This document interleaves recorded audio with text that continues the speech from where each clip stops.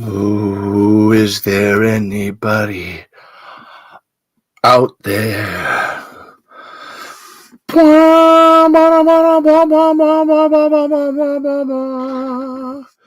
Is there anybody out there?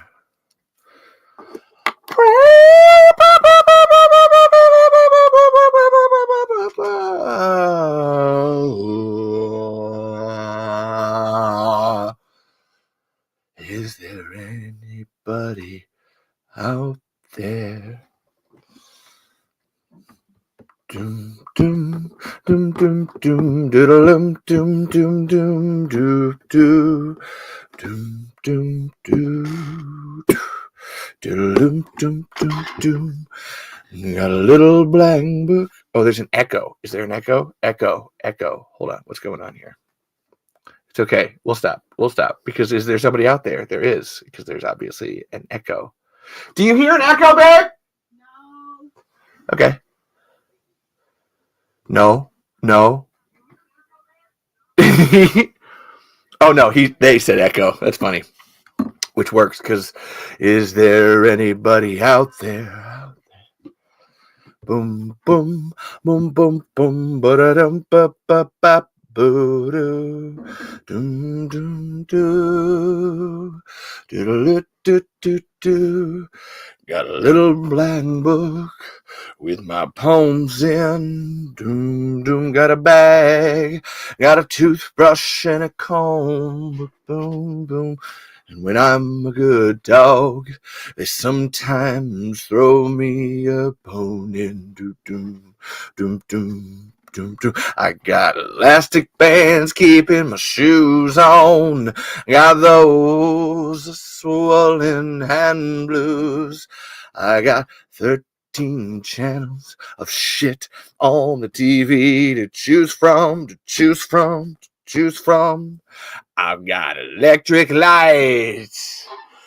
Oh, and I've got second sight. I've got amazing powers of observation. Do, doom, do. And that is how I know. Doom, doom, doom, doom, doom, do. When I try to get through. Boom, boom, do. On the telephone to you. Doom, doom, doom, doom, doom, doom, doom. Ooh, there'll be nobody home. Bum, bum, bum, bum, bum, bum, bum, bum, bum, bum, bum. I got the obligatory Hendrix perm and the inevitable pinhole burns all down the front of my favorite satin shirt. Doom, doom, doom, doom, doom. I got nicotine stains on my fingers. I got a silver spoon on a chain. Got a grand piano to prop up my mottled remains. I've got wide staring eyes. Oh, and I got a strong urge to fly too. But I've got nowhere to fly to, to fly to, to fly to, to fly to, to fly to, to fly to, to fly to. Oh,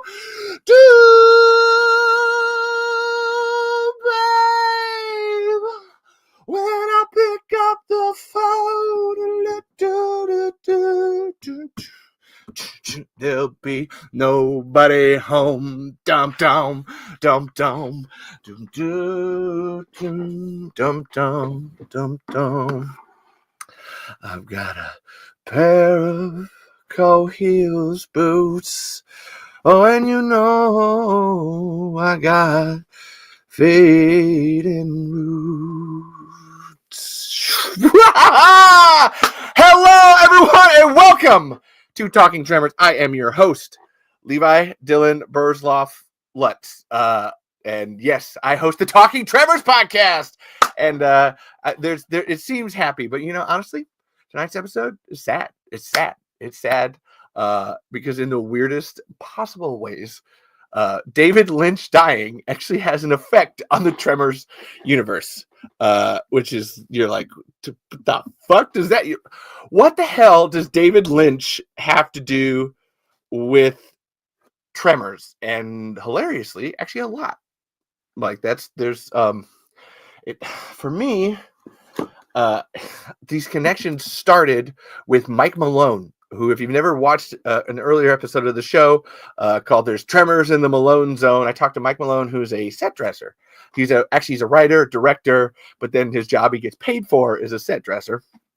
And one of the shows he worked on was Twin Peaks, while he also worked on Tremors. There's actually a great story from Laurie Hudson, the costume supervisor for Tremors, about having to, when they're doing the reshoots where Kevin Bacon and where Val and Rhonda kiss at the end, that they were actually filming Twin Peaks at the time. So Mike and Laurie had to go back and forth. I think there's another person that was on the crew too. I need to ask those two again, because Laurie always says that, like, oh no, there was a bunch of us Twin Peaks people that had to go back and forth. Like, we went and did the reshoots on the weekend, and then went back and did Twin Peaks after that. And then, like I said, Laurie Hudson, who is the costume supervisor for Tremors, was also the lead costume supervisor for Twin Peaks, and a whole bunch of other things. I was actually going to bring up their IMDb.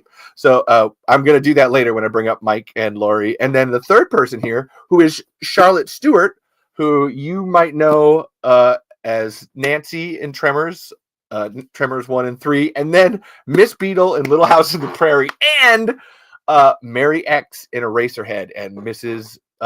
Briggs in Twin Peaks.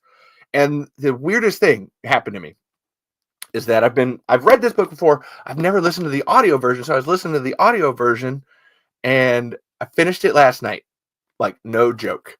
It's called Little House in the Hollywood Hills. If anybody's wondering, this is an autobiography from Charlotte Stewart, and her first memory of meeting David Lynch, and she talks about, is he showed up at her house for I'm not going to slow down, YouTube user. Oh, no, this is the show. I might. No, the points these are tangents, YouTube user. I don't know your name, but I appreciate it. I'll slow down. You know what? For YouTube user, I will slow down. Charlotte Stewart. now it's in my head. Now I'm just being extra conscious about it. Sorry, there's so many. Oh, Fecton. Fecton. We were talking earlier about doing your Reddit. Yes. Charlotte. Now I'm just thinking about the slowness. Charlotte Stewart, if you didn't know, is the lead in Eraserhead along with Jack Nance. And the first time they met, legitimately, David Lynch showed up at Charlotte Stewart's house, and he had a Panama hat on. Actually, this is funny because I have several of these, and I should. Panama straw hat, as she says, Panama straw hat and a giant bag of weed. Like, that was her description in the book. Honestly, I'll go through here later, because she actually does have the a glossary with where everybody's mentioned and stuff. And I was going to look up David Lynch, and we'll do some readings and stuff later. Yeah. Oh my God, there's so much. She was like a longtime frequent collaborator of his, and it was really interesting to be listening to this book and hear her telling her life, but then, talking about David Lynch. And like I said, I finished it last night, and I've been talking to my wife Caitlin about David Lynch and Charlotte Stewart, and oh my God, all these different things. And then this afternoon, I was like, oh my God, now David Lynch dead. What the hell is going on in my life? And I even texted Charlotte Stewart, and I was like, hey, I finished your book, and hilariously, it was last night, and then, woke up today, and, David Lynch is dead. Seems like such a serendipitous thing. Perfect moment, perfect timing. It seemed very Lynchian. I will admit right off the bat, I can't say that I am incredibly versed in David Lynch's filmography. I think he's a really great director. So it's one of those things for me personally. I've talked about just not liking Stanley Kubrick before, and other esoteric, up their own ass people. That's where that's up their own assy kind of directors and stuff. But David Lynch always stood out to me as someone that didn't give an absolute fuck about anything that he did, as long as he was expressing the art inside of himself. That would be I'm sorry, hold on. Tecton, I will pull up some of these comments too. Nice, didn't know that. Dreamlike. I like Wes Anderson. See, I like Wes Anderson. Another person that commits. I'm trying to think. Paul Thomas Anderson is one that I go back and forth on. I like Magnolia and There Will Be Blood. That's my on that. But like I said, David Lynch is always one of those. He knew what he was and didn't give a fuck, which works for Tremors because it's very much the same thing of like Steve Wilson and Brent Maddock were like, we don't care, we're going to make something we love. And we got 4 great Tremors movies and a TV show out of it from that same concept. And so, like I said, this isn't just me like, oh, let's just like use David Lynch's death as a way of like doing a show. Because I do have another show tomorrow with Dusty Meyer, who has been christened Burt Gummer's nephew by Michael Gross himself. He's actually going to be sitting right here with me. He only lives like 30 miles away. He moved closer. It's fantastic.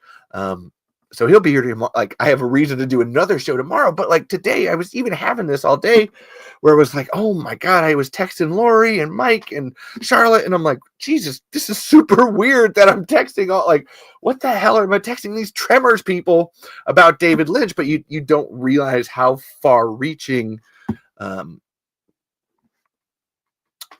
I was gonna say the industry, but it's not that, but people. I talked about this on the show before, that we love people, and trying to be there does so much because you never know what like happen, like the connections that get made.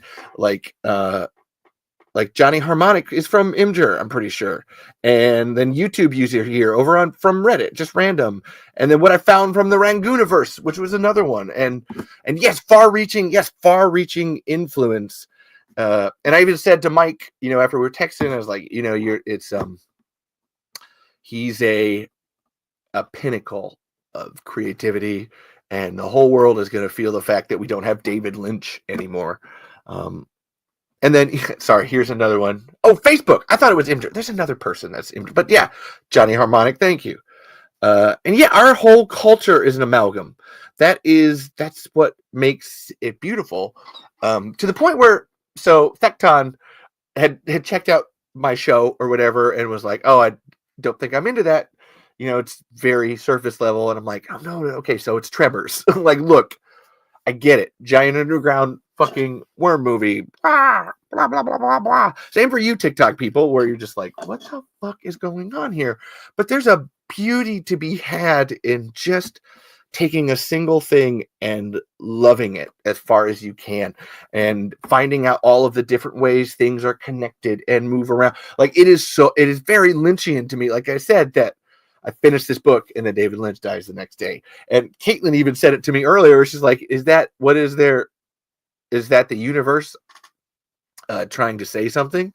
And frankly, I would say yes. I'm not much of a religious believer. For me, we're all connected in this great big universe of everything, and one influence over here goes another way. And yes, appreciating our storytellers, and with it being an amalgam, we will eventually forget, but we will be changed still. Our movies, TV, and TV are modern fairy tales. And yes, hail Satan, booyah. And it's true. And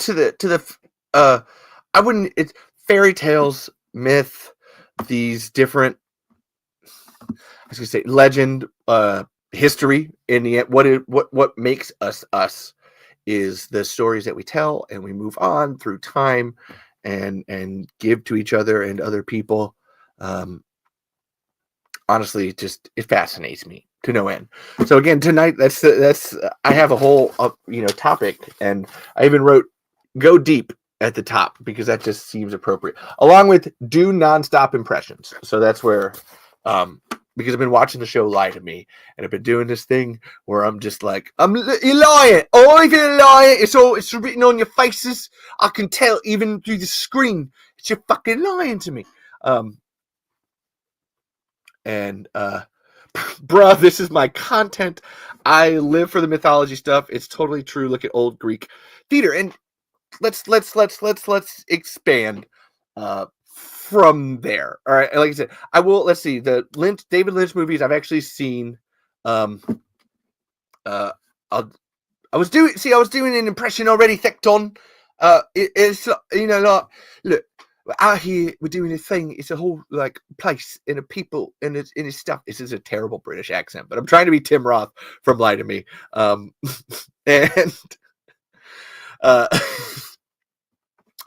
so this, like I said, I'll name my David Lynch movies. I've seen Blue Velvet. I've seen Lost Highway, Mulholland Drive, Dune, which has a Tremors connection because of the worms. Blue Velvet, Mulholland. Lost Highway. Shit. Come on. Twin Peaks. Obviously, I've watched Twin Peaks. I need to watch the newest season. I'm being serious right now, Thecton. So I'll do characters later. Oh man. Oh, I will commit. Trust me. There has been you don't understand the level of commitment that there have been to the bits on this show. But this is meant to. It's not a sleepy episode, but it's meant to be a little broader. Let's see, I was trying to think. Twin Peaks, what else? Ooh, Elephant Man. Elephant Man is one I really want to watch, but haven't watched yet. And then Eraserhead, now that I know about Charlotte Stewart, like being the lead in it, Mary X, then I really like, okay, now I need to watch Eraserhead. I feel like I'm missing one, but it doesn't matter. So it's not much. I can't say that I know much about David Lynch, but what I've always liked about his movies is that they're terrifying. I think it's really amazing. Like, I think we underestimate the power of fear in storytelling. To go back to what we're saying here with Greek mythos and fairy tales and these different kinds of things, that the trope of, somebody learns something at the end, or bad monster gets defeated. Hold on. I'm circulating. There's something right here. There's something right here. That these things that we're inherently afraid of are the things that we should like hug and get into and have a relationship with. It goes back to what that thing about the thing that you always hate is the thing that's probably most related to you. If you're afraid of something, there's something in you that you're probably afraid of, and you need to take that and explore it and do something with it. There's a great thing of Tremors where the thing that everybody's afraid of, the giant worm eating you, is the problems underneath. And that's the, like, I know Steve and Brent and Ron and Nancy never set out to like write anything that deep in terms of like, oh no, it is just a worm movie and they're being chased and stuff. However, that metaphor still stands. And that's why I love the name Beneath Perfection over Tremors.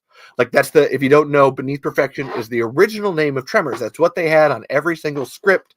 They named their production company Beneath Perfection Productions. There's merch, there's denim jackets with Beneath Perfection on the back. Everything that they did, they thought it was going to be called Beneath Perfection. And I've always loved that as a name because it takes what is a general monster movie and actually makes it thematic. What is Beneath Perfection? Like, this town it's a little town in the middle of nowhere, but even they have their own problems that they have to sort through and deal with. It's that shadow realm thing that, again, we always go to the deepest, darkest depths to pull something from it, to bring back to the light and use it there.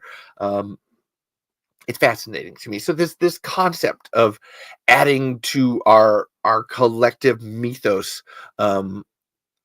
Yeah. Oh, that's a good one. So kind of like the Walking Dead's core theme, the zombies aren't scary. People are. Yes. It's fascinating to me one of the things from one of David Lynch's movies that I always take is, and this scared the, it still kind of scares the fuck out of me, is in Lost Highway, which has got Bill Pullman in it. And I'm gonna be honest with you, I don't know anything that happens in any, like, and I don't think anybody else truly knows what happens in a David Lynch movie. Like, it's a David Lynch movie.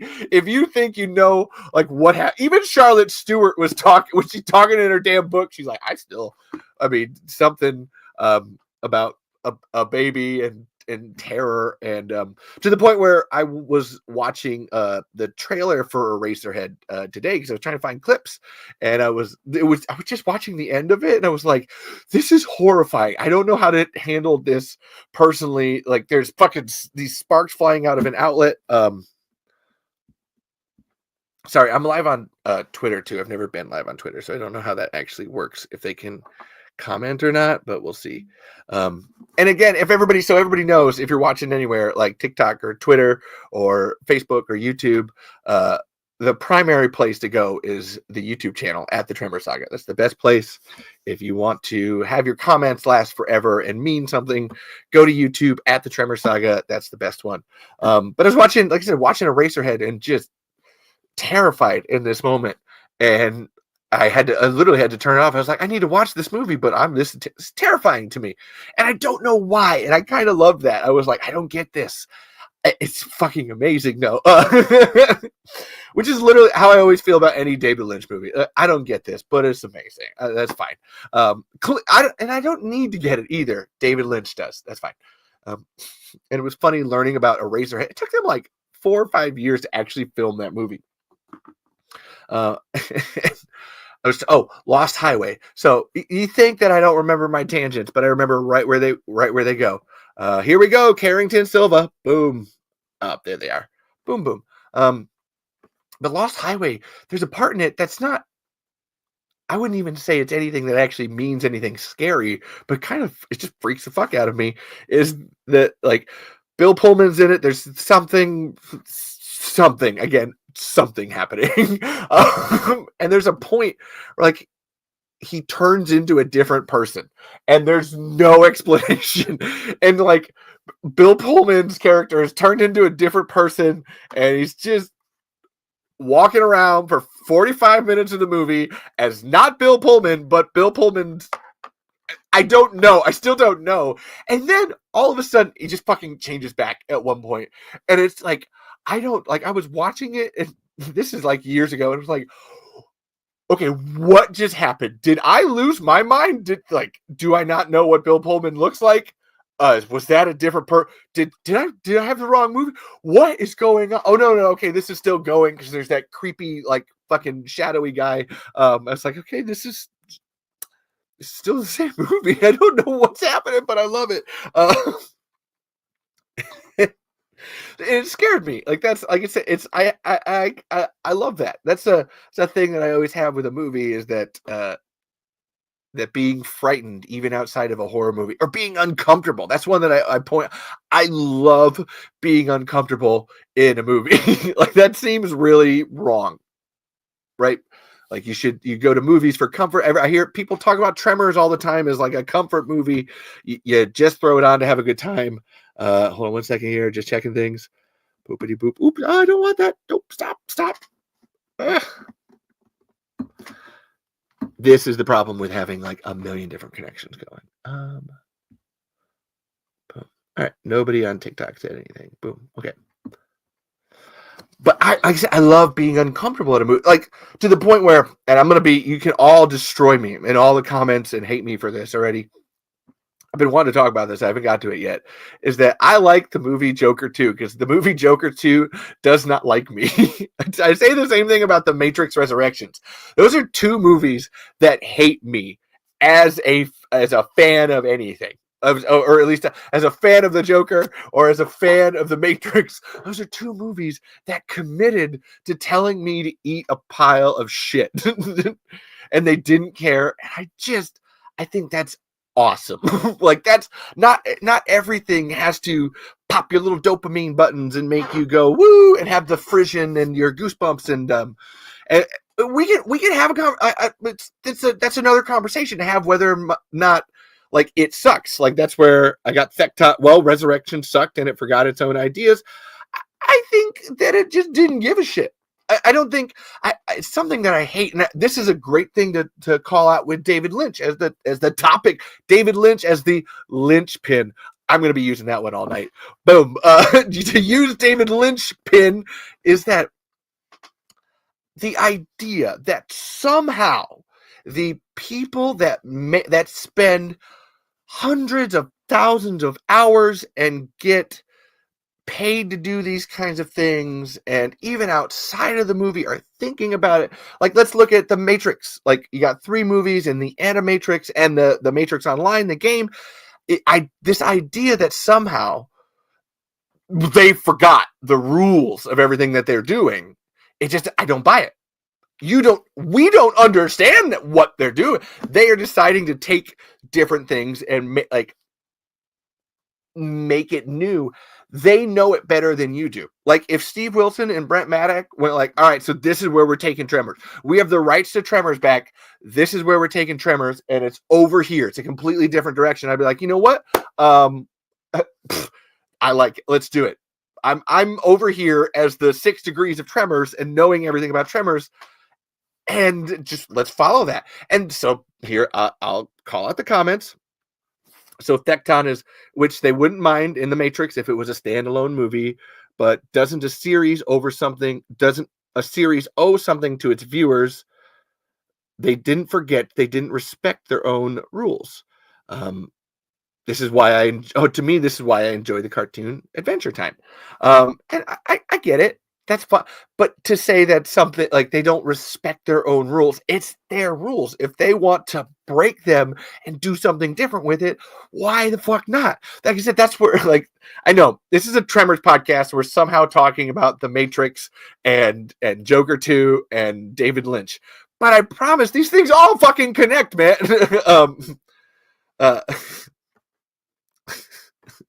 We got a Rick and Morty and Adventure Time conversation happening in the chat. I love it. But it's arrogant for us as consumers to be like, they forgot everything. All right, let's do. And even to this point, I have said similar things about Tremors 5, 6, and 7. And listen, having talked to the people that made Tremors 5, 6, and 7, I got Don Michael Paul on my phone.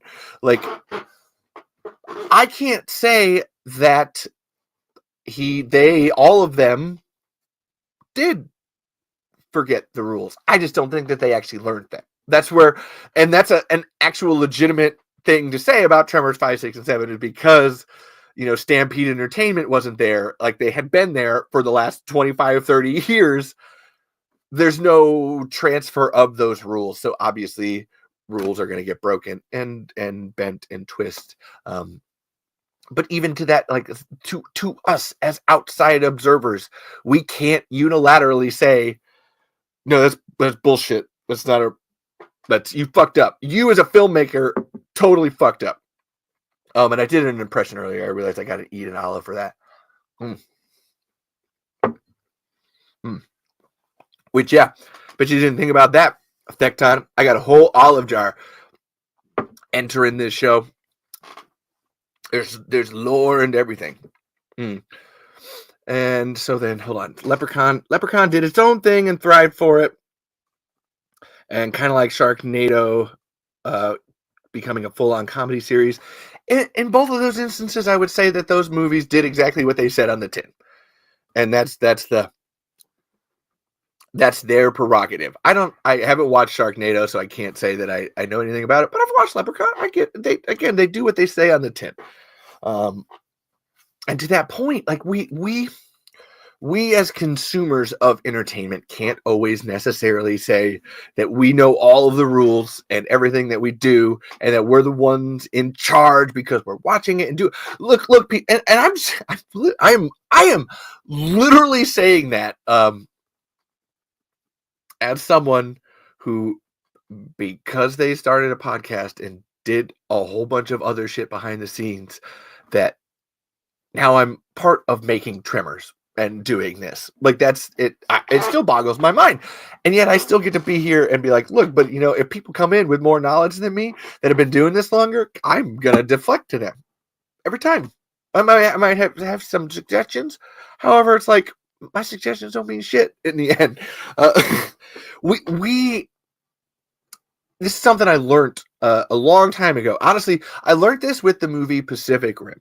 This was way back because I wanted to see Pacific Rim in theaters, but I didn't go see it because all the reviews said that it was shit. All right. And I was like, oh, okay, it's a shitty movie. That's what the reviews say. And I was like, I'm not doing this. Finally, years later, like almost 10 years later after Pacific Rim came out, did I watch it? And I was like, all of those reviews were wrong. This movie is amazing in every sense of the term. Why did I listen to it? And I had this moment. That's a defining moment for me as a movie watcher, where I went, oh, I actually have to watch it myself and make that decision. Like, reviews only get you so far. And then from another, like, go further back, is that we as viewers are not actually, like, our expectations don't mean shit. If you go into a movie with expectations, I'm going to guarantee you, every time, you're going to fucking hate it. That's where Joker 2 and The Matrix Resurrections, if you have these expectations going into a movie and the movie doesn't deliver it, that's actually not the movie's fault. It doesn't matter what they set up in a previous movie. If you, like, the people making it have their own thoughts and opinions, your expectations are meaningless. It does not matter. Every single artist should be making the movie that they want to see. That's what David Lynch does. Like I said, that's where I can sit here objectively and be like, I don't have any idea what has ever happened in a David fucking Lynch movie, but clearly he does. So, like, that's fine. You can disagree with me. That's fine. It's a free world, man. Disagree. And now we've got not all movies are art. I would highly disagree with you. I think that the schlockiest piece of sci-fi B movie is still somehow an art. There's somebody there that cares enough to make this and put themselves out there and do all this. There's an artistic narrative to that. Like, that's, oh, please, I highly challenge. To your point, because you even have this other comment up here, Thekton, like, Fast and the Furious is good, but that's garbage to me. What defines good? It kind of depends on the lens you look for. Yeah, all these things. No beef. Honestly, you're gonna have to do a lot to make me mad on my own show. I have all the power here. What can I do to be mad? Tell me how Shrek is art. In all honesty, because Shrek is one of the biggest fuck yous to Disney that ever got made. All of Shrek is a gigantic, like, hey, guess what? Disney, we're going to go here and we're going to make our own company and we're going to do our own thing and fuck off. Like, the entire story behind, like, everything that created Shrek is this artistic, now fuck you, we're going to make DreamWorks Studios and you can go eat a bag of dicks. And I mean, I didn't think this before, but I will agree with Johnny Harmonic's point here. Shrek is a commentary on modern standards of beauty. And yes, is commentary art? Yes. This right here. Oh my God. In fact, I was going to literally say it. All art is commentary. That's fucking David Lynch's wheelhouse. He is telling you his thoughts and opinions and feelings on. Again, I have no fucking idea. But he's telling me. I imagine people come to this show and they're like, what is the commentary? What is the art? It's here. It's doing it right now. I think that I have cool lights that change just because it's fun. I mean, I do. It is fun. Like, legitimately, I just installed these lights this week, and it's just been boom. Which color? Everybody pick which color you want. Personally, I like blue. Ooh, whoa. It's very Blue Velvet. Which I gotta say, Blue Velvet, there's a movie that just terrified the fuck out of me. Like that whole movie, Blue Velvet, is just I don't understand this, and I don't like it, but it's still a good piece of work. I can't. How do you judge something like that? And then hell yeah, Shrek was ugly as fuck when he got changed back to human. He was human. Shrek is gross, like legitimately, ew. It's not great. Oh, Bobby Joe's here. Hey, Bobby Joe. Love you. I'm sorry your dog died. All my peace and love to you this week. But yes, it's okay. What's derivative? So is Shrek derivative or am I being derivative? That's the boom. And of yes. Okay, so Beauty and the Beast was the literal basis for Shrek. I see that 100%. However, again, that doesn't mean that it's not art. There's I saw a picture today that was the Mona Lisa with a side-by-side of one of Leonardo da Vinci's students that had done a reproduction of the Mona Lisa, and hilariously the reproduction was done in the studio. It happened at the same time, but hilariously something about the way the art is put together on what looks better, in a way you could almost say objectively looks better from the student's aspect, because it doesn't have the same problems of the varnish on the paint and everything that makes the Mona Lisa look as weird and gray as it does. But it doesn't matter because the shittiness of the Mona Lisa by Leonardo da Vinci. And I must say this, fucking talk about a terrible painting in the first place. I don't like the Mona Lisa as a painting. However, I can still tell that there's an objective truth to you can sense sweat and blood and tears in something. That's kind of what I go back to. And then yes, here's a great one. Is derivative bad? Because I am derivative. Yes, I am derived from every pop culture thing that I can absorb in my life and everything that we do here. I'm literally talking about other people's creations. I have made my own. I have made my own movie, and I put myself out there. I made several movies. We got 5 Tremors movies in the can already, and then this whole podcast and other things I've done. But it's not bad. It's just like the idea that all art is stolen. Because it is. It's to go to the Tremors Dune comparison is that I always get this is just insane. How do I scroll for comments here? I can't tell if people are leaving comments on the Twitter. Maybe they are, maybe they're not. Boom. That to compare Tremors and Dune is that everybody always says that the sandworms and the graboids and Tremors were just copping off of Dune, and not David Lynch's Dune, obviously, but Frank Herbert's Dune. Even though that's not the case, it's one of those. I love calculus was invented at 2 places at the same time, and there's worms that sense vibration that are in the desert. If you look at it, there's only if you have a creature in the desert that's kind of scary, it needs to be worm. Or if you have a worm in the desert, that's got to be. Sorry, back up. If you have a giant worm that you have in your story, putting it in the desert is the best place to put it because it's easiest spot for a worm to actually move. And then you go a step further and you say, okay, so it's a giant worm underneath the ground. How does it know that anything's there? Obviously it can't see. Well, and I'll quote Kevin Bacon here. Well, it's got no eyes, right? Sure as hell can't smell us underground. I say it's been listening, and that is worth an olive. Oh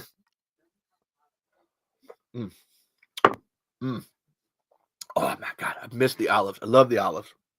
So obviously, okay, so you got a worm, giant worm. It's got to be in the desert because of the loose sand. Okay, it's underneath the ground. It's got to be listening. That's the only way that would work. And then that's where it stops. It's one of those things. So, okay, you have a dragon. Let's back up. You have a giant winged lizard. That's either a dinosaur or a dragon. And guess what? If it's a dragon, 9 times out of 10, it's most likely going to be breathing fire of some sorts. Unless it's an ass blaster, at which point it shoots the fire out of its ass. And yes, Burt Gummer is the GOAT TikTok person. I agree with that. It's called Tremor Sense. Yes, exactly. And to the, let's see. Is there a way to be derivative well? And yes, you're the DNA derivative of your parents. I think everything. That's where I don't think there's anything bad with being fucking stupid. If you're here because of Harmontown and everything that, like, honestly, Thecton, you would be. Because, yeah. That being incompetent of something is not a bad thing. Choosing to be is. Willful incompetence is not great. But just being stupid in general, that's not. And that's like what derivative is that you're just being stupid about all the things that are in your life and just take it and have fun with it. Let's see. Let's not harp on the Da Vinci. I've seen the Mona Lisa, though. It's a nice size. Is it? Is it? Is it? It's okay. Man, there was no happier point for me. And spoilers for Glass Onion. If you haven't seen Glass Onion, click out now. Spoilers for Glass Onion. When the Mona Lisa gets burnt, God, I was so happy. I can't even begin to. I was just like, fucking burn that shit. Thank you. Not even because it's bad. I just don't get it. I don't get it. There are no original stories. Writers argue that there are only a handful of stories to write. Rags to riches, revenge, coming of age, etc. Coming up with a joke a comedian wrote before doesn't make it less funny. No. And it's true. Harmon is entirely derivative. That all of Harmontown, it is honest. Like, you can be like saying, here are the things that I like wear on my sleeve. This is everything that I've got. Do you like to this point where, so if you're only listening to the show, you'll miss out on what will be a very visual part of the podcast where I point out my background. Let's see. There we go. Yellow. Now we're on yellow because it lets everything shine. That, like, look at all this. This is an entire collection of pop culture, absolute nonsense. Obviously, I have, Tremor stuff back behind me and all that. But then I'm derivative of my friends, Anthony and Stevie of We Have Issues. There's a poster of theirs back there. Plus another one with Matthew Sidek, who wrote The Dark Side of Super back there. All of these things. And then even further, there's obviously Beatles with a nuclear explosion. There's Bob Dylan and Bill Murray and whatever this weird trippy painting is over here. There's a bunch of dead people on that one over there. Like these things are inherently derivative, and I'm using them as a way of establishing my identity. I have no idea where I read this. It was years and years ago that around like the 1960s, 70s, and 80s, we as a culture, because we couldn't we hit that point where we're too young to explore space, born too early to explore space, born too late to explore the world. What do we have to do? And one of those things is that, and especially 80s, 90s kids do.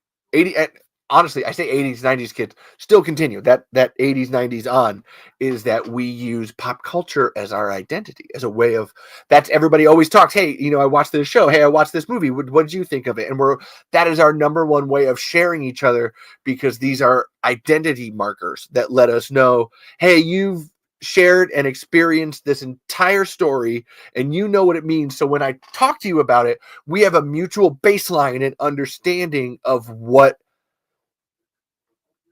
that story was trying to tell us. Like, there's no, and most of the time, I say this more with TV shows, because if you watch an entire TV show, you're more invested in it because of all that fucking time. Whereas a movie is less so, because you've only got 2 hours, maybe 3, to like get in there and get out and like have an identity. But a TV show, to the point where I literally have 3 shows written down on here that I wanted to talk about: Lie to Me, House, Scrubs. Oh, and Agatha All Along. I didn't write that. Shit. Hold on 1 second.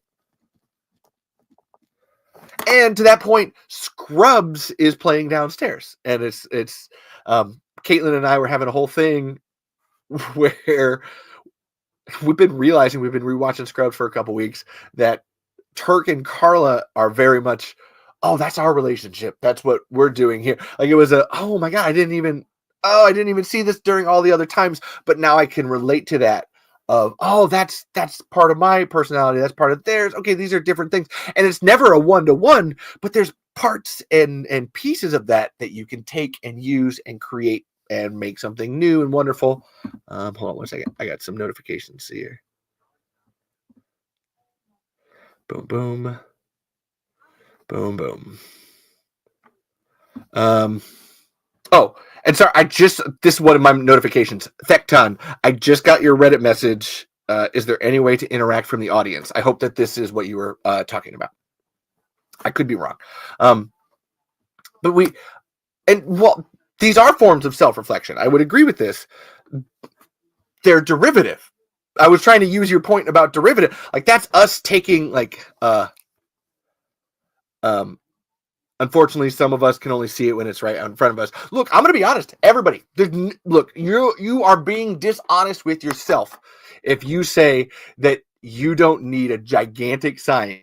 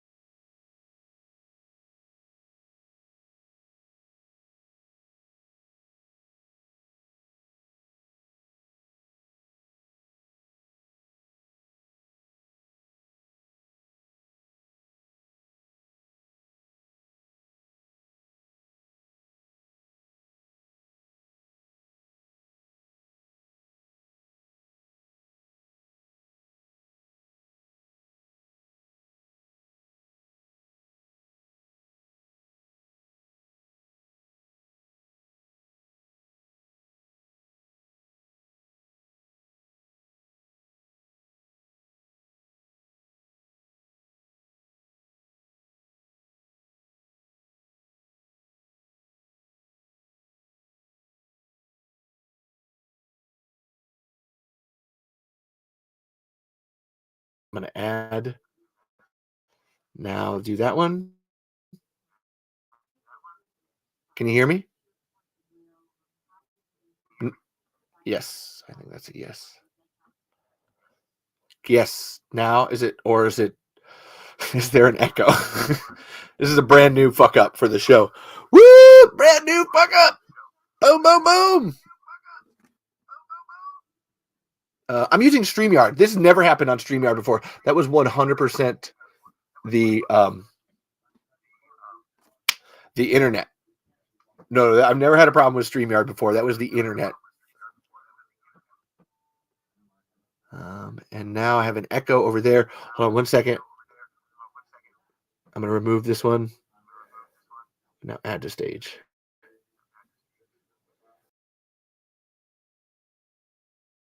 Now add to stage. Hello. Oh, now it's echoing. That's super weird. That's super weird. What the hell is happening? Again, thank you everybody for staying here. I do remember my thought. I was on there. I will come back. Hello. Okay, it is definitely coming from there. So then I'm going to go backwards. Hold on. Mic on and off. Hello. Hello. Damn it. What's that happening for? Okay, cool. Wow. I can't find Stargate anywhere. Wow. Thank you. Thank you, Chris. Honestly, it looks, I've added a whole bunch of extras. Come on, there we go. Like up there, I got a whole shelf of Tremors-y stuff. Damn it. Okay, can you guys hear that echo? Or is that just me? It could very well just be me.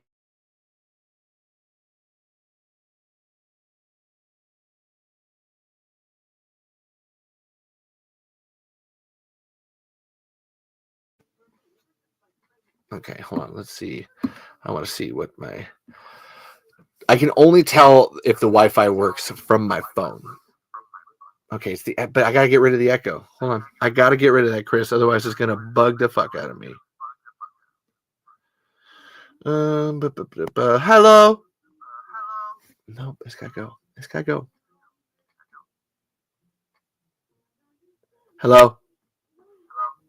Okay, it is there. So it's there.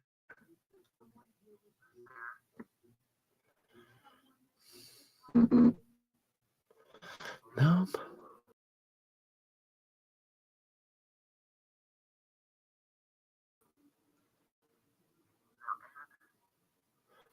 And everybody loves technical stuff on a show. So awesome. I'm going to cheat. No, we're not going to leave the site. But I think if I pull up a Bluetooth and my headphones. Again, I appreciate everyone's patience so much. Thank you. Done. Now this one. Here we go. Okay. I don't want to share it. Just take it. Just take it. Just take it. I'm trying to put it on my headphones, and it's like, you need to share the information. And I'm like, no, it's this. No, it's just coming from my fucking phone for some reason. This was perfectly fine, and then I destroyed everything. Cancel. Okay, hold on. All right, I'm gonna. Oh my god, I really am afraid to do this part, but hopefully because I'm still here, it's not gonna kill it. I don't know. Oh, okay. Yeah, I don't like listening to myself in the first place, so hearing an extra version of myself is the worst. Hey, what's up, Mike? I'm having an audio problem with the YouTube. If you want to go to the YouTube, again, if you're on TikTok, follow the Trevor Saga channel on YouTube. that's the best place to follow and stay up to date with everything, like upcoming Tremors Fest in September. I don't want to hear. Let's see. This mic is muted. Okay, mic is muted. Now you're gone. Damn it. It is just like super slow ass echo. Oh, I hate this. I'm so sorry, everybody.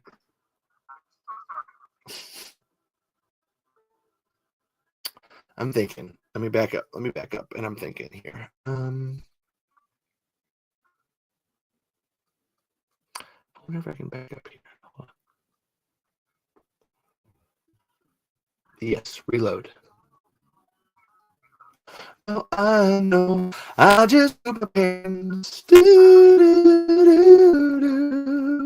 I just put my pants.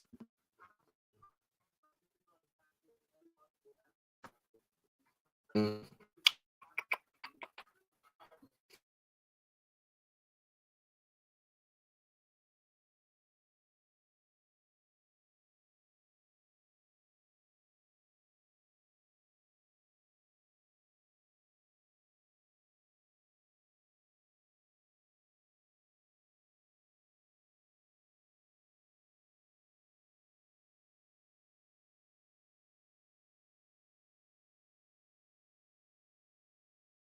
In all honesty, of all the times to have, now my Wi-Fi went down. Honestly, hold on. If you will all be patient, I'm gonna actually go flip the router. I think that's the best one right now. I'm gonna go flip the router, stop the cam. Come on now, now I'm gonna bring audio of me and make sure. Okay, talk. There we go. Okay, getting better. Again, I appreciate everyone's patience in this regard. This is not show normally goes, and Chris has been here, so Chris knows. So that's So there. that's there. That's fine. Off Turn that off that mic. mic. Bring you in. There it is. I think that worked. Oh my God, it worked. thank God. Holy shit. Okay, the echo is gone, at least. Now, oh my God, now I lost the video. Jesus Christ. You can hear me, but the echo's gone. You can't see me, but now the echo's everything is dying. Again, I feel like David Lynch would get a huge kick out of this. It seems this is just, wow. This is the dream. Now I feel like I'm going to put fade lights on. So now everybody, if you're here, the lights are fading. They're doing the fade thing. It's a whole beautiful picture. I'm going to turn off the mute. There we go. Enter studio with that. Some progress. It's 2 steps forward, 1 step back. Always. Internet always can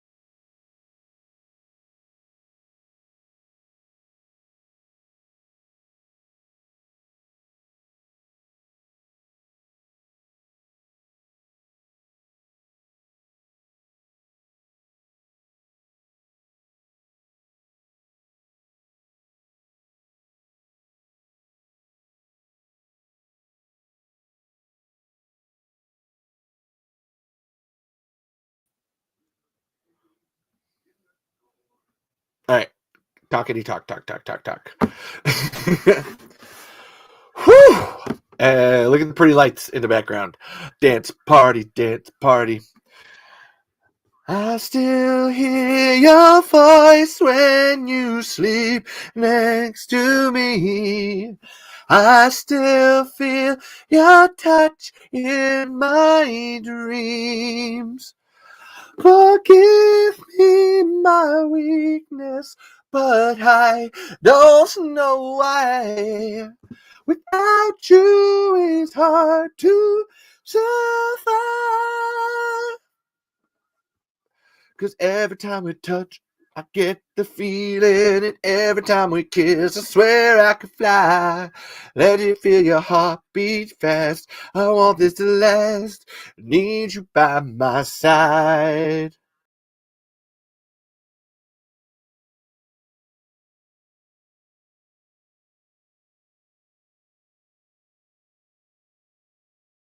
At the stage. Okay. Hello. Nice. Hello. Yes. Shit, it's still there. I don't care. I'm gonna keep my eye on the network connection. That's my biggest one currently. I hope it. Yeah, I don't think it's. I think I've lost internet.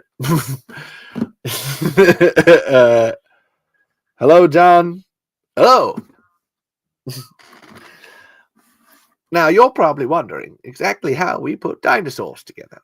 Well, I'll show you. But first, I'll need a drop of your blood. My blood? Yes, your blood has DNA in it, and this stuff there, and it's all very Jurassic-y, very dino DNA. Bump, bump, bump, and there's a whole score here with a march and everything, and then the tour moves on. Boom. Just so everybody knows, my name is Sam Jackson, and the doc is leaving at 12 or 8 o'clock Cuban time because there's gonna be a storm later and stuff. I'm glad this is why you're here, Johnny Harmonic.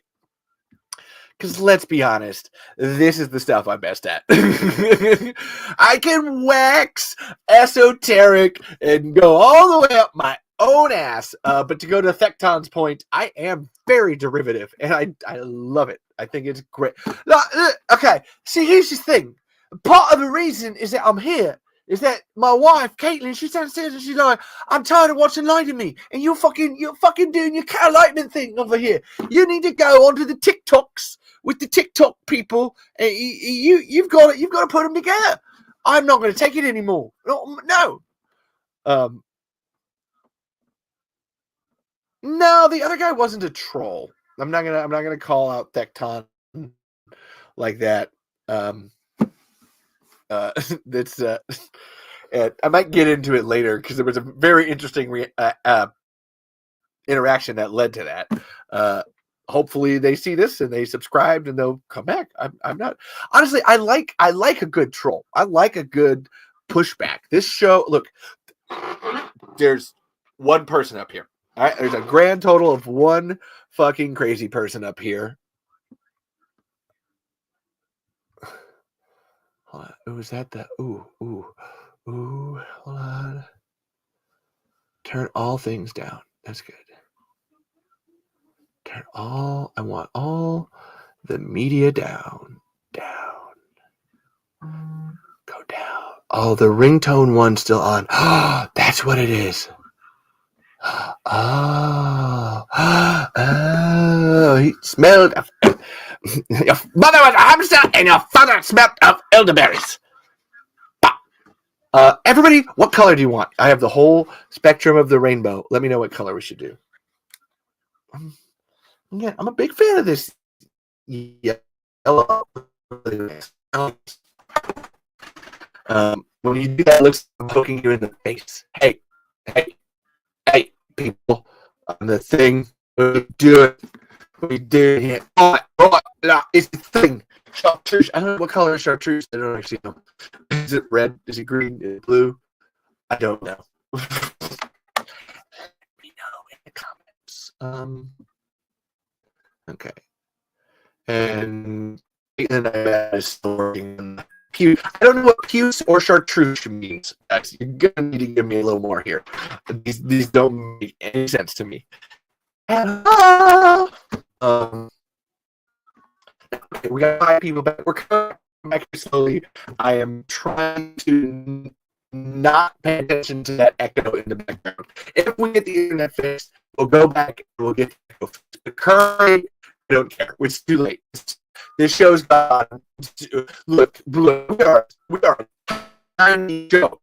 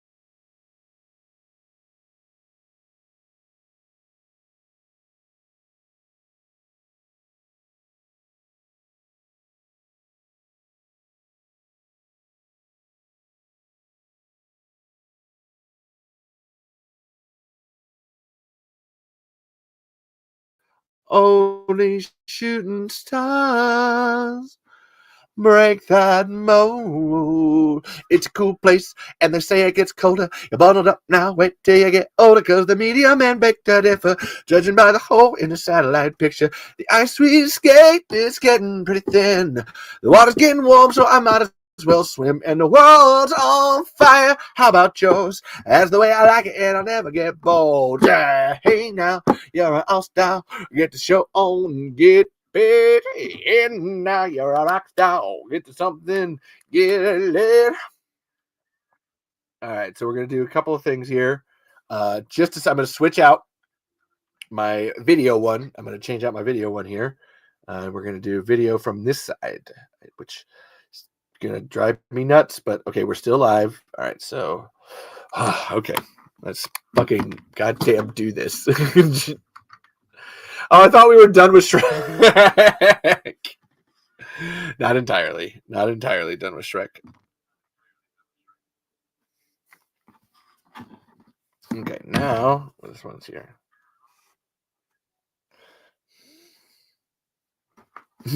Oh, my other one's talking. Well, that's fine. I'm gonna leave it.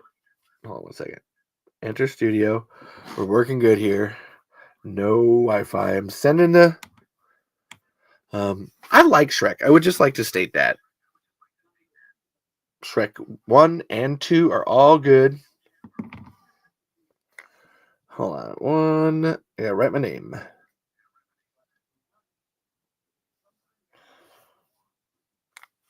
Okay, cool. That one's rolling. Now we'll add. Nope. I'm going to take that one away. We'll add that one to the stage. There we go. And away. Oh, now I need to hold on. And there we go. Now we're back.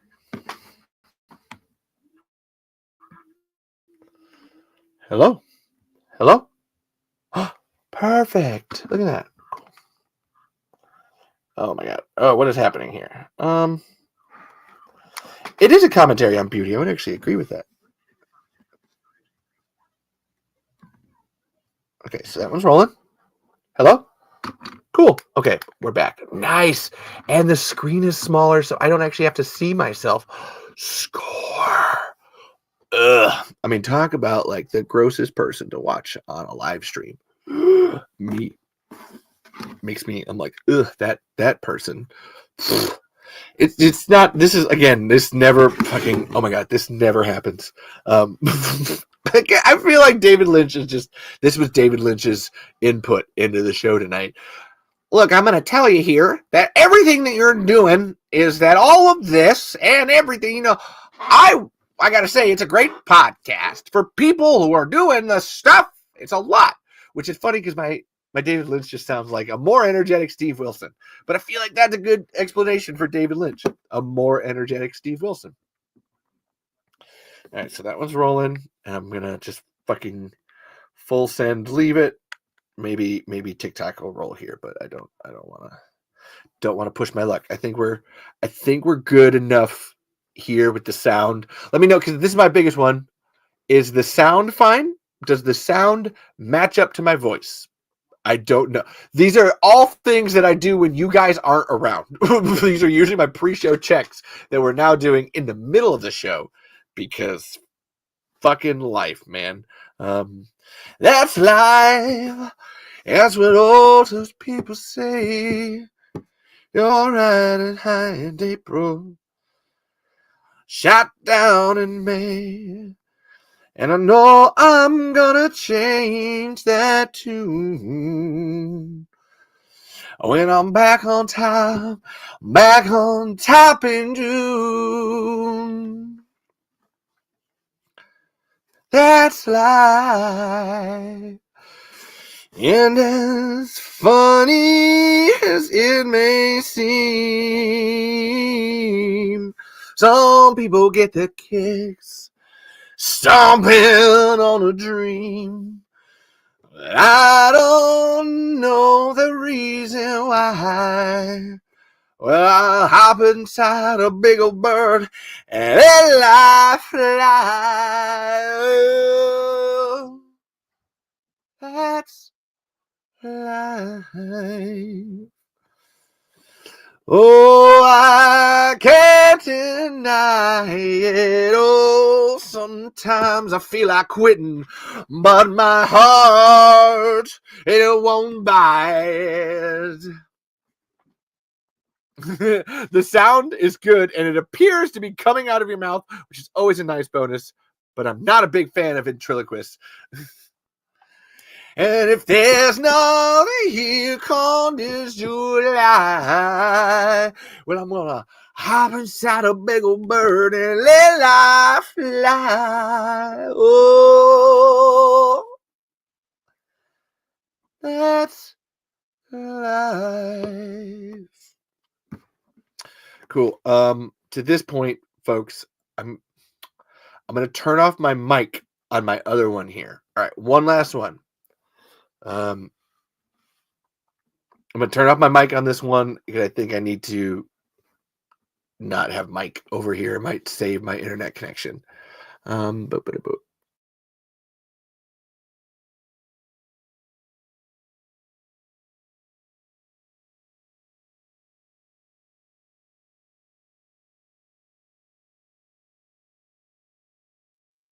we go. All right, can you hear me? Well, that's all the time we have. Good night. That's it. That's the show. That was it.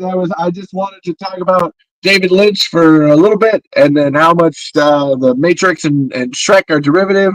And I wanted technical difficulties because now we're gone. That's been the show. I hope you appreciate it. But fuck off.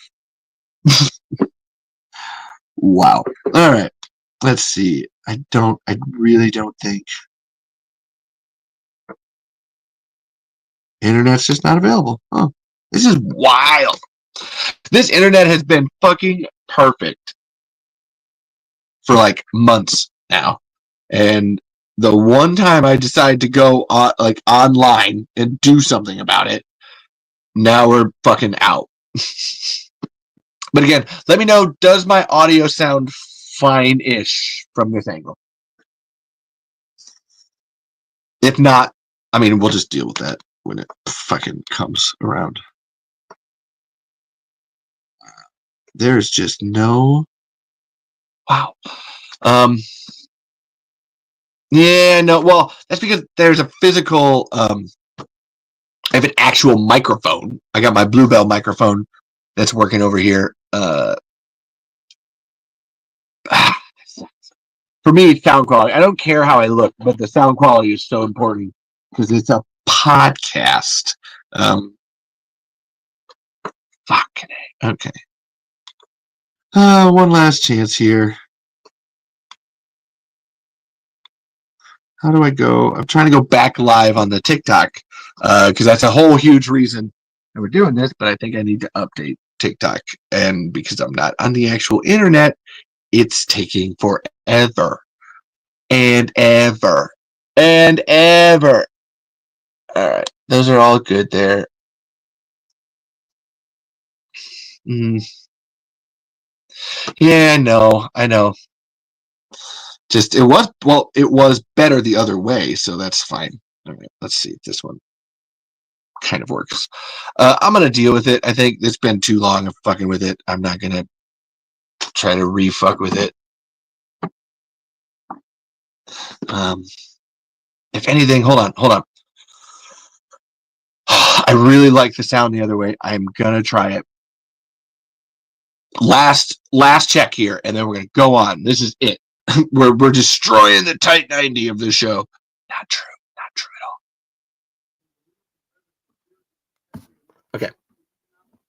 Okay. Now this is the la la la. You can hear me. I'm gonna keep talking, and I hope. Okay, cool. I think that's fine there. I think that's rolling. Oh, that's life. And as funny as it may seem, oh, some people get their kicks. Oh, they gotta stomp on your dreams. And I don't know the reason why. Oh, I'm just gonna hop inside that big old bird and let life fly. Well, I've been a puppet, a pauper, a pirate, a poet, a pawn, and a king. I've been up and down and over and out, and I don't know a thing. But I know fucking something's coming, and it's coming in the month of July. Oh, yeah. I'm gonna hop upon the big old bird. Let that shit fly. Yeah. Did I say destroying the Tight 90, possible title of a future Tremors porn project? He didn't say. Oh, you did. You did say possible title of a future Tremors porn. Fuck yeah, why not?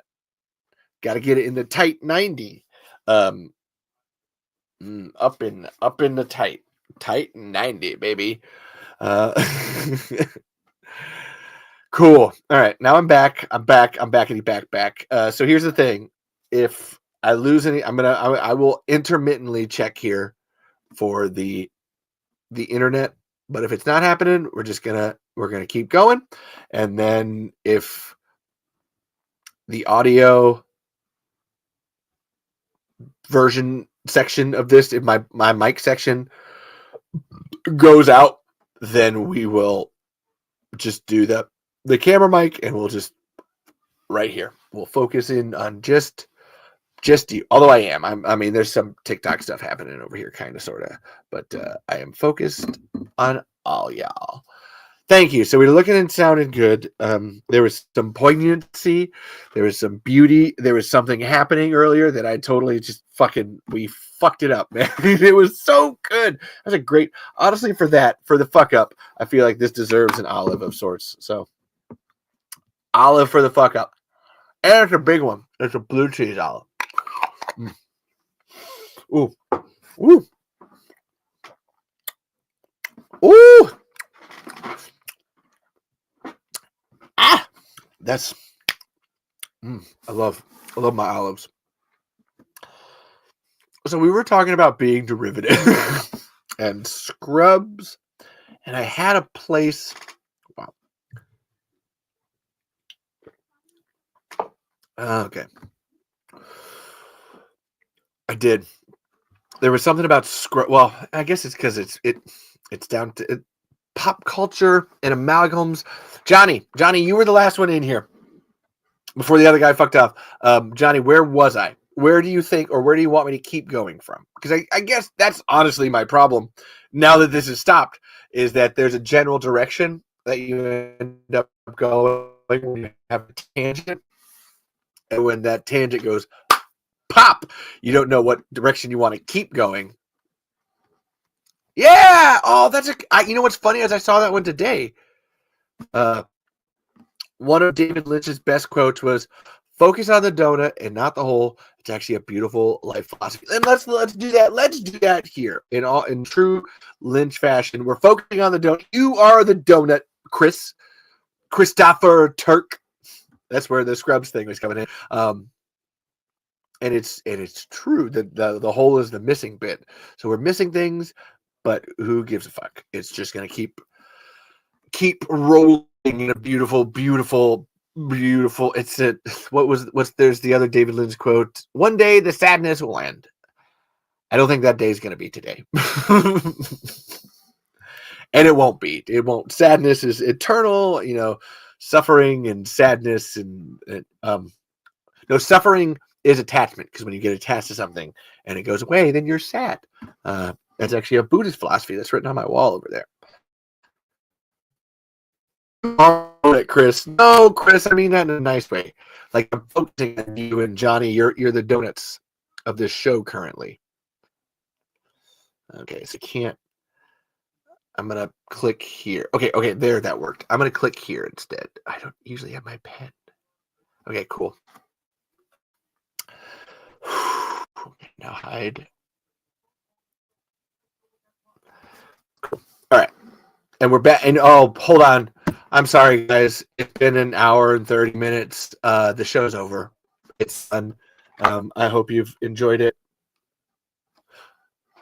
Boom. This has been Talking Tremors. Yo, I'm coming at you hot. I'm coming at you hot from the depths of perfection. Yo, we got everything. We got boys. We got streakers. We got air blasters and mix master. Hi, I am the one and only DJ Mix Master. Hip, hip, hip, boom, boom, boom, boom. Feeling in the heat. Boom, boom, boom. I'm a feeling in the street. Boom, boom, boom. Got everybody gonna eat the feet. Eat the feet underground. I don't know how I'm gonna make my mound up. Don't boom.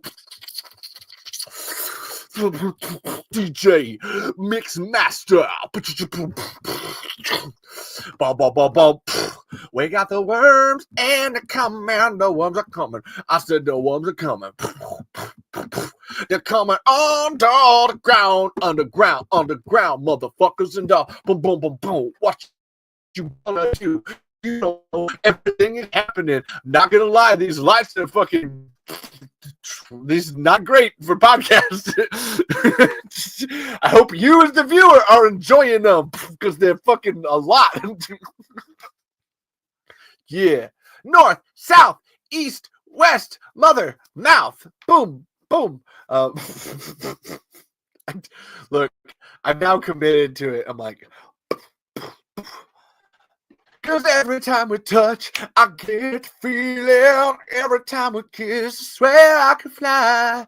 Let me know your heartbeat close. I can't let you go. I want you by my side.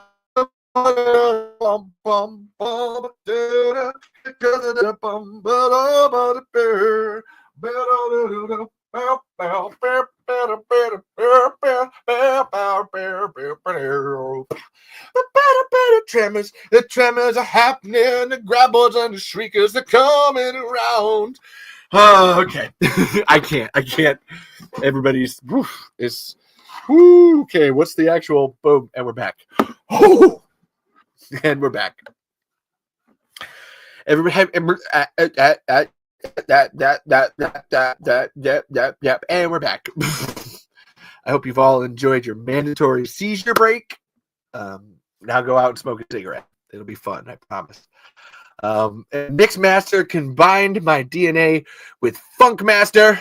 I would agree with that one, Chris. Hell yes. Funkmaster Supreme. Boom, boom, boom. Whew. Wow. That was amazing. Hold on, I need to. Oh, that's what it was. So is that one? Okay, that one's going. All right.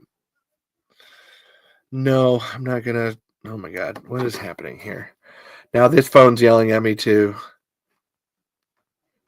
All right, we got this phone. You can do it. Cause every time I touch, I get a feeling. All right, internet's gone. All gone. Fuck off. You're not getting any more internet anymore. Wow. Oh, I did. I was on a great roll on the donut hole, but it's the donut's gone. We're eating the donut. It's delicious. Thank you everybody for joining. Like people like Chris. Oopsie, no, don't you dare.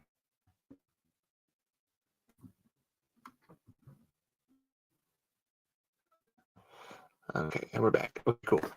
Damn it. Now this is the phone that gets notifications. This is my actual phone, so now it's notifying me of different things. I'm like, I don't want to know about them.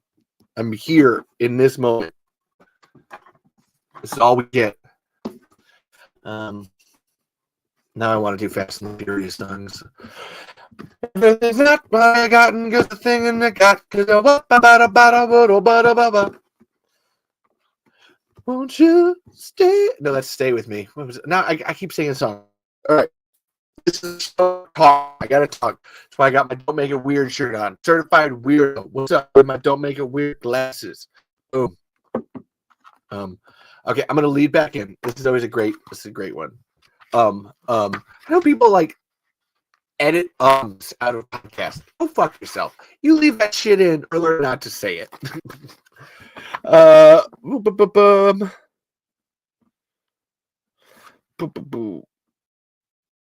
Okay, this is great. This is about Nancy. When Nancy says someone is bound to come and check on them, what is shown next? A, the phone repairman being eaten by a graboid. B, the aftermath of the phone repairman's deaths. C, the phone repairman's van being pulled underground. Or D, the radio tower being pulled underground. Which one of these things could it be? Possibly. Who knows? Let me know. A, B, or D. When Nancy says someone is bound to come check on us when the road's out and the phone's out. Yeah, that's the way it works. What happens next?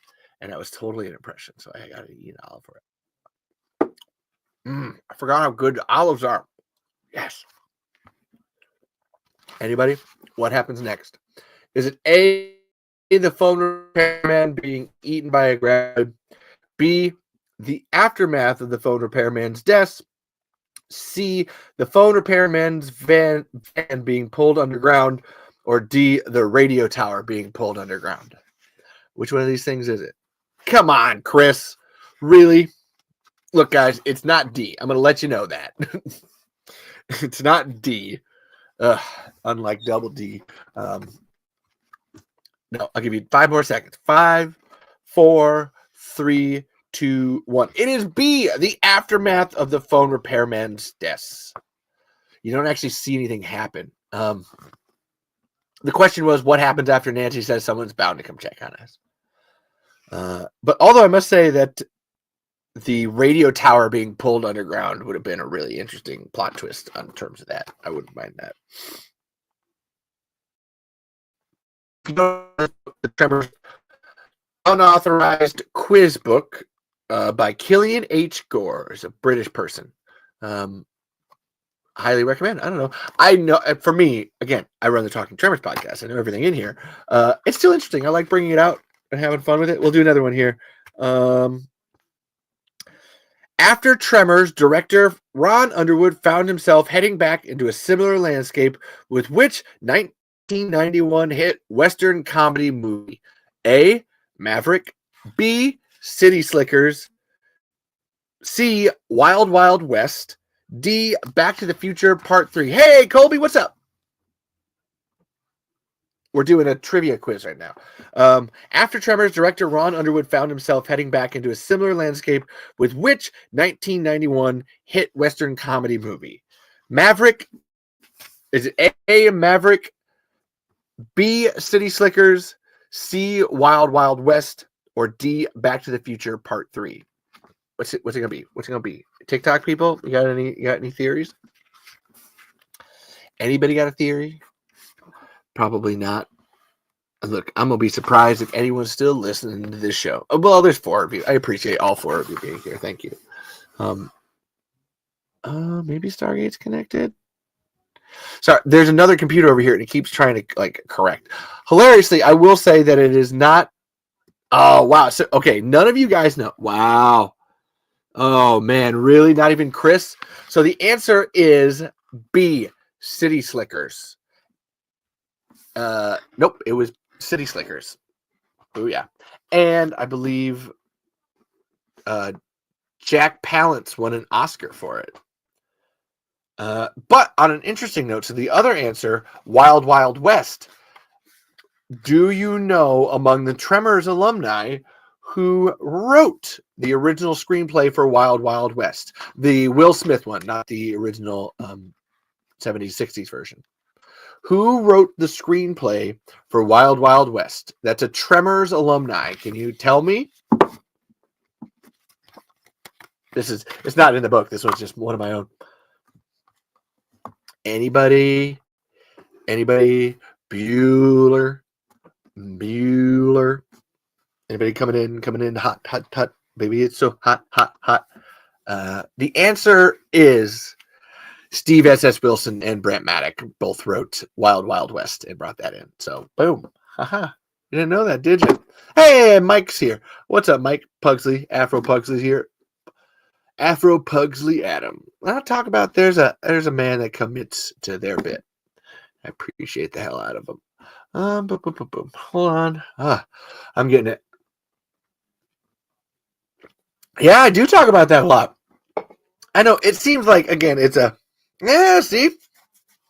Wild Wild West. I always like to point out the story so Kevin Smith tells a story that oh my God, John Peters or one of the executive producers for Wild Wild West and others, and for the executive producer for Wild Wild West, and then what would have been Superman Lives, as the same guy. I want to say John Peters, and Kevin Smith tells a story about he was always trying to put a giant spider in things, and he wanted to put one in Superman Lives, and it didn't work. And then he managed to put it in Wild Wild West. And the story is always told from Kevin's perspective that, like, oh, no. Like, this guy specifically has a thing with giant spiders. He put it into the movie. But the actual truth of the Wild Wild West story, is that in their drafting, Brent and Steve had put a giant mechanical spider into the movie. And they had taken it out because they thought it was too ridiculous. But then they were at a pitch at an executive meeting for the movie itself. And they were talking about, oh, this isn't a good enough ending. What do we need something more for that? And Steve was like, well, we had an earlier draft with a giant mechanical spider in it. And the guy was like, put it in my movie. I want a giant spider in my movie. And that's how it happened. So it's actually Steve. Way to go, Steve. That put the giant spider in Wild Wild West. Ooh, I love olives. Okay, look, I'm not going to lie. I am literally eating just an olive because it's delicious. Mm.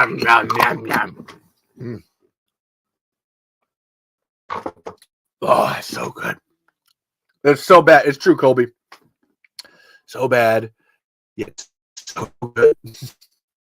Give me some more of that, baby. I will say, I don't hate Wild Wild West.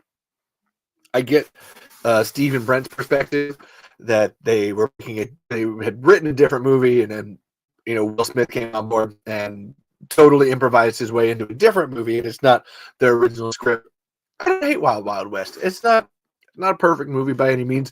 It goes back to what we were saying earlier, where my expectations for Wild Wild West don't mean shit. I didn't make my Wild Wild West. That's where I give credence at least to Steve's expectations, because he did write the script and try to create it. So there's expectations between him and Brent of like, oh, well, we're expecting the movie to be this, but it's not. You only get that credit. How did you find this, TikTok person? I don't know. How do you find anything?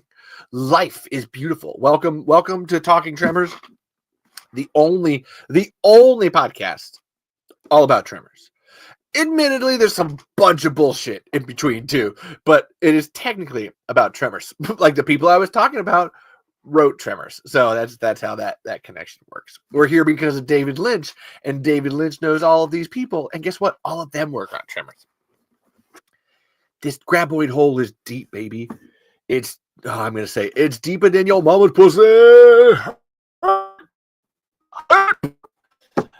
Wow, I kind of regret that one. Hold on a second.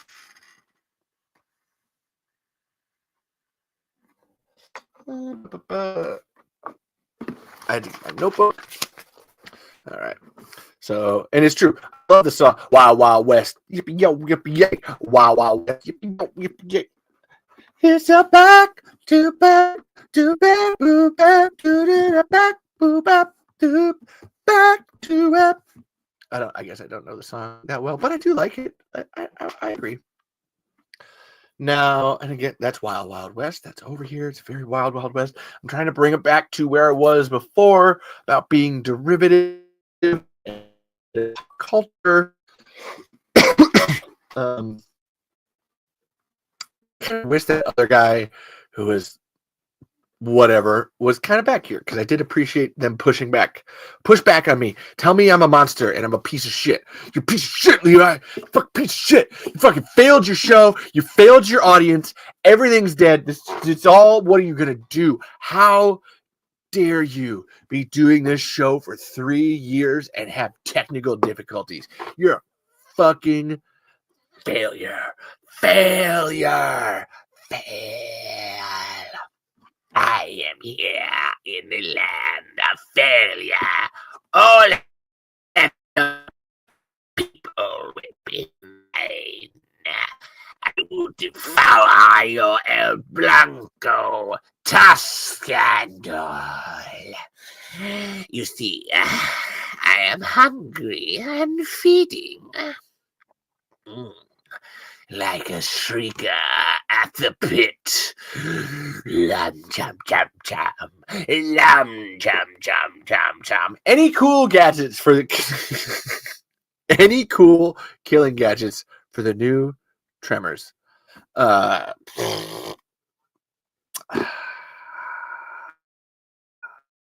Yes, I just don't want to give it away. That's where I was. Sorry, I'm just like, I mean, yeah, there's one I will. Because we've got it. We haven't shot all of the effect stuff yet, but one of my favorites that we shot when we had the people and the actors was it's nighttime and it's by a fire, and because they're shriekers, one of the characters picks up a log and is like doing one of these and then comes down on top of it and hits it in the eyelid, but then the sparks go flying everywhere. It's so cool. Just visually as a shot. And then honestly, the end of it is one I can't tell you. That's one of my favorite ways that they kill them. Kill the shriekers is pretty cool. I will say they don't become friends with the shriekers. It's not that kind of story. And so maybe some more cool killing gadgets. Kilimanjaro gadgets for the new Tremors movie.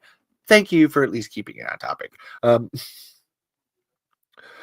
And I wrote here, so my notes for the David Lynch part of it, I wrote like Charlotte and Mike and Lori and David Lynch. And like I said, they were all sending me pictures and stuff today, and it was just adorable. And I mean, it's sad. It is sad, but it's like it's sad, but to see people's lives and memories and everything that I found beautiful, to the point where this goes to, we're looking at the donut, not just the hole for this, is that I literally wrote a note about the ephemeral nature of the universe. And I feel like this we have experienced tonight, and we're coming back from it. I'm feeling it.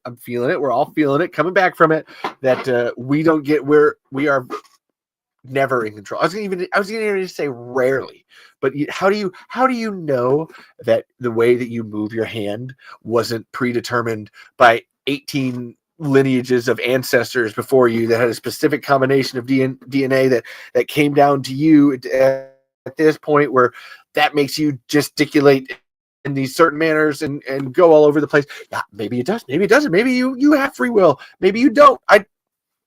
That's a topic for each person to figure out on their own. There is no objective reality, much like the Matrix. I brought it back. I'm bringing it back. I'm finding my points, my topics. I'm bringing it back. Okay. There is no objective. Like, you think that it's purple in here. It's not. It's blue. Wait, no, I'm sorry, but it's neither of those things. It's red. Red like the blood of 1,000 graboids. Honestly, if it was graboid blood, it would be orange. So that's, yeah. You ready to have a time in pumpkin hell, bitch? You can run, but you can't hide, bitch. All of those. Oh my God. Is the new movie a comedy, action, or horror? It's all of those.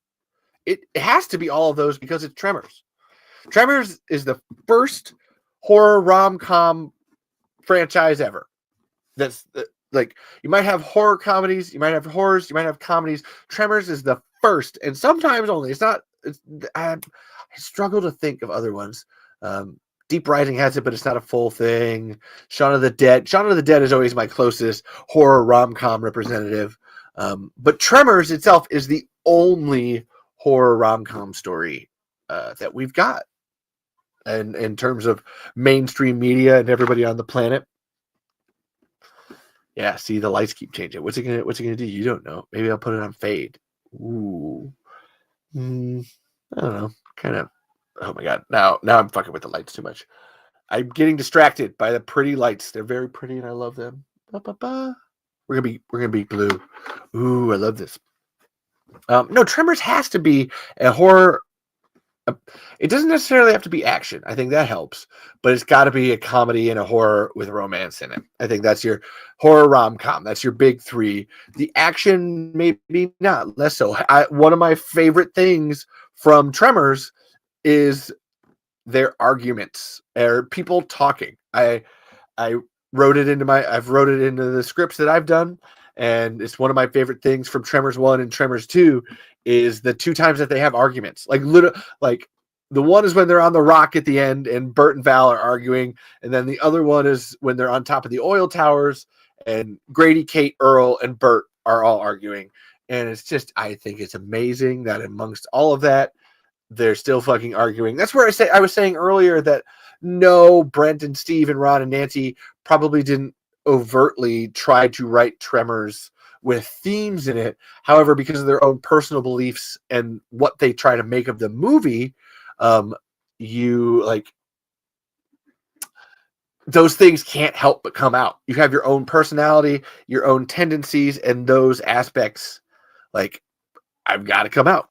That's who they are. Like Nancy says about Steve, where Rhonda is written, and Steve has a thing for like very strong, smart, assertive women. Like that's it. That's why those characters are in there. That's like Steve's thing. And hold on. It was there. So the yelling, the arguments, the horror rom-com of it, like that's got to be a part. Like I make this argument a lot where Tremors is a good family series in much the same way that Doctor Who is. Doctor Who is also terrifying, to go back to the David Lynch thing. There's so much in this world and then in this universe that we have no idea about, and it is horrifying what it can do to us, how it can kill us, how it's gonna fuck with our lives. And I think Tremors works best as that family type of show for everyone to sit down and enjoy. Much like Shrek, we're back to Shrek again. There's going to be things that go over the kids' head, and that's like part of it. People point out all the time that don't be bringing weird things into Tremors, like the Tremors hentai, like Chris's Tremors porns he was talking about. Don't bring sexy things into Tremors. And I always love pointing out that at least in Tremors 1 and 2, and actually they do this more later. It keeps going. These are just my prime examples, is that in Tremors 1, there's literally a scene where Kevin Bacon lists his wanted qualities in a woman. And look, not one of them is she's got a great personality, she's really funny, she's hella smart. Not a one. They are hold on, where's my hat? I gotta do it. The hat is back there.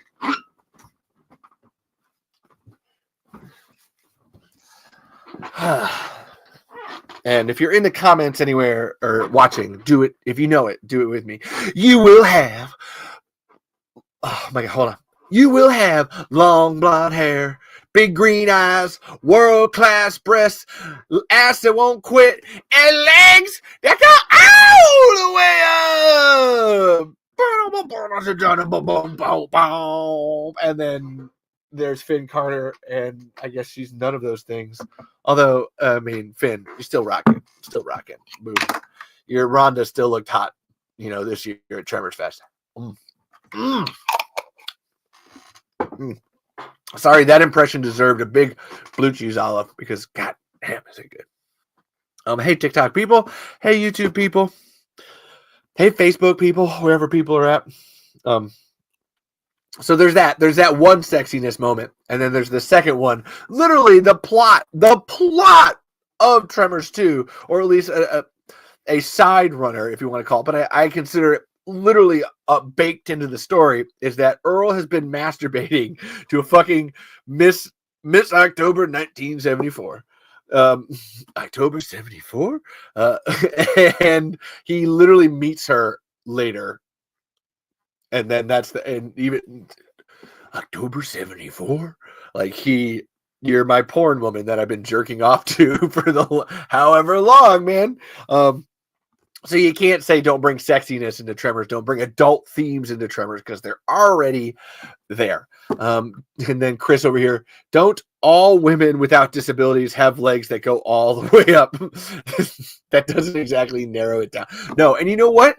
Legs that go all the way up, that's a real horror story. Just walking around with a head and then leg. Well, it would have to go up to the breasts, because that's what he said, world-class breasts. So the legs would go up to the breasts and just be like walking around. No, we don't want that. That's like the hooker in Toy Story. Deep cut, if you know what I'm talking about. The hooker in Toy Story. Boom, boom. Whew. Okay, hold on. There was one.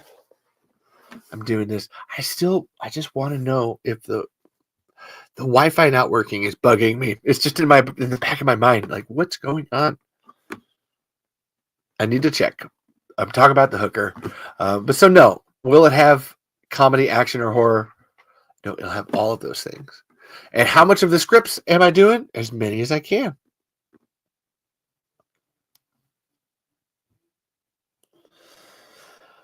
Okay.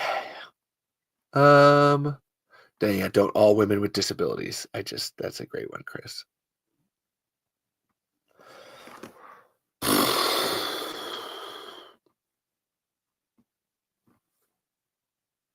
Oh, I think one of them's back. Oh my God, please tell me it is. I think it is. Oh, I think they're back. Oh, I think my internet's back. Oh my God, please work. Please work. I'm fucking begging you. How can someone be an extra in the movie? Oof. There's a tough one.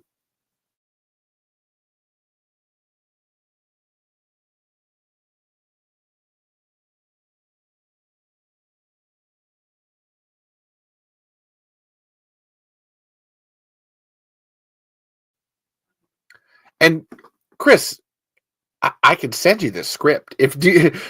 Chris asked, do you think this is the year that someone leaks the full Tremors 2008 Kevin Bacon script?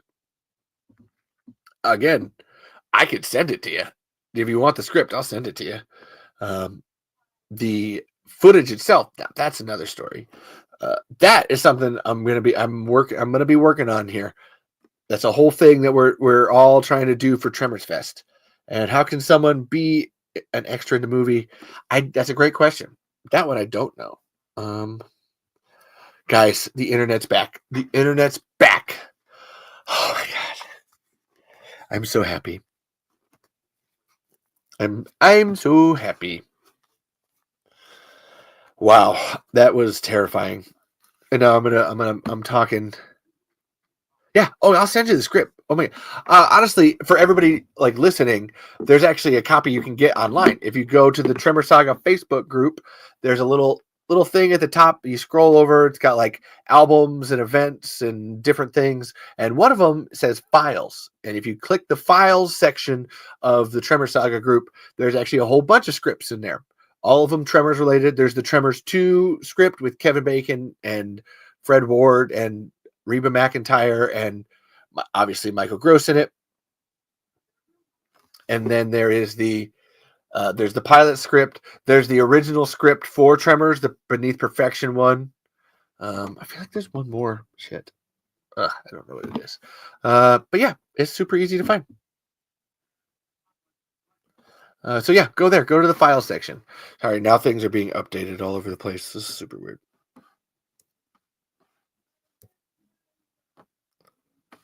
We're going to do one more over here. Let's see. Oh, did I like the pilot? Yes, I actually love the pilot. I can see how I would need it to wait and play out a little more, but there's some things in it that I'm not against. Like, I know there's a lot of people that have problems with it. To go to the being too adult. Like in the pilot, Mindy kind of comes on to Val a little bit with a whole, and there's even the idea is that he like saved her when she was a kid and it imprinted on her in a really not great way.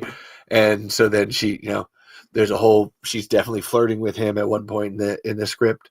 And there's another bit too on that same front where the Melvin Plug, the shitty kid, is grown up, and he even says that, he tried to, save you. He tried to use me as bait. I love that as a, wow, that's Melvin. If Melvin had grown up even more, that would have been he would have been that vindictive of a person. I fully believe that. All right. Oh my God. Let me show them what you're worth. Baby, you can up,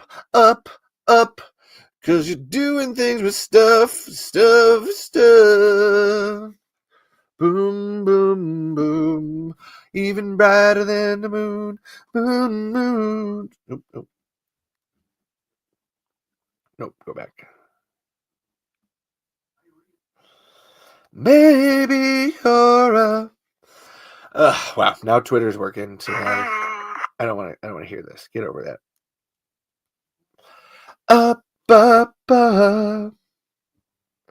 Boom, boom, boom. Even brighter than the moon. Moon. Nice. And then Chris over here, that does sound... Oh, hold on. Nope, that's not what happened. Nope, they definitely... Hold on. I got to read. Let me finish this here. This is a good one. All right. No, the idea that they didn't... Okay. I know Michael said that in the...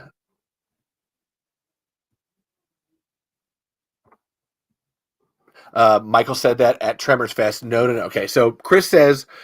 The pilot to Tremors sounds interesting. I still can't believe they weren't going to include Michael Gross, though, but I still wish they made that show. That's not... Nope, Michael Gross is going to be included in the pilot. That is such... I hate that rumor. I hate that entire thing. And it's not even like it's really anybody's fault. That's just Michael reporting that nobody asked him. I'm changing the lights now. I'm going to do one of these. Yeah, we're back. Now we're back. No.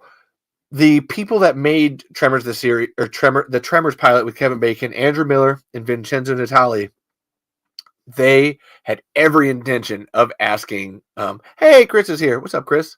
Check out Chris's podcast, Brews and Cruise. Not you, Chris, Andrew, the other Chris. But they fully intended Michael to be in it.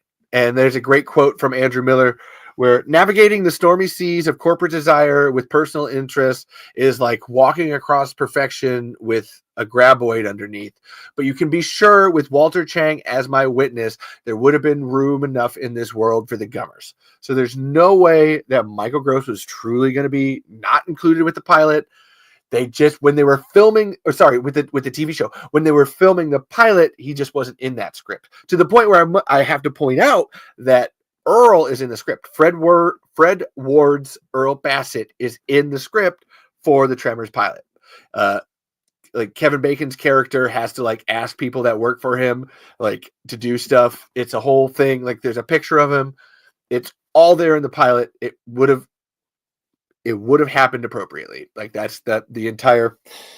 that just makes me so sad. No, they would not. Nobody would ever leave Michael Gross out of the pilot. And I did actually tell Michael that at Tremors Fest this year, because he did. I imagine, Chris, you're talking about the Tremors Fest Q&A he gave. I got to drink this olive brine. Olive brine is good. That Michael was talking at the Tremors Fest Q&A that nobody asked him in anything. But if you keep watching, I actually did raise my hand, and I had to be like, after Michael Gross answered the question, you think that's it, right? No, then I have to raise my hand and be like, actually, Michael, that's not true. Do you have any idea what it's like trying to tell Michael Gross that he was wrong about something? And even something as personal as that, like, oh, hey, you're not going to be in that Tremors anymore. And that was not fun. However, I did talk to him then later after the Q&A, and it was like, oh, no, listen, that wasn't trying to pull your piss or anything. That was 100% real, and I know how much that hurts you. So I'm sorry, Michael. I'm sorry. I think I know what I'm talking about. Wow. I love you, Chris. And Chris over here.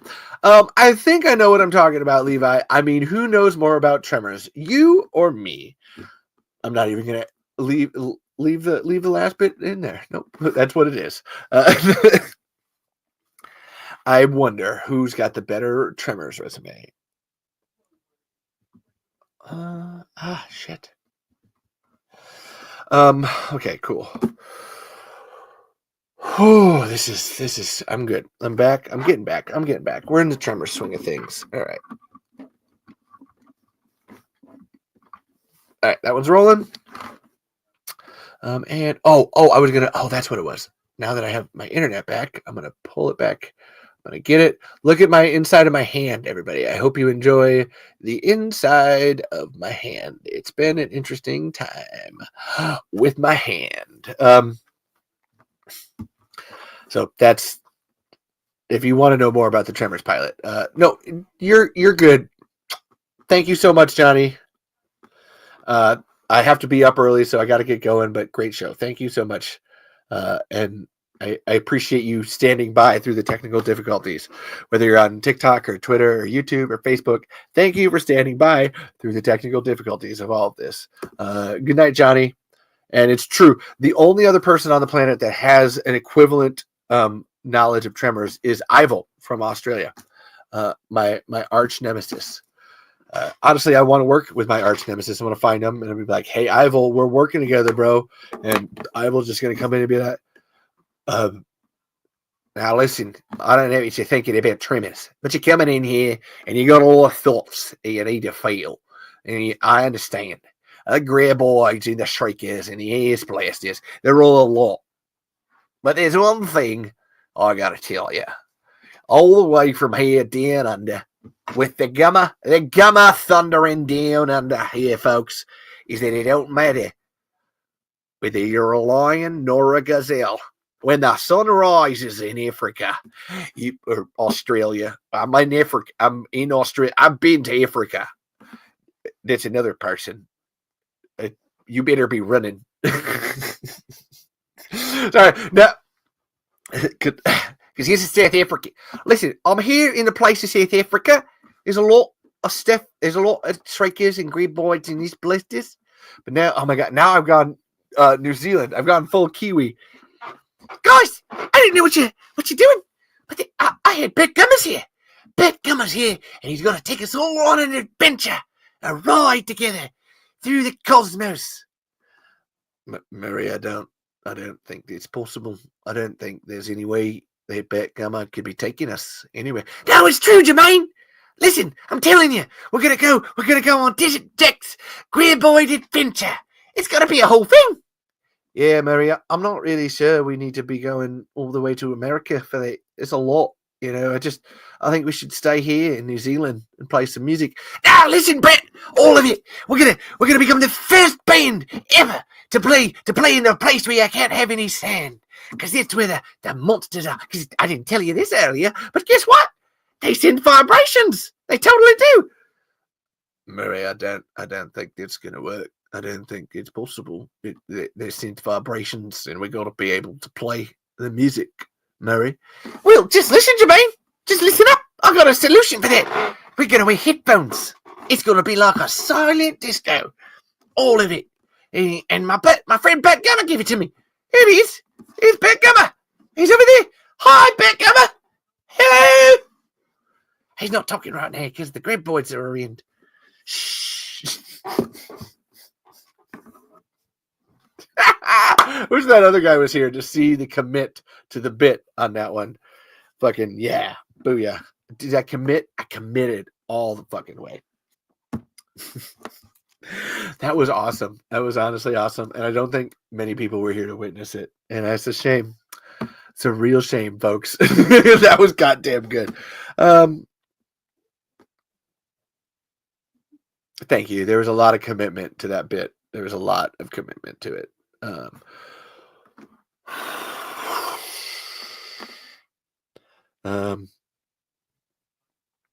will say, okay. I really want to talk about that guy that was in here earlier, but I don't know if he's still around and going to say something. I'm going to say it. I'm going to say it here. All right. That person that was in here earlier. Tremors 8. if I had the choice of a Tremors 8 with Stampede running it or a kick-ass Tremors video game, which would you choose? Tremors 8, because that would kickstart a video game if Stampede was running it and everything. Like, just as a point of fact. Like, that's an easy question. Anybody else? Like, I don't know if people are actually leaving comments or anything, but like, that's if I had Tremors 8 or Tremors video game.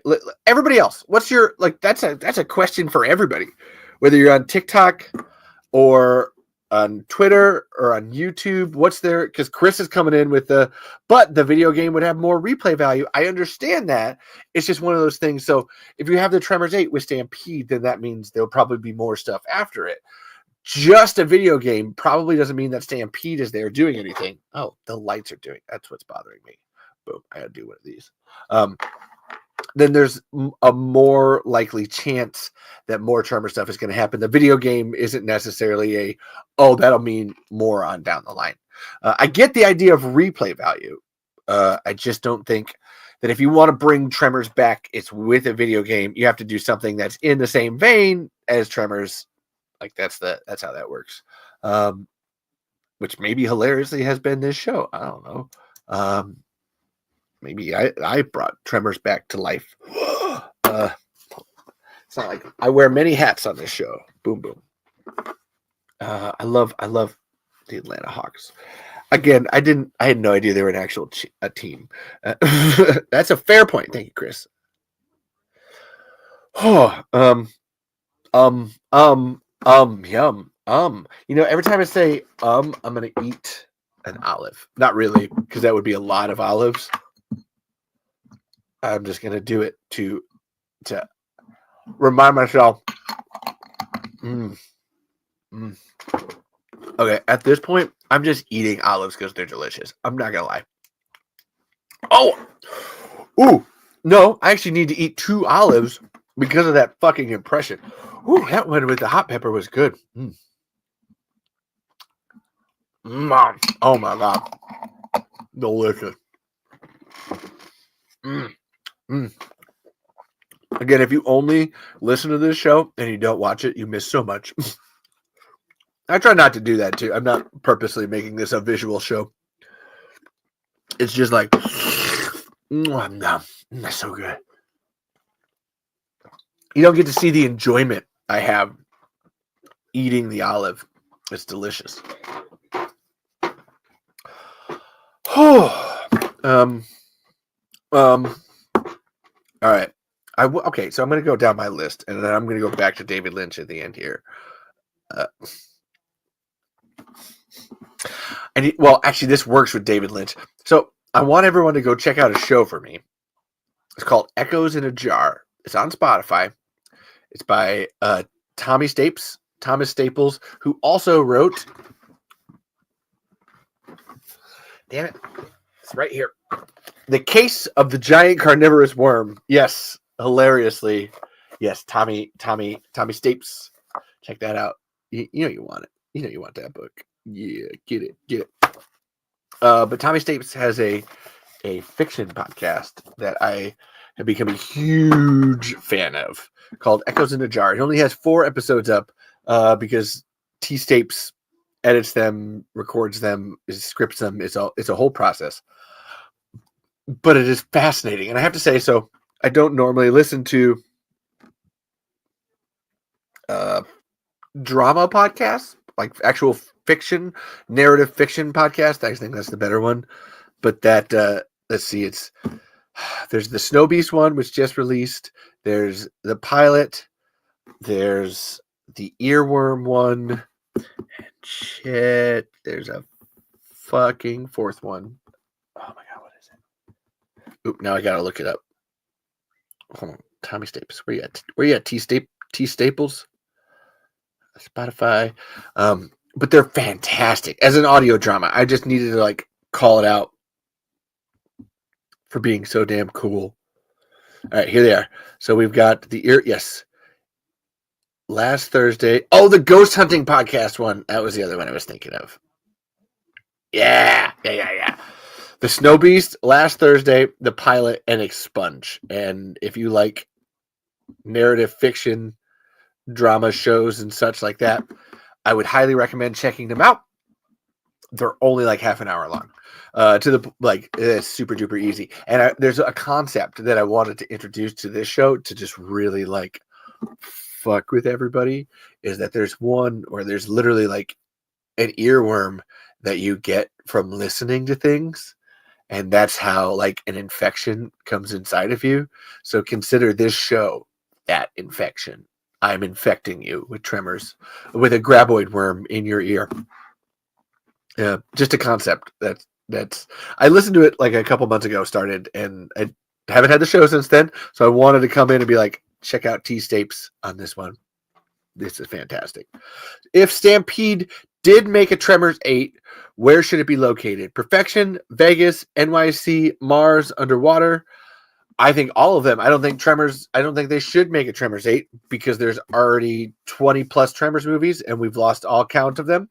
I think they should make it Tremors the series season 2, and then you can go to Perfection, Vegas, New York City, Mars, and underwater. Although, as I've said before on the show, the underwater one is, why don't you just make this a fucking shark at this goddamn point? That's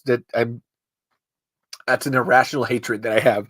It's not your fault, Chris. It's not like you bring it up. It's just anytime someone's like, man, they should put graboids in the water. And I'm like, that's just a fucking shark. Who cares? What is that?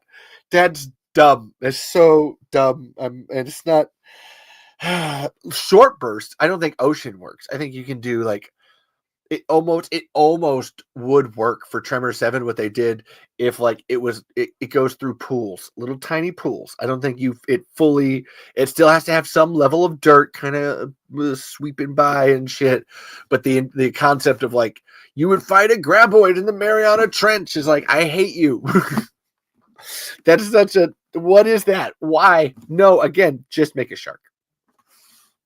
Just make a fucking shark. That's why are graboids in the water? Please don't.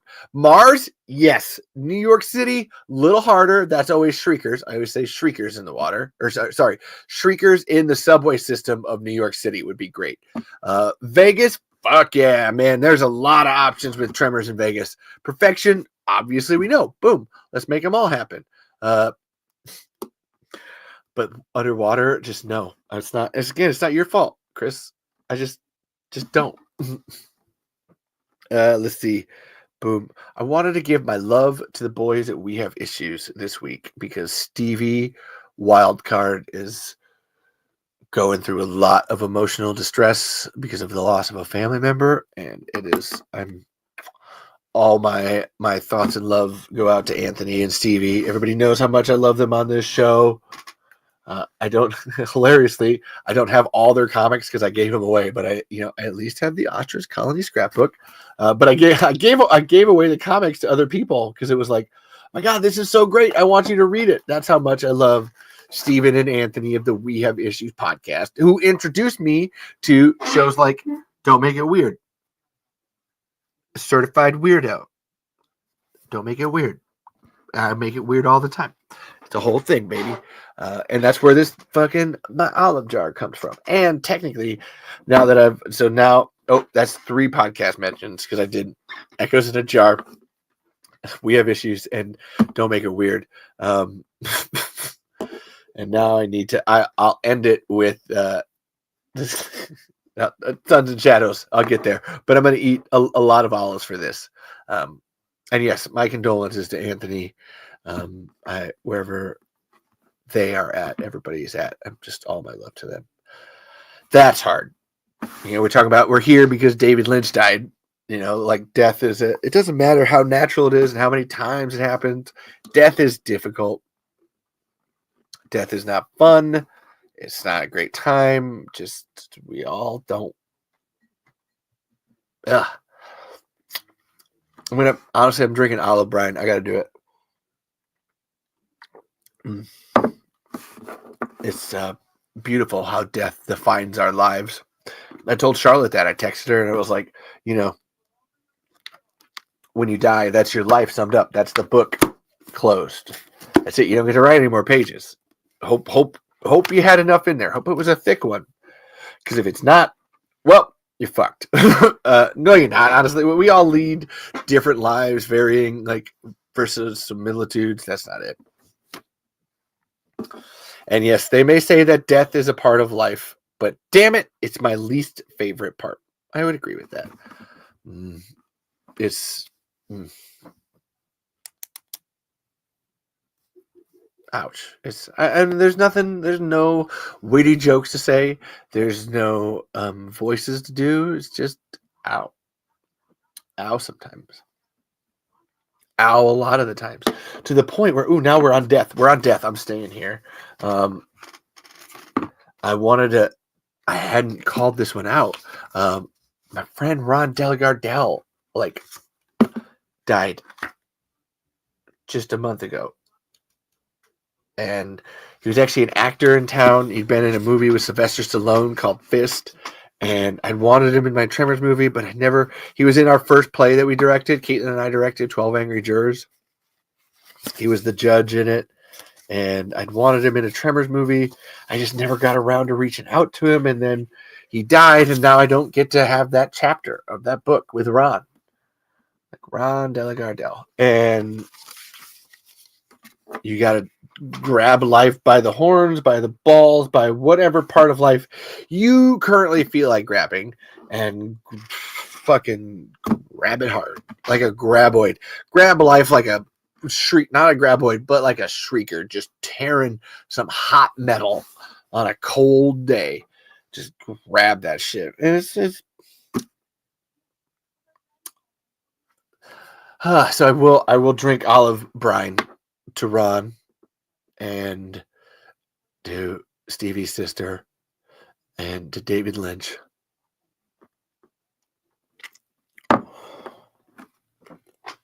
Oh my God. Oh!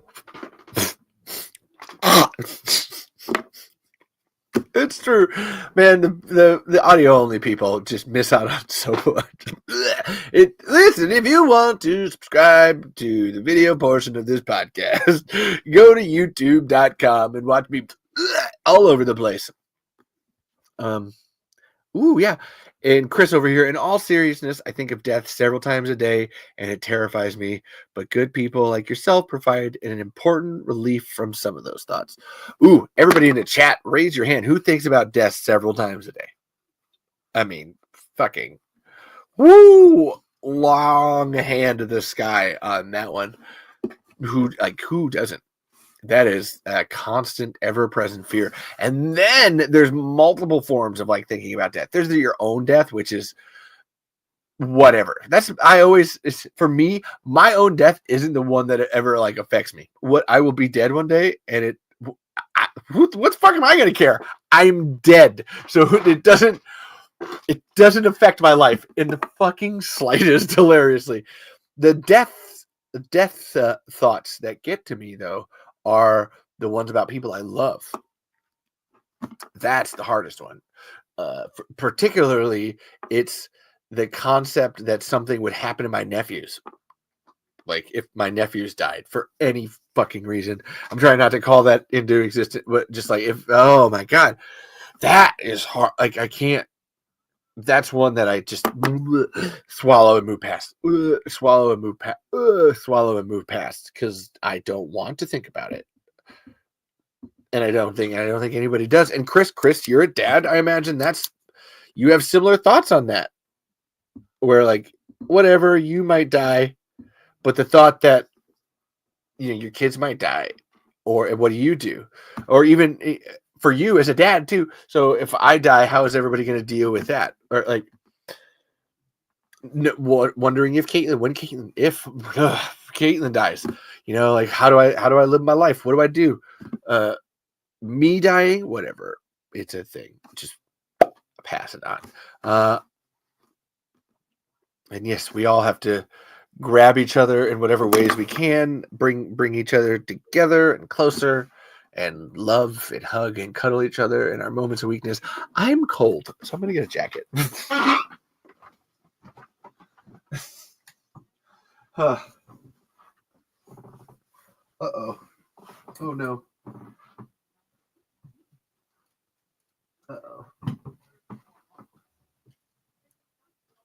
Oh, shit.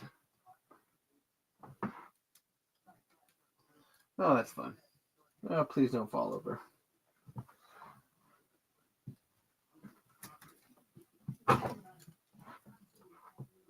Uh-oh.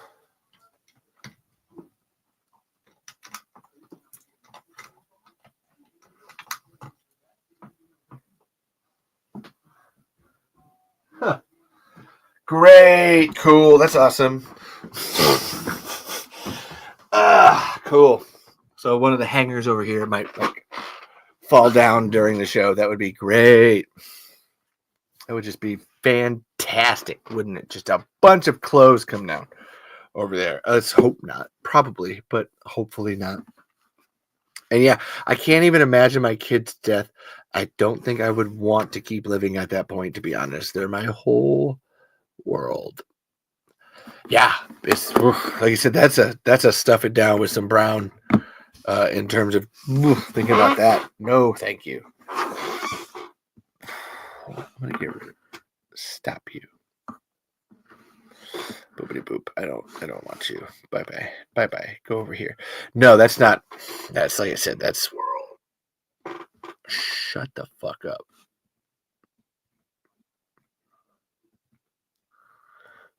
Okay.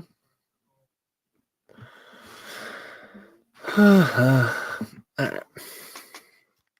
Twitter is dumb. Twitter go bye bye. Twitter not working. Well, it's you'd think that like okay, I clicked you, motherfucker. You'd think that somehow I wouldn't be so stupid. I'm gonna be shitting on myself a lot because I totally fucked up with everything earlier, and it's my whole show go bye bye. My brain go bye bye. Levi go bye bye. Everything's dumb and dumber. And then Chris over here. Fortunately, based on my body mass index and terrible conditioning, I don't have to worry about my kids dying first. Whew, bleak, but I get it. That's true. You'd want to go out before your kid. That's just no, thank you. That's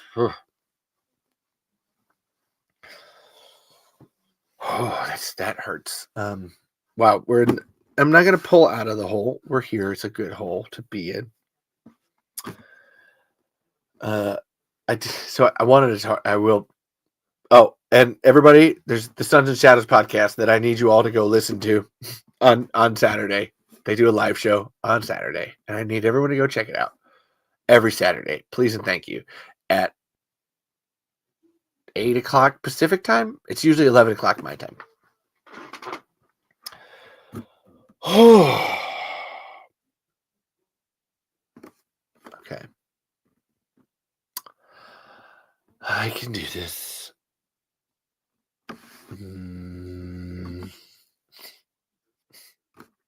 Thinking of the red green quote. I'm a man. I can change if I have to. I guess. That counts. That's an olive's worth.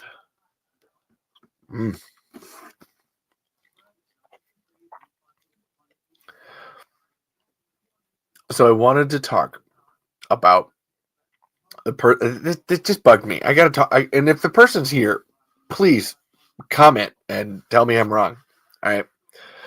I got a message a couple days ago from someone who was wanting to start a podcast, and I was like, "Hey, sure, I'll help you." I only found them. They only found me too because of Anthony's fucking post in the Harmontown subreddit, and this person reached out to me and was like, "Hey, yo, can we talk? I'd love to like shoot the shit about doing a podcast with you." And I was like, "I mean, sure, okay. Here's some times. I'd love to talk." And was talking yesterday, and they wanted to live chat talk, and I was like, "I'm busy. I'm doing stuff, but I will answer questions like on my phone. I can do that." And going back and forth or whatever, and then today managed to get back in touch, and they had asked some specific questions, so I was answering them. Which are like, is sound quality important in a podcast? Do you take notes? And I'm like, sound quality is probably the most important. That's why we spent half an hour trying to get it right earlier. And then, do I take notes? Yes, it's usually broad outlines, but there's always notes of some kind to the show. and talking back and forth. And then the person was like, "Oh yeah, I tried contacting. I listened to that We Have Issues podcast, and I didn't like it because it had no production value or polish."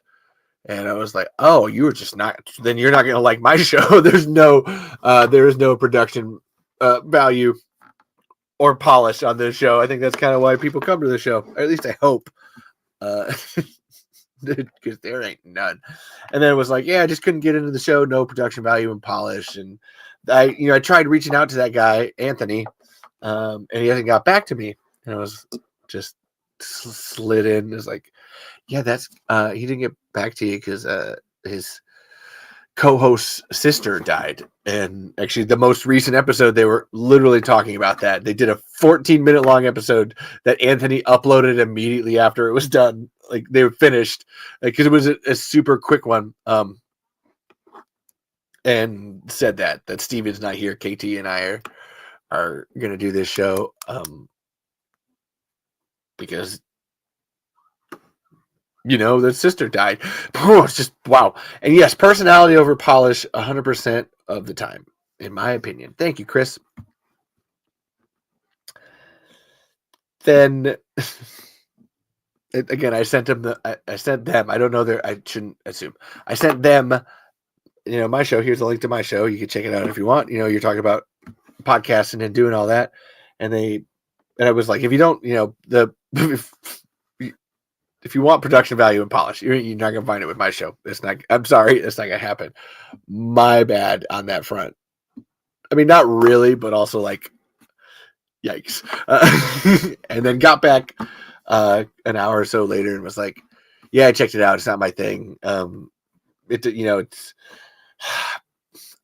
Look, I gotta read it because it just bothered me."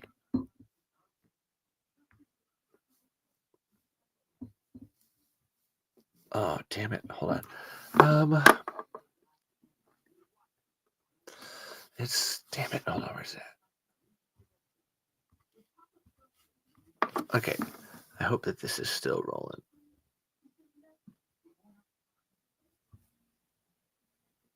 Maybe it is. Maybe it isn't.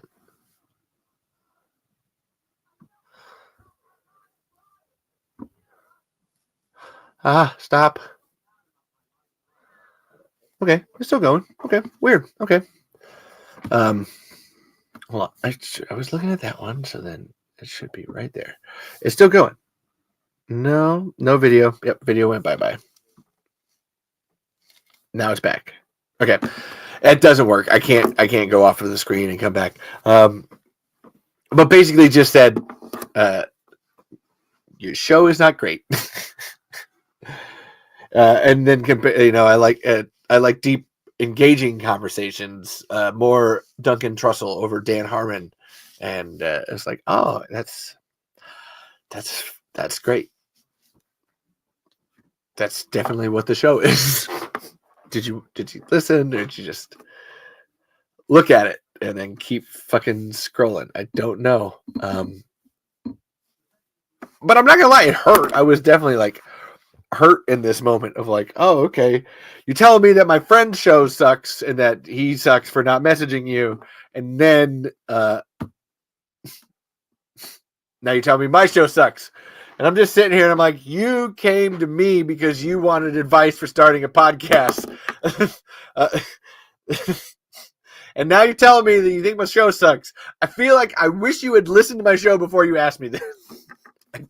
Because that's fine. Look, you can say I suck. And let me tell you, I'll probably be the first one to be like, woo, shit-tasia town. Fucking shit-tacular. Just don't be coming to me for advice and then telling me I suck at the same time. I don't like that. I've talked about this on the show before. You can like love me or hate me. I don't really care. Just don't do both. And then, because I'm out. And then Chris over here, I listen to a few podcasts on the regular and I could give two shits about production. If I enjoy the host and the subject matter, that's what I'm looking for.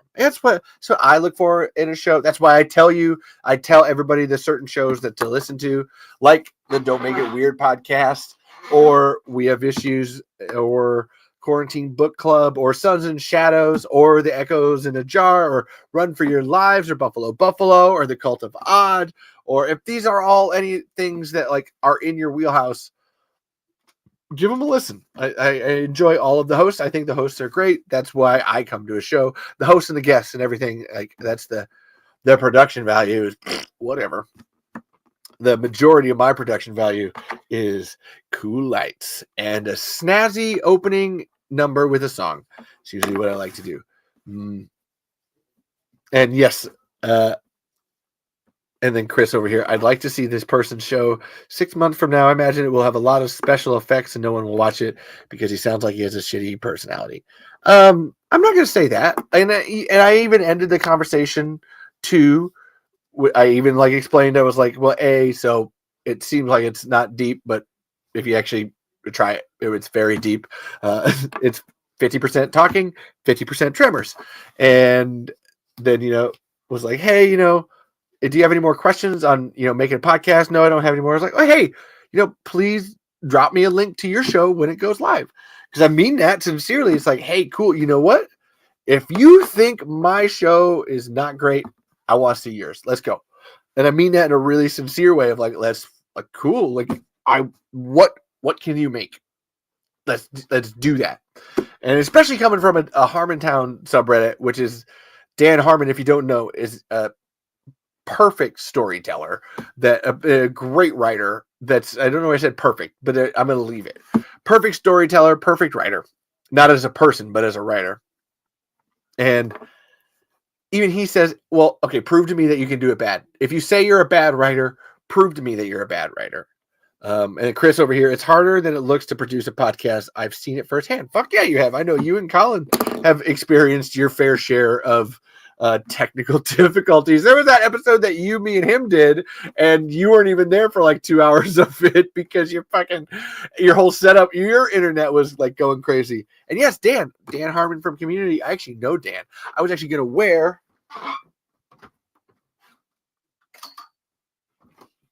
this. I almost wore this Harmontown shirt tonight. Yeah. Because I grew up on Harmontown. It's the whole thing. But I wanted to save the Harmontown shirt for another special occasion. I wanted to rep my Don't Make It Weird peeps. Don't make it weird. I hate it.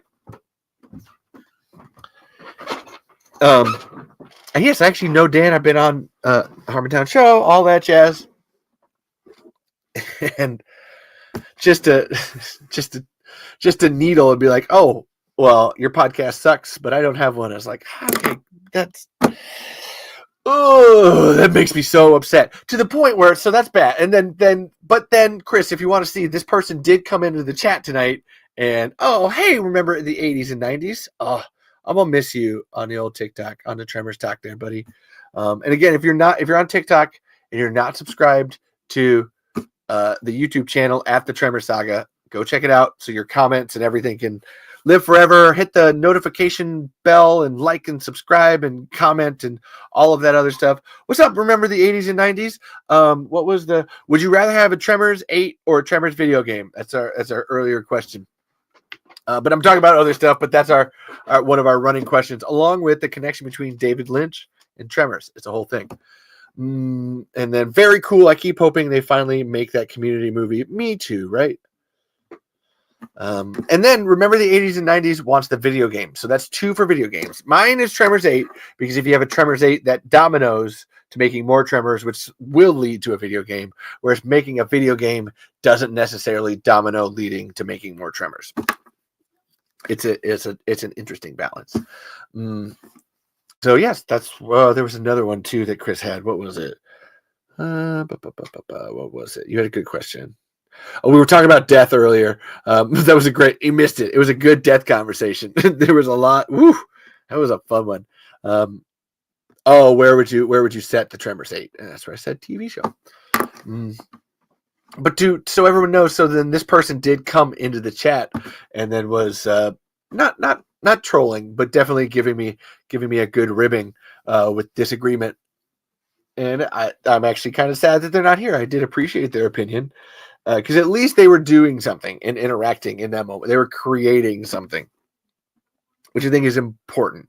I say this all the time, that the only people's opinions that I care about when it comes to entertainment and making stuff is people that actually make stuff. Like Chris, that's why I love your opinion. Is because Chris, you've actually made stuff. Like that's fine. You put yourself out there. So guess what? I like your opinion. I'm not saying that's what makes your opinion matter. I mean, to me, I like your opinion. You've actually created something. Cool. Great. I'm happy to talk to you. That's awesome. If you haven't, just move along. Move along. To the point where there's another one. I wanted to talk about the Rangooniverse. Now, this is a fun one. Hold 1 second here. Oh, I lost. Oh, I know you can hear me. Huh. That's all fine and dandy. Cool. The Rangooniverse. And this is a really interesting thing. Yes! Thanks. Who's your other fan? Thanks, bud. Chris's Crazy Theories is taking off. I have over 2 fans now. Who's your other Chris's Crazy Theory fan?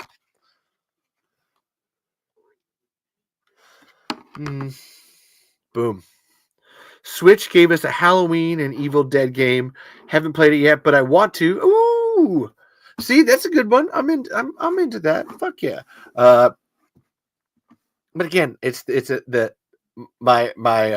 oh, your other fan is you. That's funny. I'm trying to domino. How do you domino to get more Tremors? I need to do this. 1 second. Talking about y'all. One more second. English. Talking about y'all right now. Nope, that didn't work. Wow. Talking about you now. The Midnight Rangoon. Boom. All right. Remember the 80s night. All right. I got to, it's okay. So, there's a person in the chat, Thecton or Carrington Sylvia, who knows what their real name. That is my real name, Levi Dylan Berthloff Lutt. So if you're like, oh, who that's my name. It's underneath there. It's my name. You can find me. But they were in the chat. If you go back earlier, there was a whole thing with them not liking my opinion on the Matrix and Joker, the Matrix Resurrections and the Joker 2 doing exactly what they set out to do. I'm not saying that they're good movies. I'm not saying that at all. I'm saying that those are movies that knew what they were doing and they set out to do them, and they did it with fucking aplomb, and I appreciate the hell out of that. They did. Those movies fucking knew it and they went for it. And that was to tell us all to fuck off. So there's this other show that I happen to fall ass backwards into called, I think shit. So look up the channel, The Midnight Rangoon. All right. That's my first. Oh my God. Look up the channel, The Midnight Rangoon. Because this person, Jordan Chervitz, has this show called, I don't even think it's called The Rangooniverse. I needed a shit. He's the Midnight Rangoon. All right. And they're in the Rangooniverse. Rangooniverse. And if you want me to talk about Tremors more, just let me know if I need to shut the fuck up. But this was really cool to me. I happened upon this in much the same way I was talking about the other guy, this Harmontown thread that Anthony made, and finding different people. And I was like, I'll subscribe to that channel. Like, why not? Because what does a subscription fucking do for your anything? Just like, what up? Hey, Trey Bowen's here. Oh, what's up, bro? There's a TikTok person that made the jump. Booyah. So this person let me know that, they have the show called The Midnight Rangoon. It's a Rangooniverse. And I just happened to be on YouTube the other night, and it popped up that they were live, and I was like, well, you know what? I'm gonna walk in and check this out. What is this? What is this world? Why not? And I found out that it's like a video game live stream podcast sort of thing. And it was actually a whole hit in the face because that person like streams for like 8 to 9 hours all the time. I was like, oh my God. Oh, hey, Trey. Trey's at work, seen you was live, thought I'd join for a second. Hey, and now your Trey Bowen lives forever in the Talking Tremors universe. And just like the Rangooniverse, I like dropped into this one, and this guy Jordan was freaking out that I showed up because I'm a Harmontown, like regular Harmontown celebrity.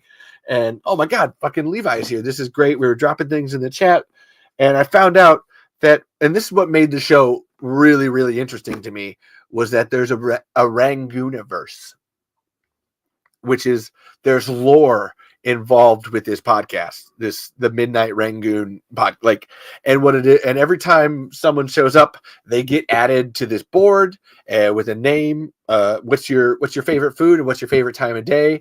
That is your name in the Rangooniverse, and there's lore to it. There's purple holes. There's people disappearing, and they're trying to figure out how and why. Mixed media, exactly. Hey, boom, boom, boom, boom, exactly.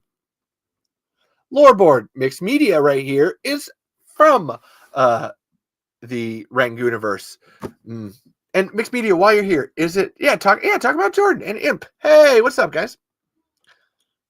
Yeah, that's why I just dropped that in the Discord. Let you know I am I was gonna let you know because I thought it was interesting. I thought it was honestly, this was a video game live streaming is just not. I'm gonna be honest. It's not my normal thing that I drink. It's not my normal cup of tea. However, taking that time and like, oh, hey, I'm going to check this out. What is this? And like sitting there and like, okay, like I will yes and this. This is kind of fun. And like, there are no mods here. There are no if you guys start pulling beef like you did the other fucking night, then I can't do anything about it. What I'll do, and I'll do this better than Jordan does, is that I will just ignore your comments, which I have to applaud Jordan for reading every single like comment. The Midnight Rangoon reads every single comment, and I'm just like, God damn, bro, that's like, I applaud the hell out of it, except for in those moments where like, you should just not read that. That person just won't shut the fuck up. Just stop fucking reading it. It's a whole thing. It's, you know what, and it's funny. Yes, there's so much beef that it's in another streamer stream. And I must say, the beef I found hilarious. It wasn't. I didn't think it was like a bad thing. It was just like, this is. Okay, this is funny. I'm 33 years old and I'm watching and if I'm wrong, if you guys are like 40, 50, or you're my age or like 25 or something, let me know. It just seemed like 12-year-olds like just being mad at each other. And I was like, I felt so bad for like the Midnight Rangoon in this. So no one Imp. No, I meant to say you have 2 mod tiers. So we are the 2 best people for you to have in the stream right now. And yes, other than Jade, we are mostly teens. I figured as much. It's a video game live stream. Like I'm not deluding myself that somehow that's like, you know, I got my grandparents doing the tweeting on the YouTubers. But it was just I gotta talk about the beef because Rangoon wasn't that and it made me laugh because I was in the Discord. And I like just woke up one morning and it was these 2 people arguing and I was like, what the fuck is happening? No. Again, I thought it was funny. I didn't want to contribute anything. I didn't want to like make it further. It was just from a very voyeuristic perspective. Like, this is hilarious because it was an argument that was about someone saying that another person had a tiny penis. It's like, it's not, the argument itself didn't bring me joy. It was the subject matter that was just like, what? He said, I have a tiny penis. Bro, do you have a tiny penis? Does it matter? No, then just fucking move on. I'm just like, what is this? Have I gone back to not even high school, not even middle school, but like fucking the kindergarten playground of like, Tommy said I had a tiny penis and I'm gonna be mad at him. I was like, jeez. just fucking, who cares? Oh my God. And then, yes, I could then tell, honestly, the biggest indicator for your guys' age range for me was the way that conversation just couldn't be dropped. How it even went to a stream, and I was like, wow, just like walk away. Which is, let's be honest, is a skill that many of us learn as we get old. Not all of us. That's not an all of us thing. It is, however, a thing that you learn as you grow up. That's just like, is that argument worth it? No, I'm not. Fucking moving on. Let's see. Then please, I'm not. I honestly, that's the bad of it or whatever. I really liked the show. That's what I want. I really did want to talk about. And yeah, and it's a Discord server.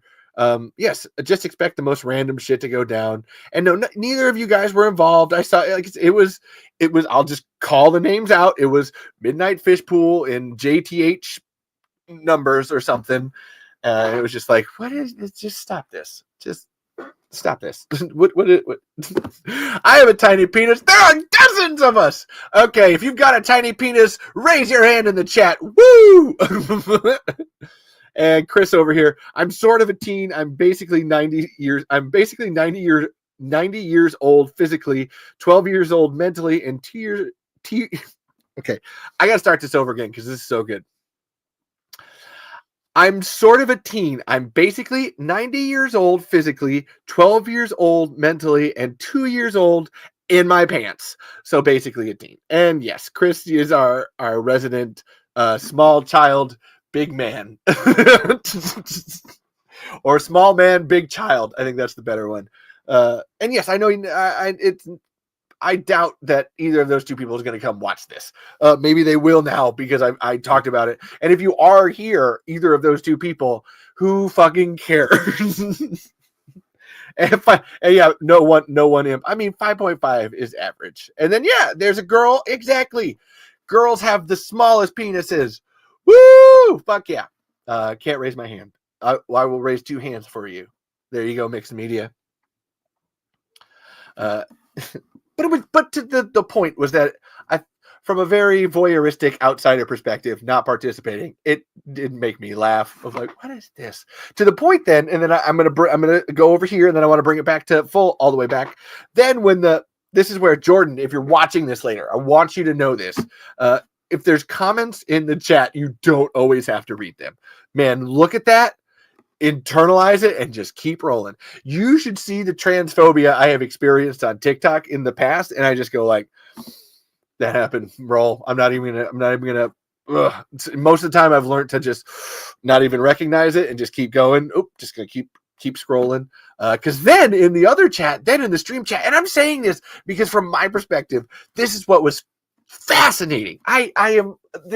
You're coming in and you're like, whoa, this old person's got a really cool setup with pretty lights and they seem very articulate. Maybe they know what they're talking about when it comes to streaming. I don't know shit. And it shows. Be safe. Be well, Trey. Thanks for being here from the old TikTok. I don't know shit. This is all derivative. This is subterfuge to get you to watch my show.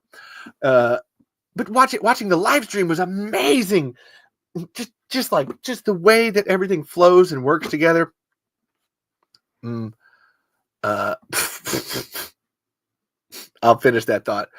But then watching Giga Chad come into the live stream chat and basically argue with the person who's live streaming, who's at 295 episodes, live streams, and telling them how to run their show. That one was funnier to me than the tiny penis. Like the tiny penis was a whole like, what is this world? Oh my god, I'm 8 years old again. But then the telling about the Fortnite mics was, oh my god, just bro, I've never seen so much autism at once. And I mean that in a very like, if it's not clear, I'm pretty autistic over here. There's plenty of spectrum happenings on this end. And it was just like, whoa, this guy is trying to tell you in the nicest way possible that this is my fucking show, and I can't do you fucking talking into my ear while I'm trying to read comments.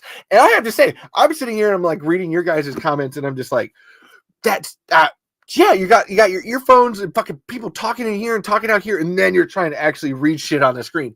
Not gonna happen. And then it also, this is the thing that I would say is a form of respect, that if you're going to come onto someone's show, it is theirs. It is their show. You're here because of them. You're here because of stuff that they've done. They have set all this up. It goes back to that person I was just talking about earlier, like the other person that wanted to start a podcast. I'll read that in a second. Wanted to start a podcast, shit on me because mine wasn't good enough. But then it's like, but where's yours? I would love to, please show me your podcast. And we'll have a fucking conversation about it then. But unless you've made something and you're doing it, then I don't care. Boom, boom, boom, boom, boom, boom. To the point where even in the Discord today, I did drop the link to the show. I did ask Jordan beforehand. He didn't message me back because he said he was busy. He knows this show's happening, but it was still like, I still want you to know I'm doing this. This is your place, your stream, everything that you're doing. I don't want to come in and like fuck your shit up. Here's some thoughts. But yeah, that whole Fortnite microphone thing, I was just like, bro, just fucking let it go. And if Jordan, you're out there, I'm gonna tell you this right now, you got way more patience than I do, because again, I would have been mocking that person, just like, you really fucking think I'm gonna fucking do this? Like right now, I'm playing a game. I'm not even gonna mute you. I want you to know that I see your comments and I don't care. I'm physically ignoring you, just like, no. And so I would say again, hold on one second. Boo. Oh, I didn't empty the trash. I always forget to do that.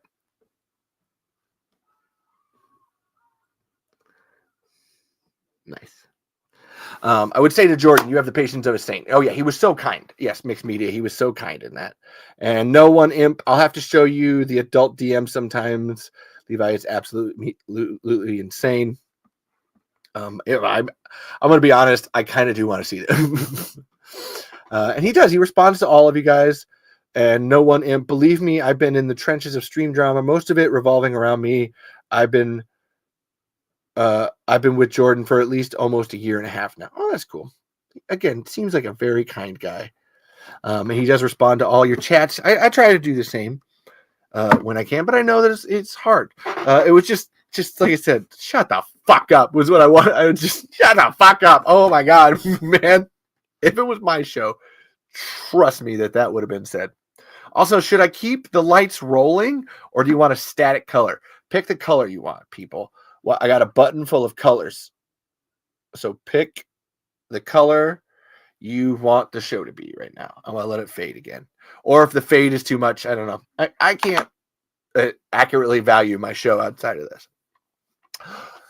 But all of that, the drama is whatever. It's whatever, man. You come to my show, I can tell you all sorts of things that have happened in Tremors that are drama related. It's a thing. It's whatever, man. You go find low main beef everywhere. We got pink. All right. Oh yeah, pink. That's kind of, honestly, I think my closest one. Oh wait, can I go like up and down on the colors? No. Okay, we're gonna leave it at red. That's as close as I can get to pink, I think. Yeah. Is this one or the red one? Let me know. This is the pink one, and this is the red one. Which one do you want? I'm gonna leave it on red right now because it's spooky. But I really wanted to talk about the show because I loved it, of the lore that was created inside of it. All of you guys. The midnight sushi, as they were saying, the midnight spaghetti that came up. Now my name is Jolly Dusk and shrimp ribs. What are shrimp ribs? I couldn't pick between shrimp and ribs, and shrimp ribs were born. Mm-hmm. The constant changing of colors reminds me of that time I got abducted by aliens. Chris, as I've said before, that was the peyote. All right, bro. I don't think that was aliens. That was the peyote, man. Ooh. Whoa, I forgot I have this extra. I don't like that. You don't need to see me. Who cares about me? Ugh, get rid of me. Get rid of Levi. But what I loved about the show, what Jordan did with their Rangooniverse, I don't think you understand mixed media and no one imp how special something like that is for a podcast. So my podcast right here, the lore is the history that I talk about Tremors, about all of that. So I already have this lore built in. There's not much for me to do to be able to create an extra story outside of that. And I was so floored by that very concept of like, what is lore, to the point actually. So I will say this, Chris has now started creating lore, which I'll write down. I didn't even think about this. Lore, Ivel from Australia. Oh, you know what? That's not true, because then there's Mitch McCochran. Mitch McCochran, who's the greatest graboid hunter alive. No, please do your no. I don't need to see the DMs. No one imp. You're fine. I understand how dumb it can be. You're just. I don't need to see it. It's good. Thank you though, and I appreciate you all for being here. I do have another show tomorrow that's earlier in the day. I hope it doesn't intersect with the Midnight Rangoon show, because I would really like to watch that again. I thought it was good, because like I said, the lore thing. I think that's a really interesting aspect. Me personally, I don't need to be like involved in the show. I just liked writing the lore stuff, which was me just taking Harmontown things and putting them into the lore. And it's exciting. I don't know, but learning, like, you can have lore for your TV show. So there's like, so we got Chris, who's like Chris's crazy theories. That's some lore. Like, honestly, it should just be Crazy Chris in the chat. Or we got Thomas, who's the world's biggest Talking Tremors podcast fan. God, I love that, man. I know he's not here; he's working. I'm picking the worst times for Thomas to be on the show. Although I do want him physically on the show, just like I want Chris. But the lore, like I said, the lore actually making something fucking fabulous with the extra. It's such a neat concept of bringing people into your world, because obviously when you're doing a podcast or you're doing a stream, you want people to be able to stay around and feel connected to the show and have a part of it. And so here's your character name. Here's some lore about you. And with Jolly Dusk and Shrimp Ribs, I love the lore I added of it's Jolly Dusk and Shrimp Ribs, and you have to say it Jolly Dusk and Shrimp Ribs, which is a fact that Shrimp Ribs is very upset about. Jolly Dusk and Shrimp Ribs are two twins of differing genders, and they switch, and it's a whole thing. But they're, Shrimp Ribs is always mad at old Jolly Dusk because you can't say jelly and peanut butter. You got to say Jolly Dusk and Shrimp Ribs. It's interesting. It's not.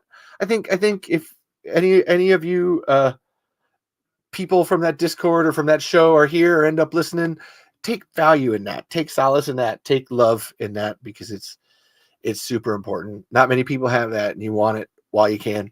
One day you'll be dead. One day you'll be like David Lynch, and you'll be dead.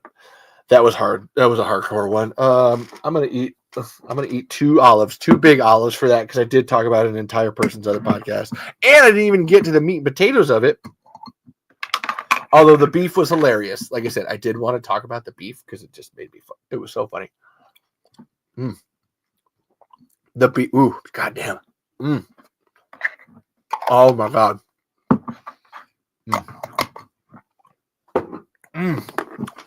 God, those are so good.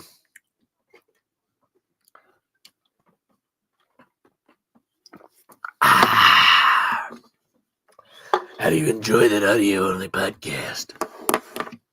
You're listening to Talking Tremors. Ooh, let me do a good voice here. There's gonna be something.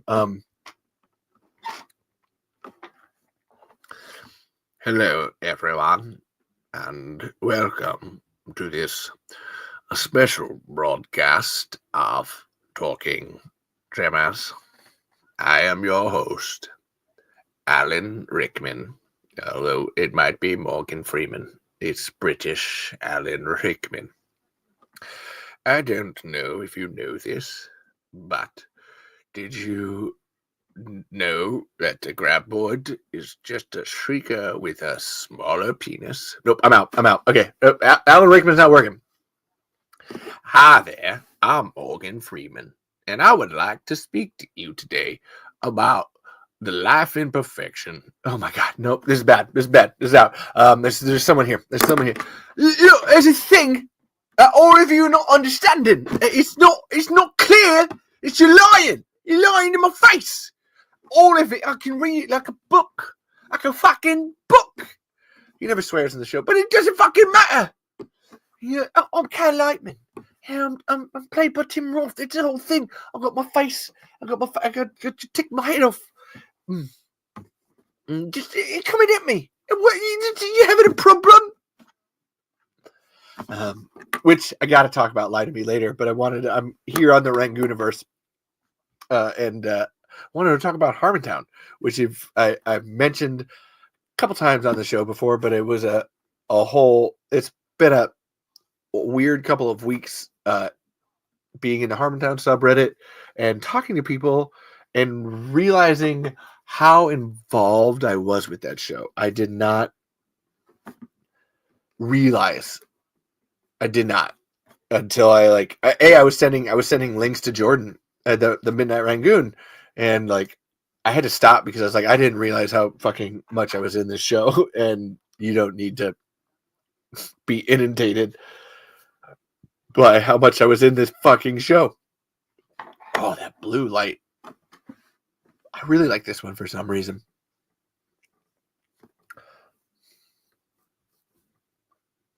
Nah, I don't like that.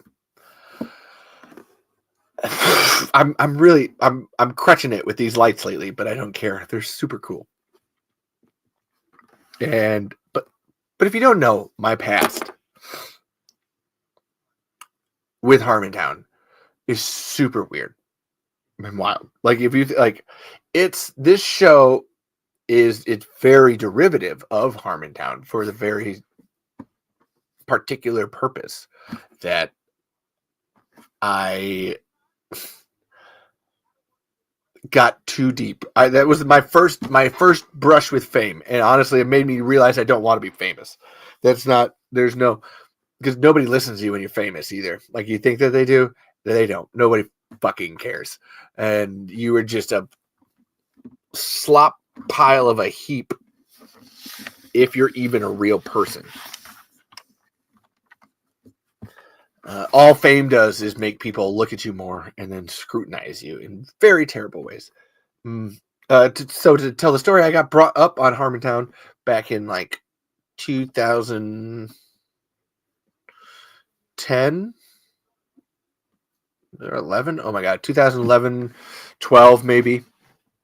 And I actually got brought up on stage because I made a video where I was kidnapping all of the members of Harmontown, like Dan and Spencer and Jeff Davis and Aaron McGathy, and I kidnapped them all and forced them to put a show on for me, and obviously sent it to Dan and all this, and that just seems like something a crazy person would do. Obviously, here's my video of me kidnapping you and putting it onto the internet for you to watch.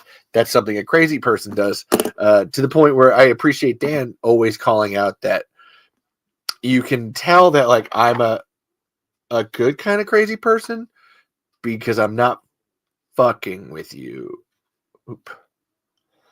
Oopsie. I'm the lights. I'm loving the lights. It's a whole thing for me currently. Blue, right there. The blue is so bright. So bright.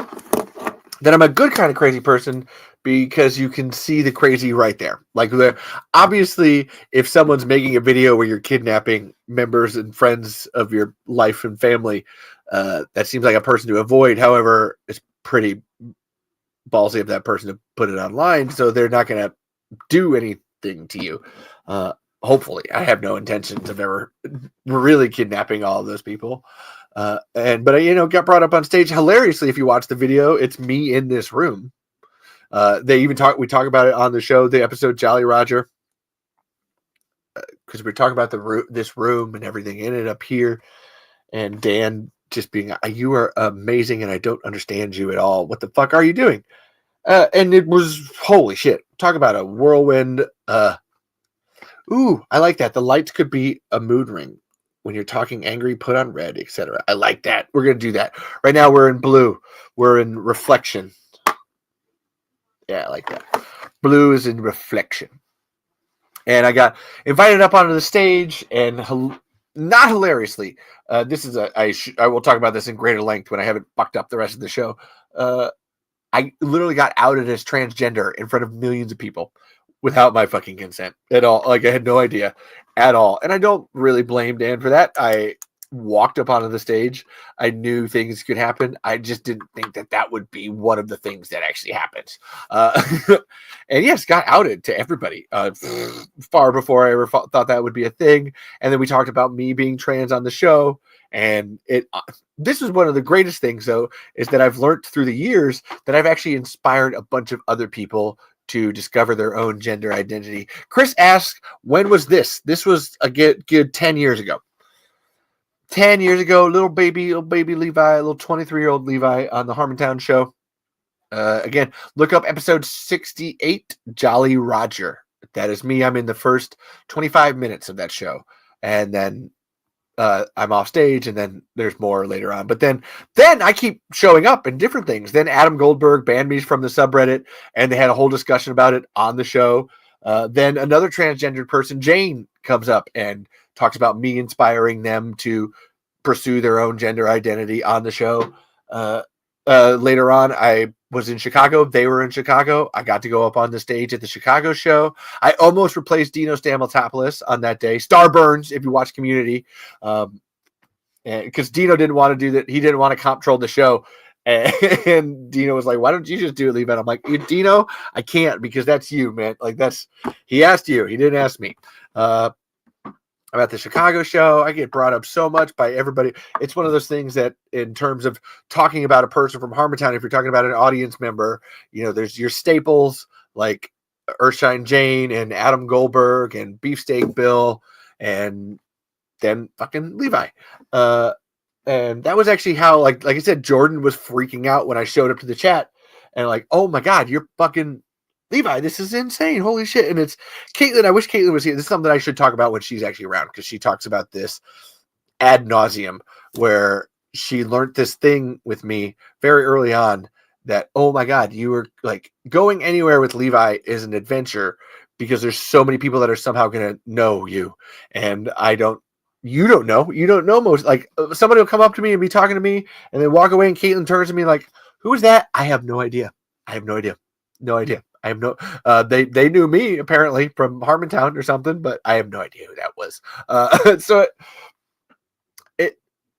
it was an establishing moment and time for me. I realized the other day, trying to find clips for Jordan for the show, for the cheapy peepee part, that Caitlin and I actually never finished Harmontown. There's 360 episodes, and we stopped at like 180, about halfway through, because it got to a point where watching the show was actually like difficult for me. I'm like, I'm too involved with this. I have to walk away. This is not my life. I have to be mature, and this is not.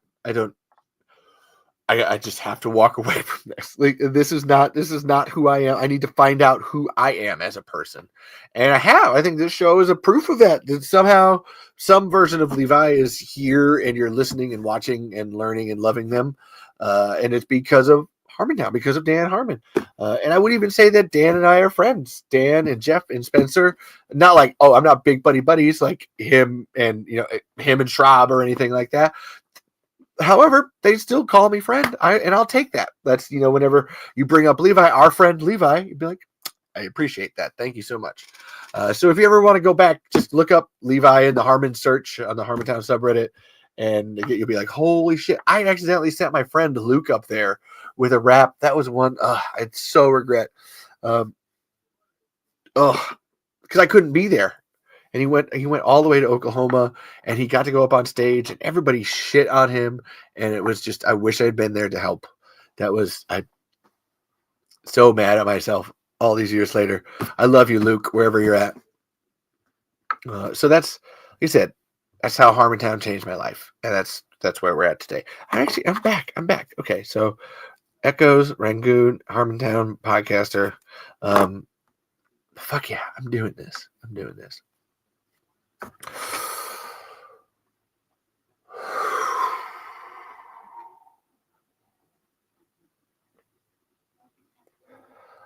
Wow.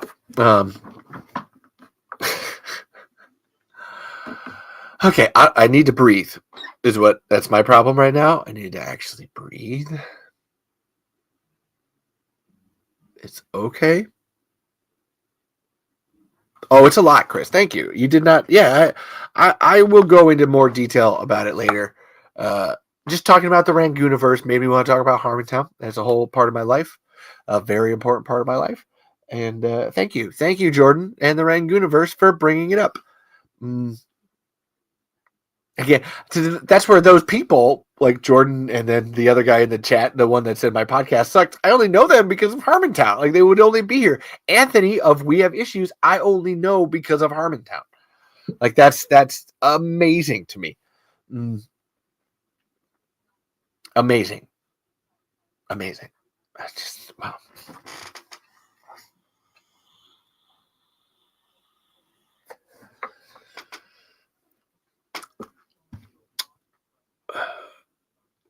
And just so everybody knows, that's what this show is. Like if you could take Tremors about giant underground worms and go, I'm gonna just talk about this ad nauseum. That's talking Tremors. It's Harmontown, like mixed. It's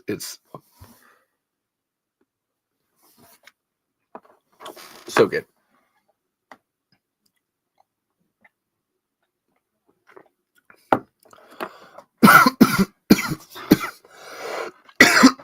I'm super excited for Dusty to be here tomorrow. Excuse me.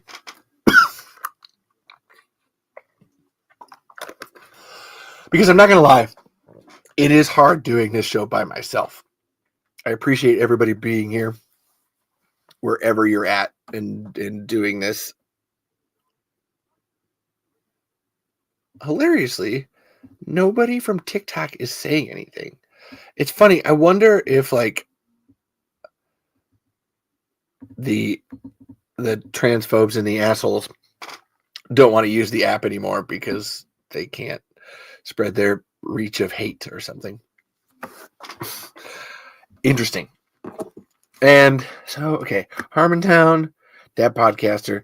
Okay, so this is totally fucking random. I have a bunch of Tremors things I talk about, and I'm gonna get there. I'm right. I'm almost there. Oh no, because I'm not. I look. I want to talk about the dance from Wicked, and then I need to talk about Agatha All Along.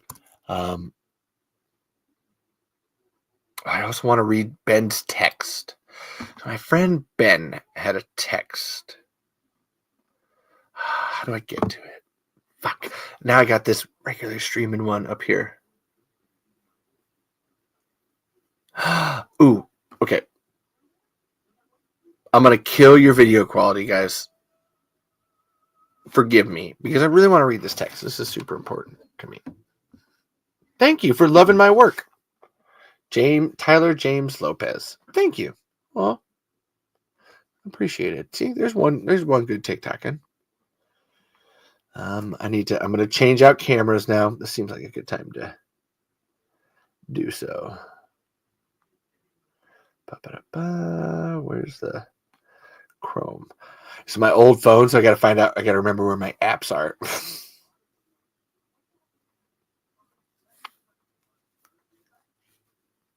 Okay. Mute. Okay. Enter studio. Let's see if that works. Now you're going to see 3 versions of me. Hello? Nope. Kill that mic. Oh. Hold on. Oh, is this echo going to happen now? Hello. Add to stage. Why does this one want to do that?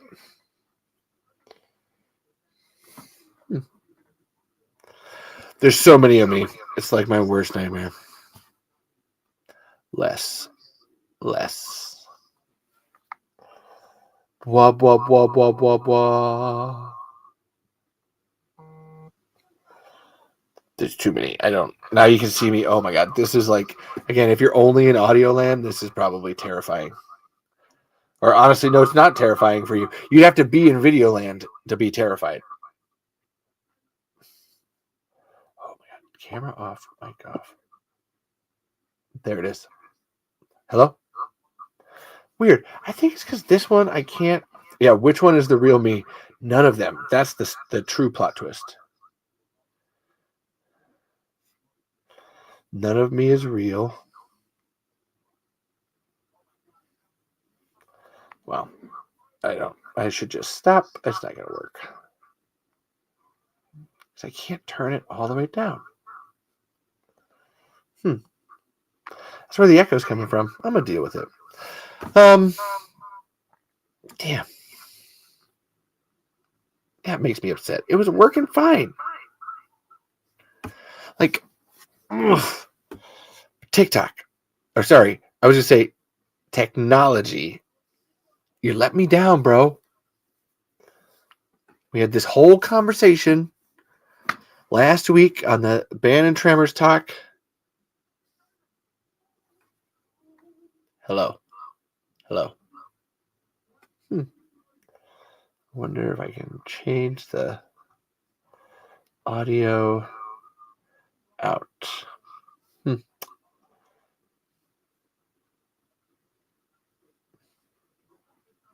Hello? Oh, there it is. Now I got it. Hello? Oh, I had to change the audio out. Boom. Now I got it. All right. Now we're back.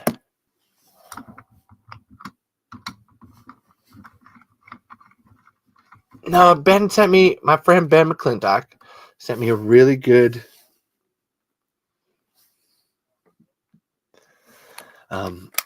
thought.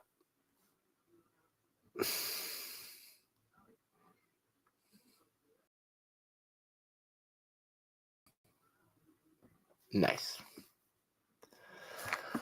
And I wanted, I honestly just wanted to physically read it on air. Sorry, again, if you're only in podcast land, that was a lot of dead. Blah. You know, Ben sent me a really good one. I didn't even respond to him either, and I need to because I didn't know how to, because it was a really great conversation on like talking about shows getting canceled early, because we were talking about Lie to Me. And some of these shows, this is Ben talking, some of these shows deserve so much more, but the studios don't give it. Why don't writers have their own studio? That way they don't get sucked into the corporate bullshit that leads to strikes. And I gave a very long, oh my God, well, here's why. Because of giant studios themselves, like having so much monopoly on theaters and distribution, and then even the physical working. Like if you're working somewhere else, that like what we're talking about with Shrek and DreamWorks, like that entire movie was made because the people working at Disney didn't like the people, like didn't like, got fired by their bosses and went and made Shrek instead. Like they took Shrek and they're like, no, we're going to do this. And they made an entire studio called DreamWorks just because Disney was assholes. And now look at where they are. And so you still have to work within that system though. And people have jobs like boom operator or lights or set dresser or costume like supervisor. Like, and it's not always like, oh, the writer, like you have to still be able to pay those people and make that happen, or no movie's getting made in the first place. That's where at the end, I always love that this movie funded the creation of like 13,000 jobs. And I always speculate on that, if that number is real or not, because that sounds insane. But also like, cool, that's great. Always, I say it on the show a lot, stay all the way through the credits. Never like just fucking sit there. All those people worked on the movie. Just fucking watch it. You don't need a post-credit scene. Just fucking watch the whole thing. It's only 5 or 10 minutes. It's not that hard. And I said all this, and then Ben sent back. It does show the importance of unions to help protect those people, but it isn't like Disney is above intimidation or using scabs. Just the capitalist bullshit of someone who contributes next to nothing, choosing how the pie is cut because they have the knife. The system just grows to monopolize, and then we lose out on anything of artistic value. Physical media is missed. I wanted to watch 28 Days Later, but it isn't streaming anywhere. So I got to find my Blu-ray and my parents to enjoy it.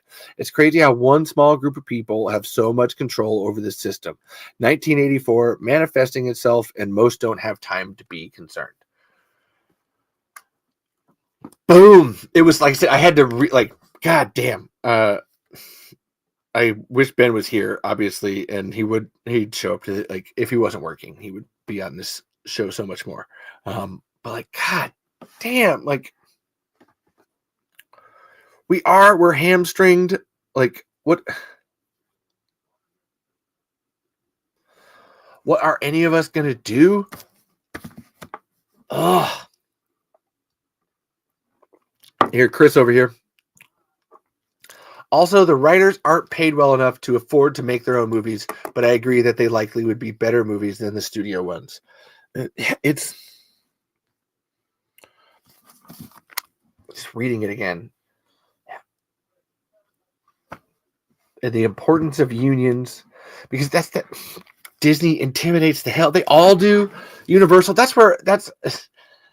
I've learned through the years, and my ire has technically always been directed this way since the very first episode. That they fucked up Tremors. Universal fucked up Tremors.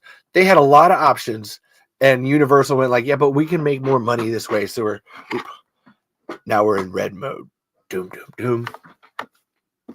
Now we can make more money this way, so we're gonna just screw the people that made it, and we're gonna go off and make Tremors because we think we know better. And that's Universal pushing on smaller people. Even the writers don't make enough. I know Steve and Brent, they got good houses and stuff. Everything's paid for, but there's not anything else coming in. That's still you get paid what you can. Steve and Brent have both posted about I got 3 pennies because this one episode of Tremors the series aired maybe somewhere. There's a picture that Steve has.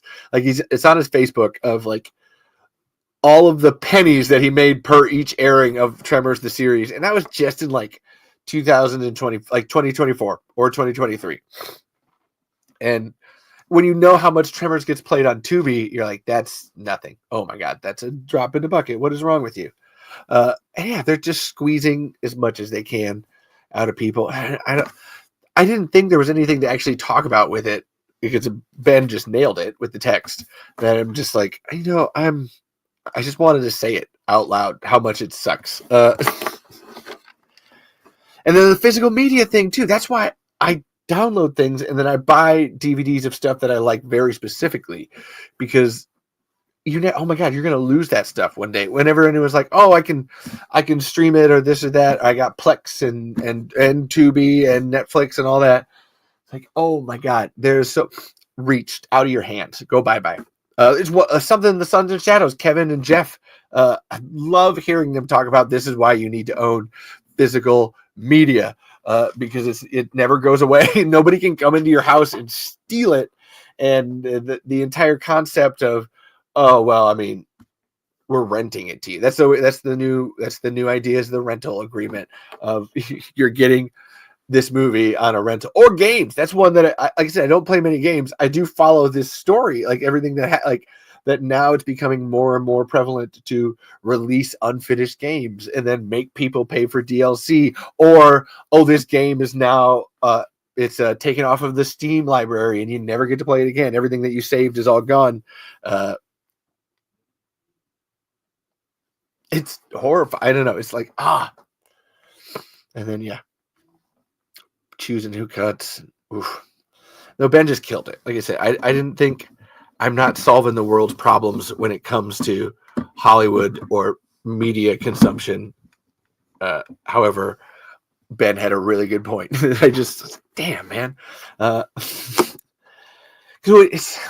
the thing that I need to say to him, and this is what I would say to everybody, is that's where we need to take content creation into our own hands. And that's just maybe for me personally. I think it's for everybody. What are you creating in your life that you get to watch and share and do other things with? Make something. I don't care what it is, just something.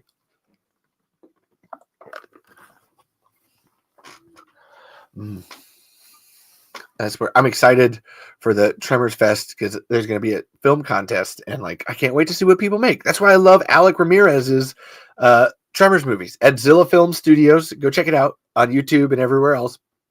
Zilla Film Studios. Alec Ramirez just makes these Tremors movies with like Godzilla puppets and T-Rex puppets as like the characters and stuff, getting eaten by graboids and shriekers and ass blasters. And I think it's awesome. I love it. Keep doing that. I'm in. Hell, Chris and Colin at the Horrific Podcast, like going to town on. I was thinking Colin saying "girl boss" for some reason. Just that's fucking girl boss coming in here, and I want a good, well written story. Just like I'm not able. Whoever these writers are thinking, there's no way you could possibly tell me you're not making something here on the side, just out there, totally. And I gotta say, Chris's crazy theories. Oh my God, Chris! I hope you're here right now, because that was actually really good. But like putting themselves out there and actually making something is important. And Chris, that's where Chris. I say it a lot. I don't think your theories are crazy. I need to. Colin sent me that spreadsheet or that outline with all of your theories on it, and I really need to take it and print it out and be like, which ones are right and which ones are wrong. Oh, Jennifer Lawrence. That was the other one. That's the. Didn't you know that Jennifer Lawrence? She's the first female heroine. That's a thing. Which, look, I love the Hunger Games, and I'm not. I don't even dislike Jennifer Lawrence. She's all right to me. Yes. Oh my God. Yes, Chris. We need to. Yes. I meant for me personally, but also yes, I would love to do that with you. Just sit down and we're gonna go through each theory one by one. But yeah, the girl boss character. It's not. I don't know. It's. I said it earlier that Steve likes writing intelligent, strong women, and you can tell. Keep that up, and yeah, try making something. I don't know. That's my biggest one there. Same like the Rangooniverse, and then the other guy, David Lynch. To go back to use the whole thing. I don't get David Lynch at all. And I don't think anybody does. And I think that's amazing. And this one that I always like, because I just don't like Stanley Kubrick. He's okay to me. I'm just ambivalent about him. But I get Stanley Kubrick. But I just don't like it. But then I have over here David Lynch. It's like, I don't understand you at all. And I think that's great. I have the same thing with Cronenberg, except there's a little more like, oh my God, what? Where it's like, look, I don't get this at all, and that's great. I don't think I'm supposed to. I think there's metaphors and layers here for me to go through as a Cronenberg fan, but it's like I just don't need to, and I appreciate your level of filmmaking, and I'm out. Peace and bye. It's still, like I said, David Lynch, like watching that end of Eraserhead today, I was like, oh my God, I have to watch this movie. I'm terrified to. What am I going to do? Okay, I can do this. It'll be fine. Because Lynchian, there's a reason that it's a verb or an adverb or adjective. Lynchian definitely works for it. Like right now. Oh, that's too. I don't know what that is. What's happening there? Ooh, it's very Lynchian. Lynchian pin. Let's see. That was Ben's text. No,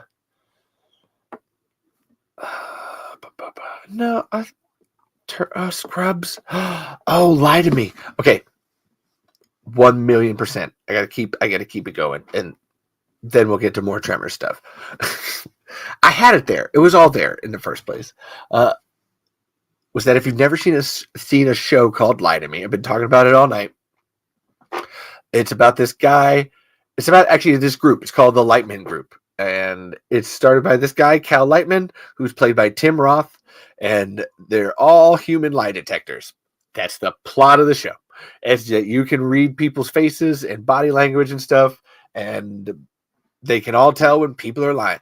So it's where I've been doing the accent all night. Of like, so look, you come in here and you're telling me all this what Foster's doing.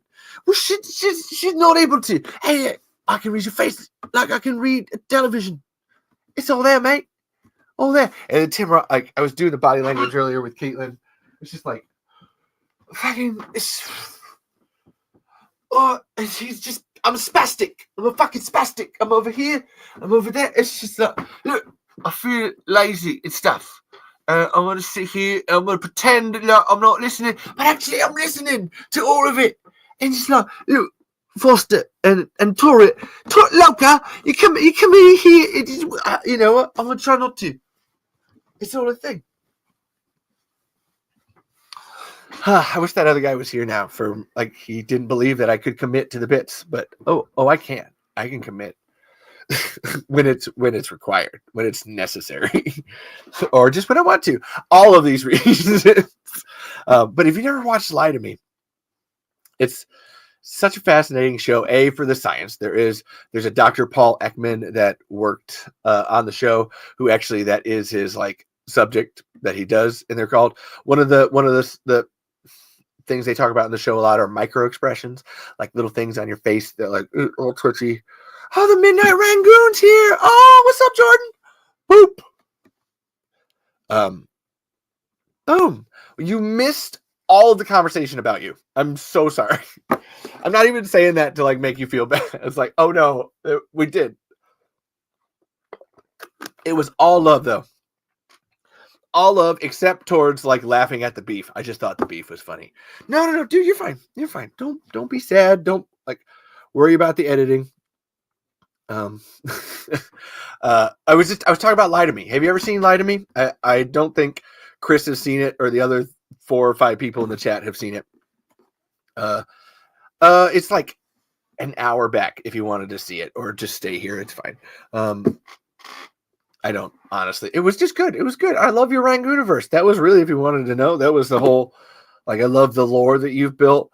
I love your enthusiasm and, like, your positivity and how you didn't fucking smack down a bitch in the...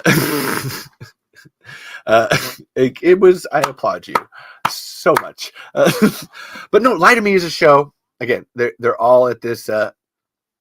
They all work at this Lightman group with Cal Lightman, who's basically the stand-in for this Paul Ekman guy who does actual scientific research in the real world about human like facial expressions and what it takes for all of us to lie to each other. And it's if you want to learn how to spot that, you actually watch that show. Like it's a better thing than watching other mentalist-y type shows like Sherlock stuff or The Mentalist or stuff like that. Where it's like, oh no, you've got this super autistic person that can actually Jordan, you'll get that. Actually, Jordan and Chris, you'll get this. What Abed makes fun of in Community, where it's Abed, you're special. Can't you stand at the scene of the crime and just see who did it? And then Abed gets up and he's like, I see a hackneyed premise. I see way too many. Like it just goes on this like little like pseudo rant about autistic characters and shows. It's too much, and then just like walks out and just like fucking it's so good. But that is a genre. However, with Lie to Me, it's really interesting because it's not about one singular person who has the ability to like tell lies. They all work at this place, and because it's a science, like they can all learn how to get better at telling it. Like it's like so you don't it doesn't have this focus of like, oh, it's just this one person. You have your one Sherlock and then everyone else is a Watson. It's like, oh no, they're all Sherlocks. It's fucking awesome, and it's got great character. Like I said, Tim Roth is in it. And shit, I honestly, oh my god, Bailey Hines. Oh my god, what the hell's her? He's got this. partner, Foster. I wish I could remember her name because the actress is fantastic. That's gonna bug me now. God, I'll get it. But no, it's just a great show because then, like you said, then you're learning about how to being able to tell when people are lying, and there's the drama of it, but also the learning, and it's a legitimate science. I don't know. I only say it's a science because I personally do it. So the reason I got into the show was because of Ben McClintock, the person whose text I read earlier, like told me about it. Like he had downloaded the first season and gave it to me back in college, and man, it was an awakening for me. Like Harmontown was of like, oh, okay, I don't want to be famous. That's bad. It was not fun. I'm good over here. I will make stuff, but you don't need to know who the fuck I am. Like, Lie to Me was oh my God, that's what I've been doing all this time. Like as an awakening, oh no, that's not good. That sucks. Like and just so you know, like you think that being able to tell when people are lying all the time is a superpower. Man, that shit is a curse because it never gets turned off. It is always on, and I'm just like, I hate it. I hate because, and even in the show, there's actually an agreement between Lightman and Foster that they won't like, and especially it's really him because he's so like pushy and pokey and proddy when it comes to stuff that they won't try to tell each other like when they're lying, like not notice. Like if you can tell that like, oh, like Foster's lying or Cal's lying, then they're like, I'm not going to say anything because you'll tell me if that's something that you need to tell me, and if not, that's fine. Later on down the next season, then that like, oh no, stuff happens and that has to go away. Honestly, that's just like the natural course of that development. But it's like knowing when you can do that all the time. I actually have that rule with Caitlin in terms of like, I'm not allowed to read her face, like, and because it's not fair. It's totally not fair. I have a 1-up advantage on what you're thinking, and it's just all the time. It's what they compare, like what I imagine it would be like if you actually had Professor X, like Charles Xavier levels of mind reading powers, where it's at first just so much, just everybody's yelling at you all the time, except you can't like develop the power to turn it off. Like you're still seeing it all the time. You can't actually shut it down. It's the worst. So no, Jordan, that then I watched your stream and I didn't sense any. You weren't lying to me necessarily. I'm gonna keep an eye on you. With the rest of Torres, she's gonna have a file and your name's on it. All right, you're going in the place with the thing. We got this big glass fucking cube back here. And we ask questions in it. No, there is. They have this thing that's their like super cube. That's like, it's just this glass cube that's in the middle of their like high tech room, and that's where they interrogate people. And so it's so fucking cool. Sometimes they'll like dim the lights. Oh no, that person was back there. Boom. Oh, you didn't fucking know it. It's so cool. And yeah, you're very authentic. That's what I would say. So Chris here in the chat, just so you know, Midnight Rangoon, the Midnight Rangoon, the Midnight Rangoon, the Midnight Rangoon, the Midnight. I don't know the rest of the words, but I gotta hop into the beat like a calamari wars and something an octopus on your shores. Other fucking things in the Raguna verse. I don't know. I can't rap much worse. But yeah, this is a catchy fucking song. But so Midnight Rangoon, Chris over here has a podcast too. With his friend Colin called the Horrific Podcast. So it's always one. I told them, I'm telling everybody, we're networking and it's exploding together. And I was going to say Chris and Colin are incredibly authentic. Very cool. I love listening to those guys. Yeah. Rangoon. I'm a quick study. That it goes back to what am I on? TikTok person. I got a TikTok person. What am I on? Nothing. And to that, I will drink some olive juice. Ooh, ooh, ooh. Whew. Now I just have that Midnight Rangoons. The Midnight Rangoon, the Midnight Rangoon, the Midnight Rangoon. It's catchy. It's been in my head for a while. Hey, TikTok. I did say olive juice. So on my show, I don't like drink. So I need to do something that works for that. And there's a drinking game with olives. So the drinking game goes, if I do an impression or sing a song, which now that I said that, I did. I'll pull this up. I did need to eat an olive for that. I know what you're on, Levi. You're on fire. So one is doing impressions, singing songs. If I say Universal sucked, I didn't eat an olive for that earlier. If I talk about the pilot, I don't think I ate an olive for that either, Chris. What else? Shit. Oh, Thomas had a good one. Last stream. What the hell was that? Oh, mentioning podcast was another one. And honestly, now I said the Midnight Rangoon. Shit.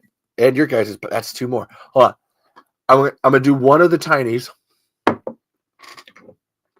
then should I do jalapeno or blue cheese olive?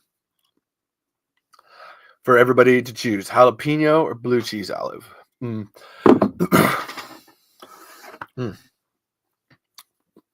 was good.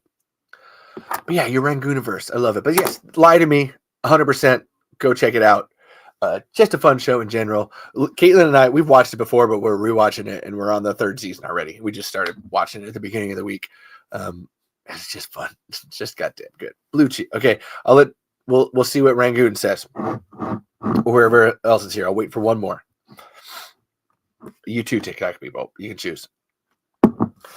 And I've also been I rewatched House a little. What a strange show. I would just like to say, like, I don't really have much to say beyond that of just like, damn, House. And I love House. I still, goddamn that cheeky fucker. All right, I think we're eating a blue cheese olive. Boom, boom.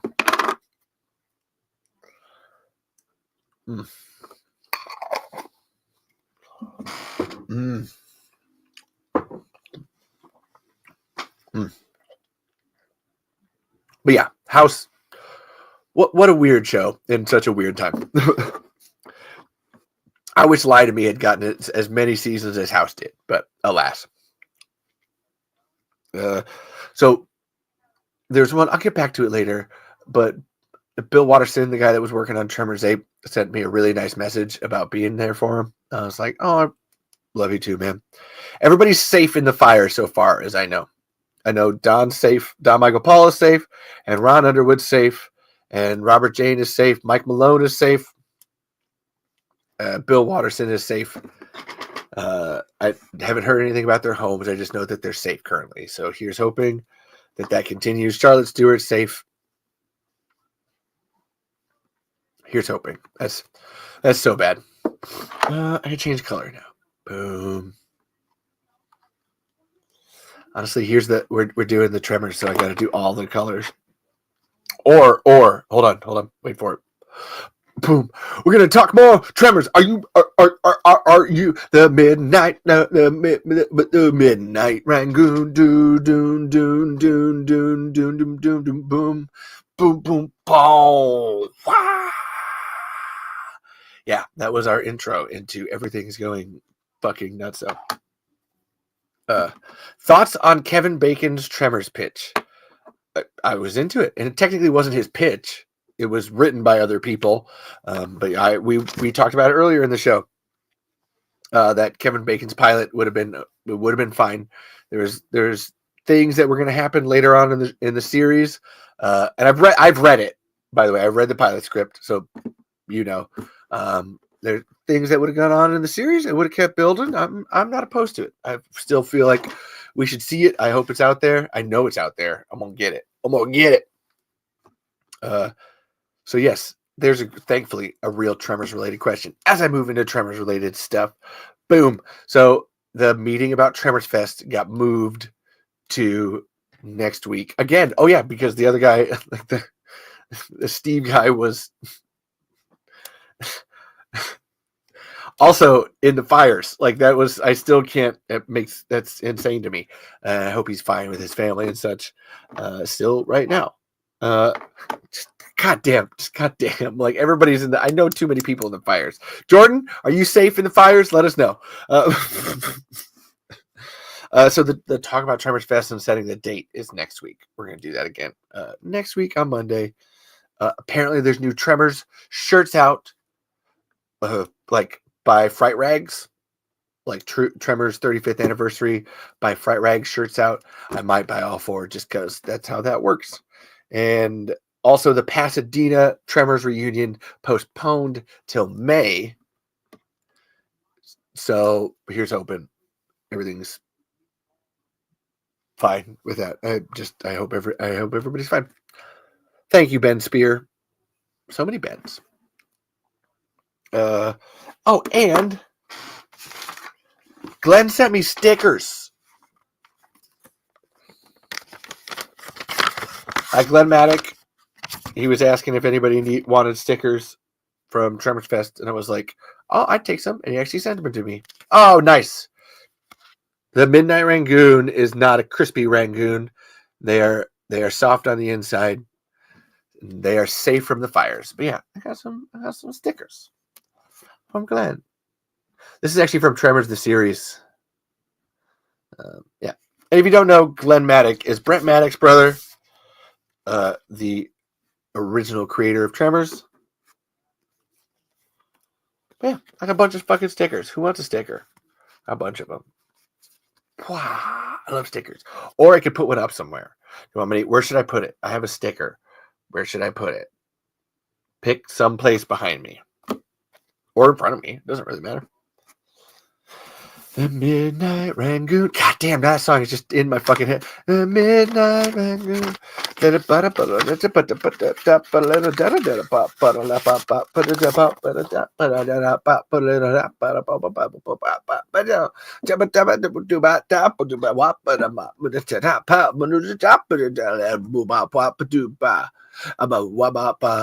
Midnight Rangoon, the Midnight Rangoon, the Midnight Rangoon. Oh, don't worry, it's not. You dox me all you want. It's fine. It's not. Man, it's been so much in this show. Try to find me. It's okay. I live in the middle of nowhere. It'll be fine. God, that Midnight Rangoon song just stuck in my head. And so a funny one. Like I said, I bought Charlotte Stewart's book, which is it's right next to me. That's why I can't find it.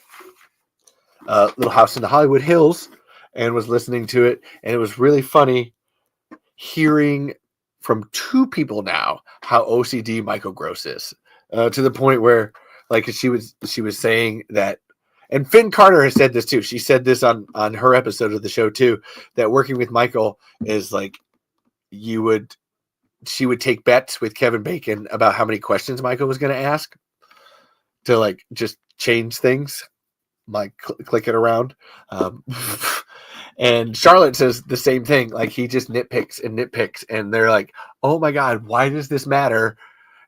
And then you watch the movie and you're like, "Oh, okay, that was actually worth it." But at the time you're like, "Oh my God, this is so OCD. Would you just stop?" And there was a insert in the book too, where she was talking to David Lynch, and she actually had to go over to David Lynch. And hold on, where was it? Hold on. I got to read the whole thing because it was funny. I did. Did I put a... Hold on. Boop, boop, boop. Oh, that's the whole Tremors chapter. That's why I can't find it. It was Becoming Michael Gross. It should be like right. Come on. This is such fun podcasting material. Boom. I got it. Talking about David Lynch. About halfway through the season of Twin Peaks, something happened on the set that had never taken place in anything I'd ever done with David. I had to stop the filming and call something into question, parentheses, I was becoming Michael Gross. But without David right there, I didn't feel things were on the same sure footing. So, I don't know. That just made me laugh. Believe that. And yes, like I said, people from Tremors and David Lynch. Like, what is this? No, seriously. Like, she was his lead in his first movie. If you ever watched Eraserhead, Charlotte Stewart is Mary X in Eraserhead. Like, legitimately, there. Who knows how much David Lynch there would be without Charlotte Stewart? You know, those little things that change history. And yeah, he said they were friends all the way up until today. That's a really sad way to put it. It's super weird. Like I said, it's super weird that I know like 3 people that like really knew David Lynch really well, and I barely know David Lynch at all, having not even seen his movies. And like, what the hell is my life? What am I doing?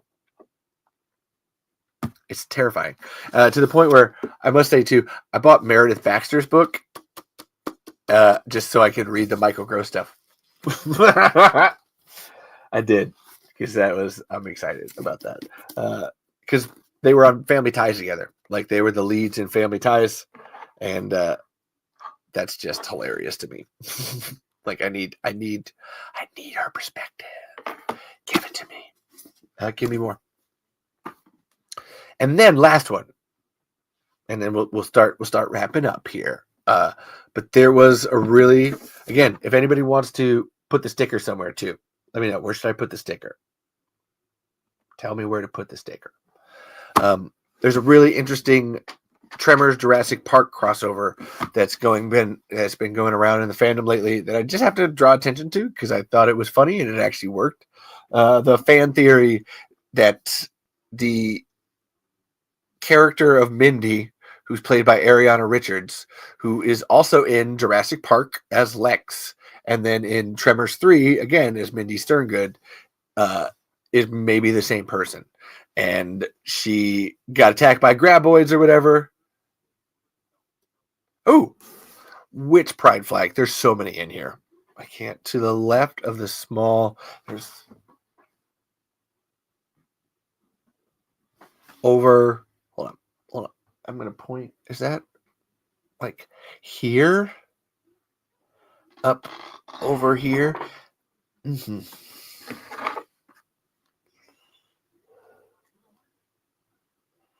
Back there. Yeah. And that is, I have to point it out because I'm pointing at it. That's actually some Anthony and Stephen art back here. That's Beryl and Mary from their Deathless comic. So if you like Harmontown, check out We Have Issues with those guys. But yeah, there's kind of hilarious. I think it actually says, come on down to Harmontown right next to that. I'll get back to the Tremors Jurassic Park thing in a second. Yeah, it actually says come on down to Harmontown right here. So I'm going to put it next to it. Oh, I should have thought about actually getting the back off the sticker before I walked over there. Come on. All right, now I got to sit here. I will say, so that while I'm trying to figure this out, the Tremors Jurassic Park connection, is Mindy the same actress? Is Mindy the same person? Did she survive graboids? And then she had a really shitty grandpa that took her to fucking Jurassic Park. And then she lived through Jurassic Park and then graboids attacked again. And she had to deal with that. Honestly, I don't think it's terrible. I think that would be one of those, you're blasé to it all at a certain point. Like you're traumatized. Like, oh my God, giant underground worms tried to eat me. Oh my God, dinosaurs tried to eat me. I really don't care anymore. Which would explain her attitude in Tremors 3. Come on. Oh my God. And there's no easy little puller backer thing. I'll turn the light on. Oh, yes. Here we go. Such good podcast material. Come on, baby. And yeah, Jordan, if you're still here, have a laugh when you watch that full Come On Down to Harmontown movie that I made. because this is the same room. You're just seeing it from a different perspective. Yeah. But here goes the sticker. Over here. All right, I'm going to pop you right there, sticker. Nice. There it is. Boom. Got it. And it's back. But yeah, if you're, and that's, Chris, if you ever want to see that link to something, I made like I said, I made this movie where I kidnapped these people. It's like 10 minutes long. I'll send it to you. It's really ridiculous. But I love it in my own unique way.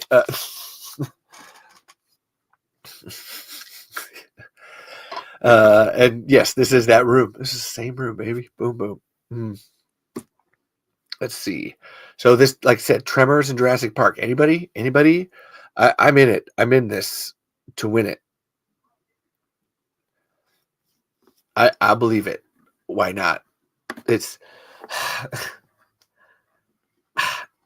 like I said, it's the blasé of just like, I got attacked by graboids and then I got attacked by dinosaurs. I don't really care anymore.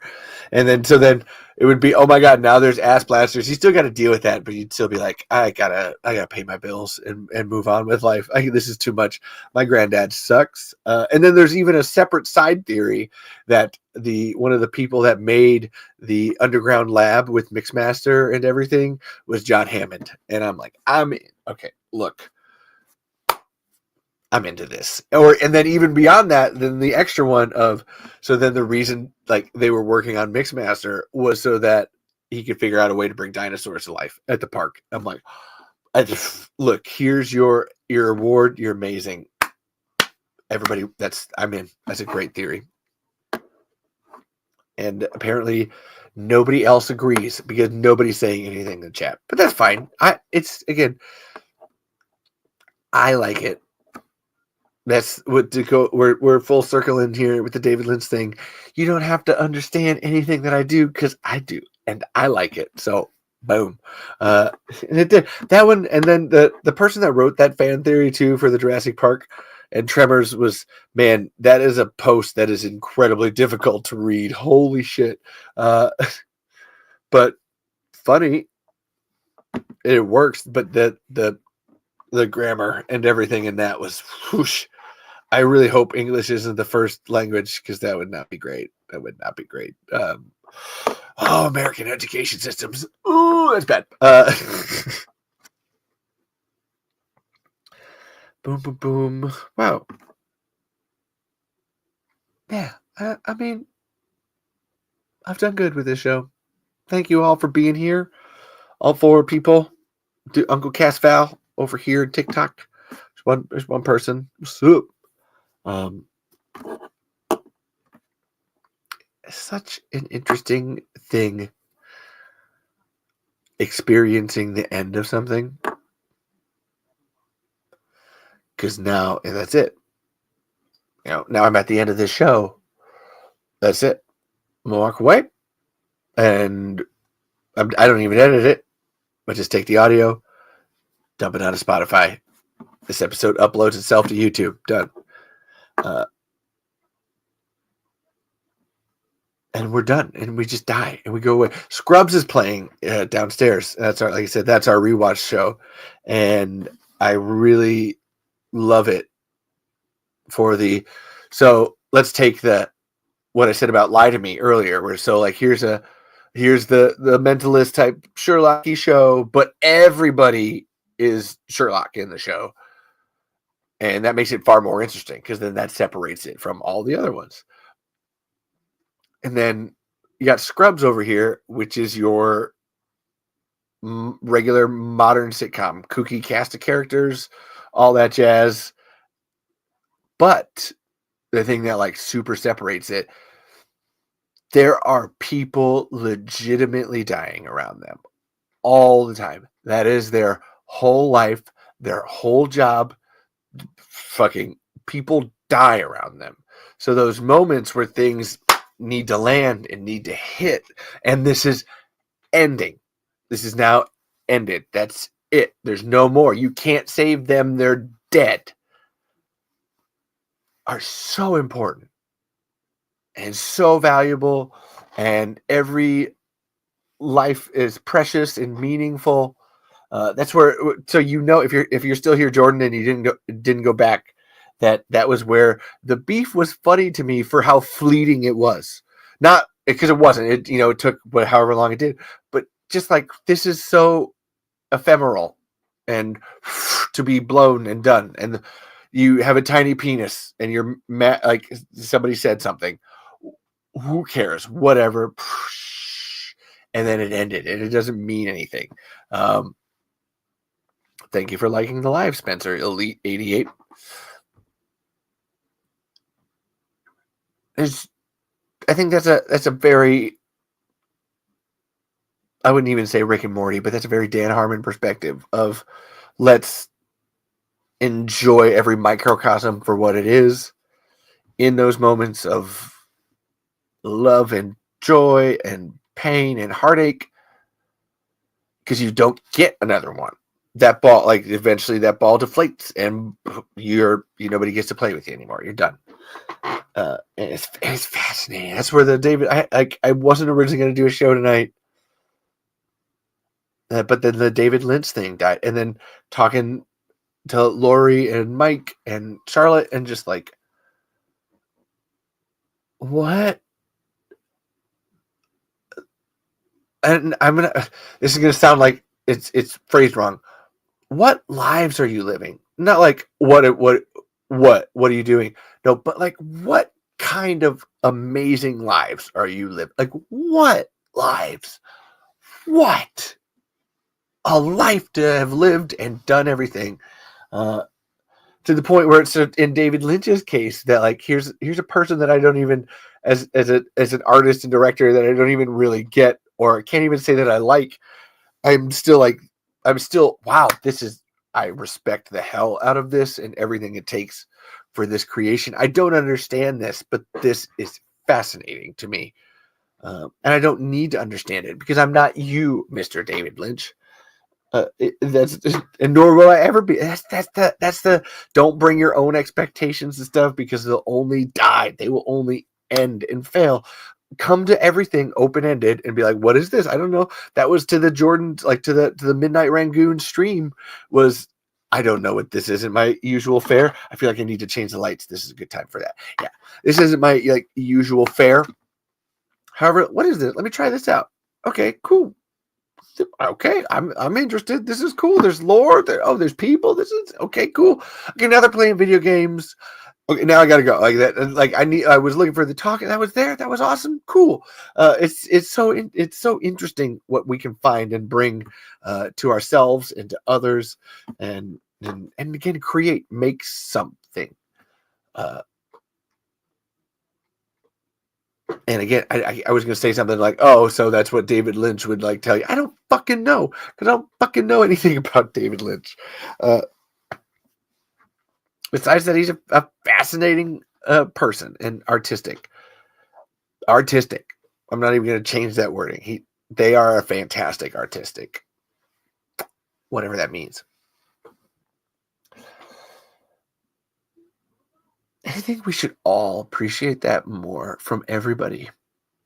Like Chris in the chat, or the Midnight Rangoon, or Johnny Harmonic, or even the person who was shitting on me, Thekton, came in here and threw it down. That was fine.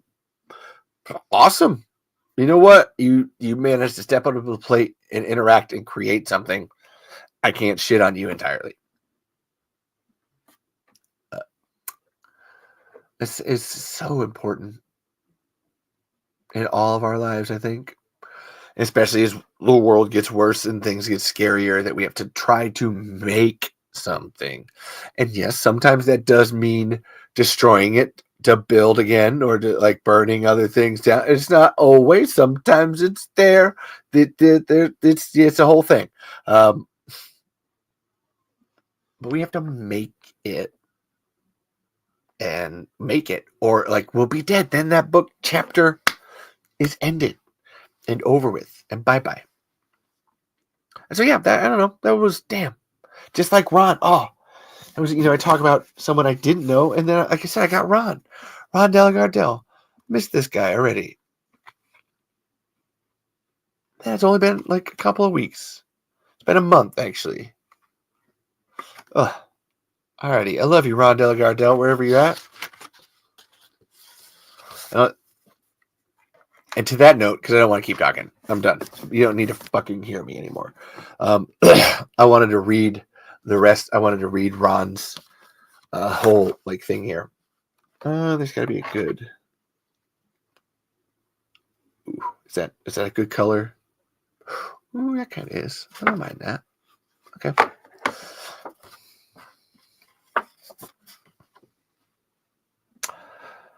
Don't. This is the like opening bit.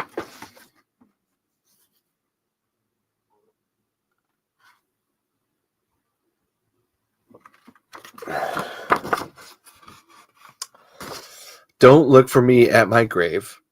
Watch for me in the quiet hush of dawn, in the faces and smiles of my children, grandchildren, and great-grandchildren, in the gentle rain on a warm summer's night, in the warm sun on a bright autumn day, in the gentle whisper of a soft breeze, in the laughter of friends, in the quiet of church. Don't wait at my grave. I'm not there. I went home. It's hella good. God damn. Damn, Ron.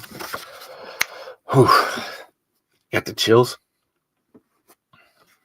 And then pallbearers and everything. And Ronald, and this is the back.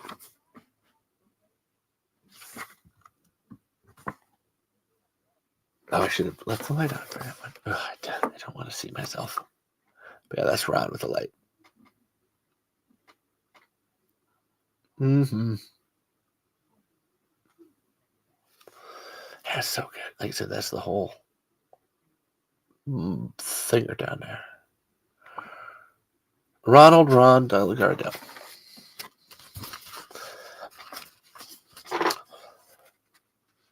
Ronald J. Delagardelle, 88, made his final exit from life stage on December 7th, 2024, and went home to be with his Lord in a new role. He appeared on life stage on a farm in Black Hawk County, Iowa, under the direction of his parents, Philip and Cecilia Schmitz Delagardelle, the youngest of 5 brothers and 2 sisters, all who have preceded him off stage. He attended Immaculate Conception Elementary and High School in Gilbertville, and later Loras College, where he earned a bachelor's and master's degree in English literature. He served his country with 6 years in the Army Reserves and was honorably discharged. In the best move of his life, he met and married his beloved wife, Joanne Morell, in Prairie du Chien, Wisconsin, on September 9th, 1961, and enjoyed 61 years of married life. She preceded him, exiting life on September 18th, 2022. They were blessed with 4 excellent children, Charles and Kate, Michelle and Dennis Rowling, Michael, Tina, and Janine and Kevin O'Brien. He is also remembered by 7 grandchildren, Kirsten Delagardelle, Lorene McLaughlin, Matthias Delagardelle, Maddie Rowling, Jack Rowling, Caitlin O'Brien, and Colin O'Brien, 7 great-grandchildren, and numerous nieces and nephews. Ron was a member of the Jackson County Historical Society, Peace Pipe Players, MEA, and Sacred Heart Church, where he served in the funeral choir and served as lector and Eucharist minister for over 60 years. He also worked for the parish as a teacher in the RCIA program for several years. He taught literature at Maquoketa for 33 years. He and Joan organized and ran the first Alzheimer's Memory Walk in Jackson County and continued to support it. Besides his family, one of his joys was being a part of Peace Pipe Players, where he was involved in many plays, and also had a small speaking role in the movie Fist. He enjoyed working outdoors and worked summers in construction and landscaping. He also enjoyed reading, crosswords, watching sports, especially golf, baseball, and golf, both of which he played rather poorly in his youth. So if anyone's still here for that, I hope you appreciated that. Love you, Ron. Ron Delagardelle, everybody. arguably more important than David Lynch. Just as a solid fact.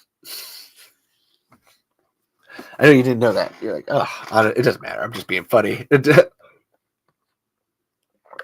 There is no comparison of people.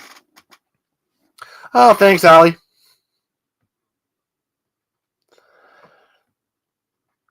You know, Ollie, you can be on this show. Like, there's space right here. There's going to be someone here tomorrow. Just so you know. Like, if you ever want to be on the show, Ollie, like, it's like right here.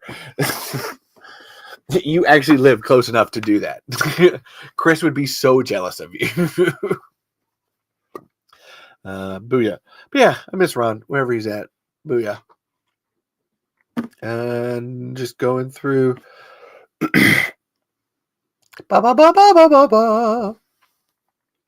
As always, I love just thanking people. Thank you to everybody that's been here tonight. Thank you to the Midnight Rangoon and the Midnight Rangoon's peoples. There's mixed media and no one imp were in here. Thank you to Chris, as always, and Johnny Harmonic. Thank you guys for always stopping in the chat. Thank you to whoever that person was that was rather mean earlier, Thecton and the Casaranian Silva or something. Thank you for even showing up and pushing back. I don't know. That's fine. I'll take it. I got to do something as part of it. Thank you to Tommy Stapes of Echoes in a Jar, and thank you to Jeff and Kevin of the Suns and Shadows podcast. Again, check out both of those. Like Echoes in a Jar is on Spotify, 30-minute episodes. Oh, it's narrative fiction, audio drama. Damn, it's so good. And then Kevin and Jeff run a pop culture review channel called The Suns and Shadows. Honestly, Chris, you and Colin should hook up with them. I think you guys would be great together. Like, you're all very similar. And Suns and Shadows does a live show every Tuesday and every Saturday. Always go check them out. The podcast wouldn't exist without them. I love them. And again, check out the Don't Make It Weird podcast. Boom. Boom, boom, boom, boom. Boom, boom, boom, boom, boom. With Dina, Sean, and Daniel. Please and thank you. I will eat an olive from my jar for you guys. I love you. I'm almost out of olive. Ooh. These last ones are getting kind of briny. Whoop. Thank you to those guys. Thank you to Rant and Bob Denton of the Quarantine Book Club podcast. And thank you to Odd of the Cult of Odd. Got to get back to listening to Cult of Odd again. I haven't been working as much, so I'm not outside and needing podcasts. But I love you guys. And Schmoogly's here. Schmoogly's got a podcast. Oh my God, Schmoogly, what the hell's the name of your podcast? It's about content creators. Oh my God. Oh, that's. And Ollie over here with the esoteric wisdom. Keep on rocking in the free world. Dream weird. Live abstractly. Yes, we do those things anyway. Boom. Oh, and thank you to We Have Issues as always, all the time. I love you guys, and I'm so sorry you're dealing with what you're dealing with. Happy birthday to Anthony. Everybody join me and sing. This is belated, but we're going to sing Anthony happy birthday. Happy birthday. And actually, it's Anthony and KT. Happy birthday to you. Happy birthday to you. Happy birthday. You should buy KT and Anthony's books. Buy their books for their birthday. Buy their books for their birthday. Buy their books for their birthday. It's a birthday song. Happy birthday, Anthony. Happy birthday, KT. Happy birthday to you. Yeah, so love you guys. Put those up there.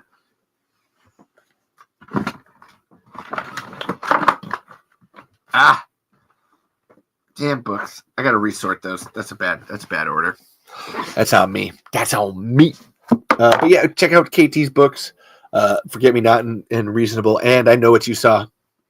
Along with Anthony's comics, Deathless and Play It Again. Again, sending all the love I can possibly to the Todd family right now. whatever. Just love you guys so much. Thank you in particular to Charlotte Stewart, Mike Malone, and Lori Hudson for giving me a reason to talk about David Lynch tonight. And thank you to David Lynch for being David Lynch. You're all amazing. I can't believe that all of that you all have spent so much time together. It's amazing to see. Thank you all so much. Thank you for creating. That's my biggest one. Thank you for creating stuff. Boom, bitty boom. So I gotta thank Finn Carter wherever she's at. I know she's out there, and Robert Jane, and Ron Underwood, and Michael Gross, and Conrad Bachman. He was calling me last week. Oh my god, who am I thinking of? JD Walsh and Christopher Silver and Gladys Jimenez. Thank you, everybody. Thank you all so much. Boom. Going through here. It's the mental list in my head. Clickety click, click, click. Oh, and I didn't say listen to the Horrific podcast with Colin and Chris. They're obviously a horror channel podcast. Go check it out. They do live streams literally all the time. All the time. Talk about pumping those numbers. Whoop. Thank everybody involved with Tremors always. Like Steve Wilson, Brett Maddock, Nancy Roberts, and Ron Underwood. Boom. Love those guys. And thank you to Glenn for sending the stickers. Appreciate the hell out of that. Boom. Thank you to Dusty Meyer, who'll be on the show tomorrow at 4:00 this regular time. I'm really excited to sit down with him. He's Burt Gummer's nephew, man. That's a whole thing. I'll take it. It's gonna be fun. He's gonna be sitting here. He's gonna be sitting right here. Let's see. Thank you to the people in Lone Pine for helping me with the Tremors Fest. Thank you to my friend Ben for that great text. I don't know how we'll solve that one, but thank you so much for that. And to Dessa and Joe and Molly and Lana and Justin and Zach and Lindsay. I love you guys, wherever you're at. All my super loves. Boom, boom, boom, boom. And then, so I think my mom, my dad, my sister, Shande, Chantrell, Samaje, Shamar, Sahil, and Sion. Thank you all so much. I love you. You're my family. You're my peeps. Thank you all. And then I'm going through because I got my last one. And I love putting it last because then it makes me remember. And thanks, Ivel. You may be our arch nemesis, but every yin needs a yang. Fuck yeah. It's true. I was going to do Ivel. I was trying to thank you. Look, you think you know a lot about Tremors, but I'm going to tell you here, right here and straight, you don't know Kangaroo Jack about Tremors. I've seen the Tremors up close, in personal, in my face. I took my knife and I went, listen, you Tremors, I'm going to cut your biscuits out. All of them out, and I'm going to make me a biscuit omelette. Does that sound, Tremors?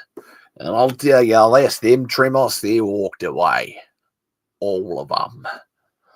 Some of them slithered away and blasted their farts away, but I'll tell you this, them Tremors, them McGribbits and the Strikers, blasters.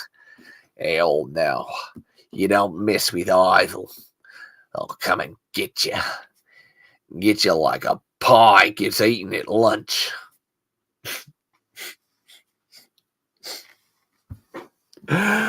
What the fuck is that? It's a thing. I wrote it down. It's part of the lore now. See, there's lore. We have lore. You can see it. Ivel. And Mitch McCochran. See, Mitch McCochran, I'm going to tell you this. Mitch McCochran, man's got a penis bigger than a graboid. And sometimes he has used that penis to fucking kill graboids. They think they know what's up with the tentacle. Fuck no, man. Mitch McCochran's coming in hard and hot and sloppy Joe.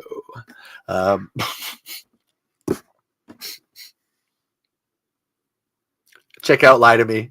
It's my last one. And Scrubs. I can't wait to go watch Scrubs now. Baby, you know I gotta do my podcast before I can watch the Scrubs. Okay, I forgot I've done 80 impressions already. I might just eat all of these olives. Mm-hmm.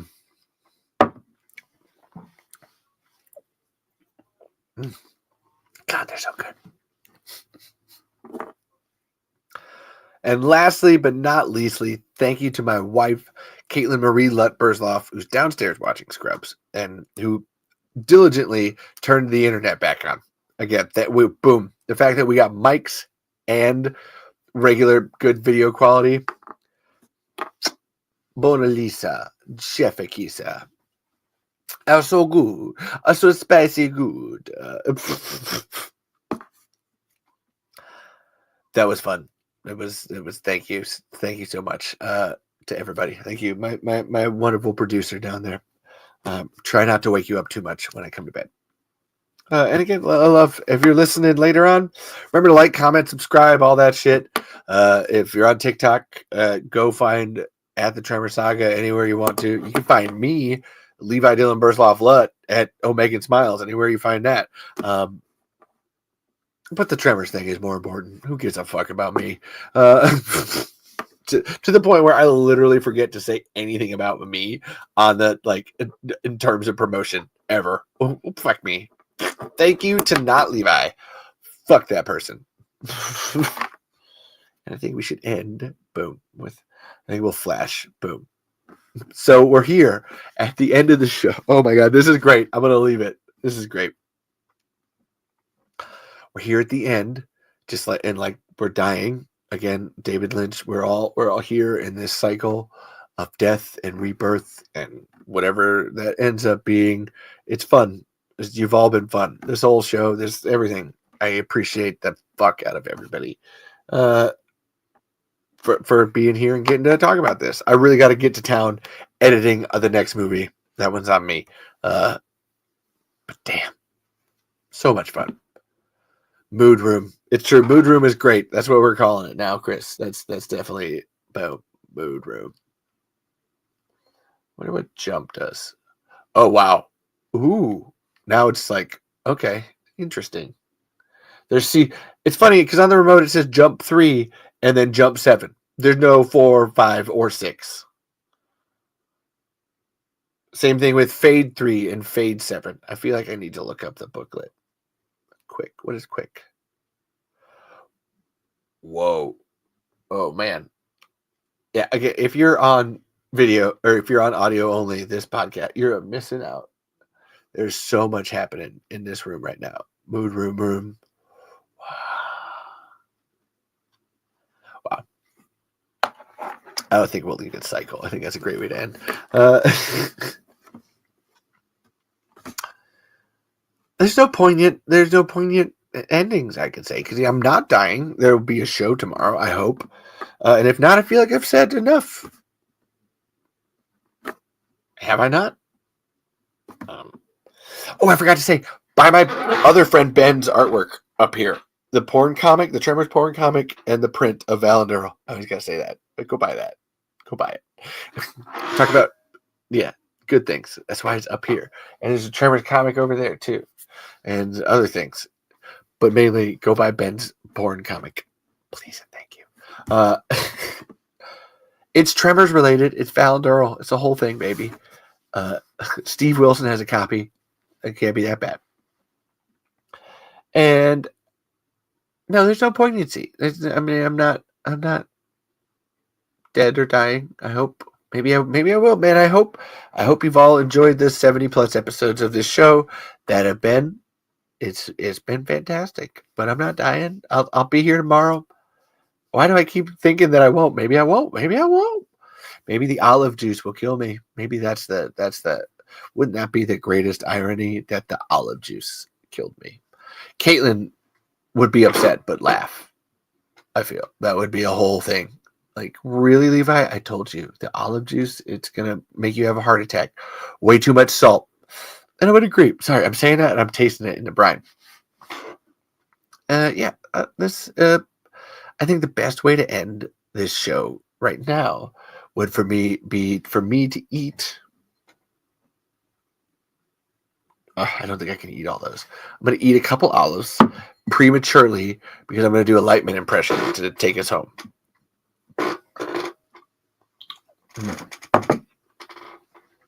Mm. Mm.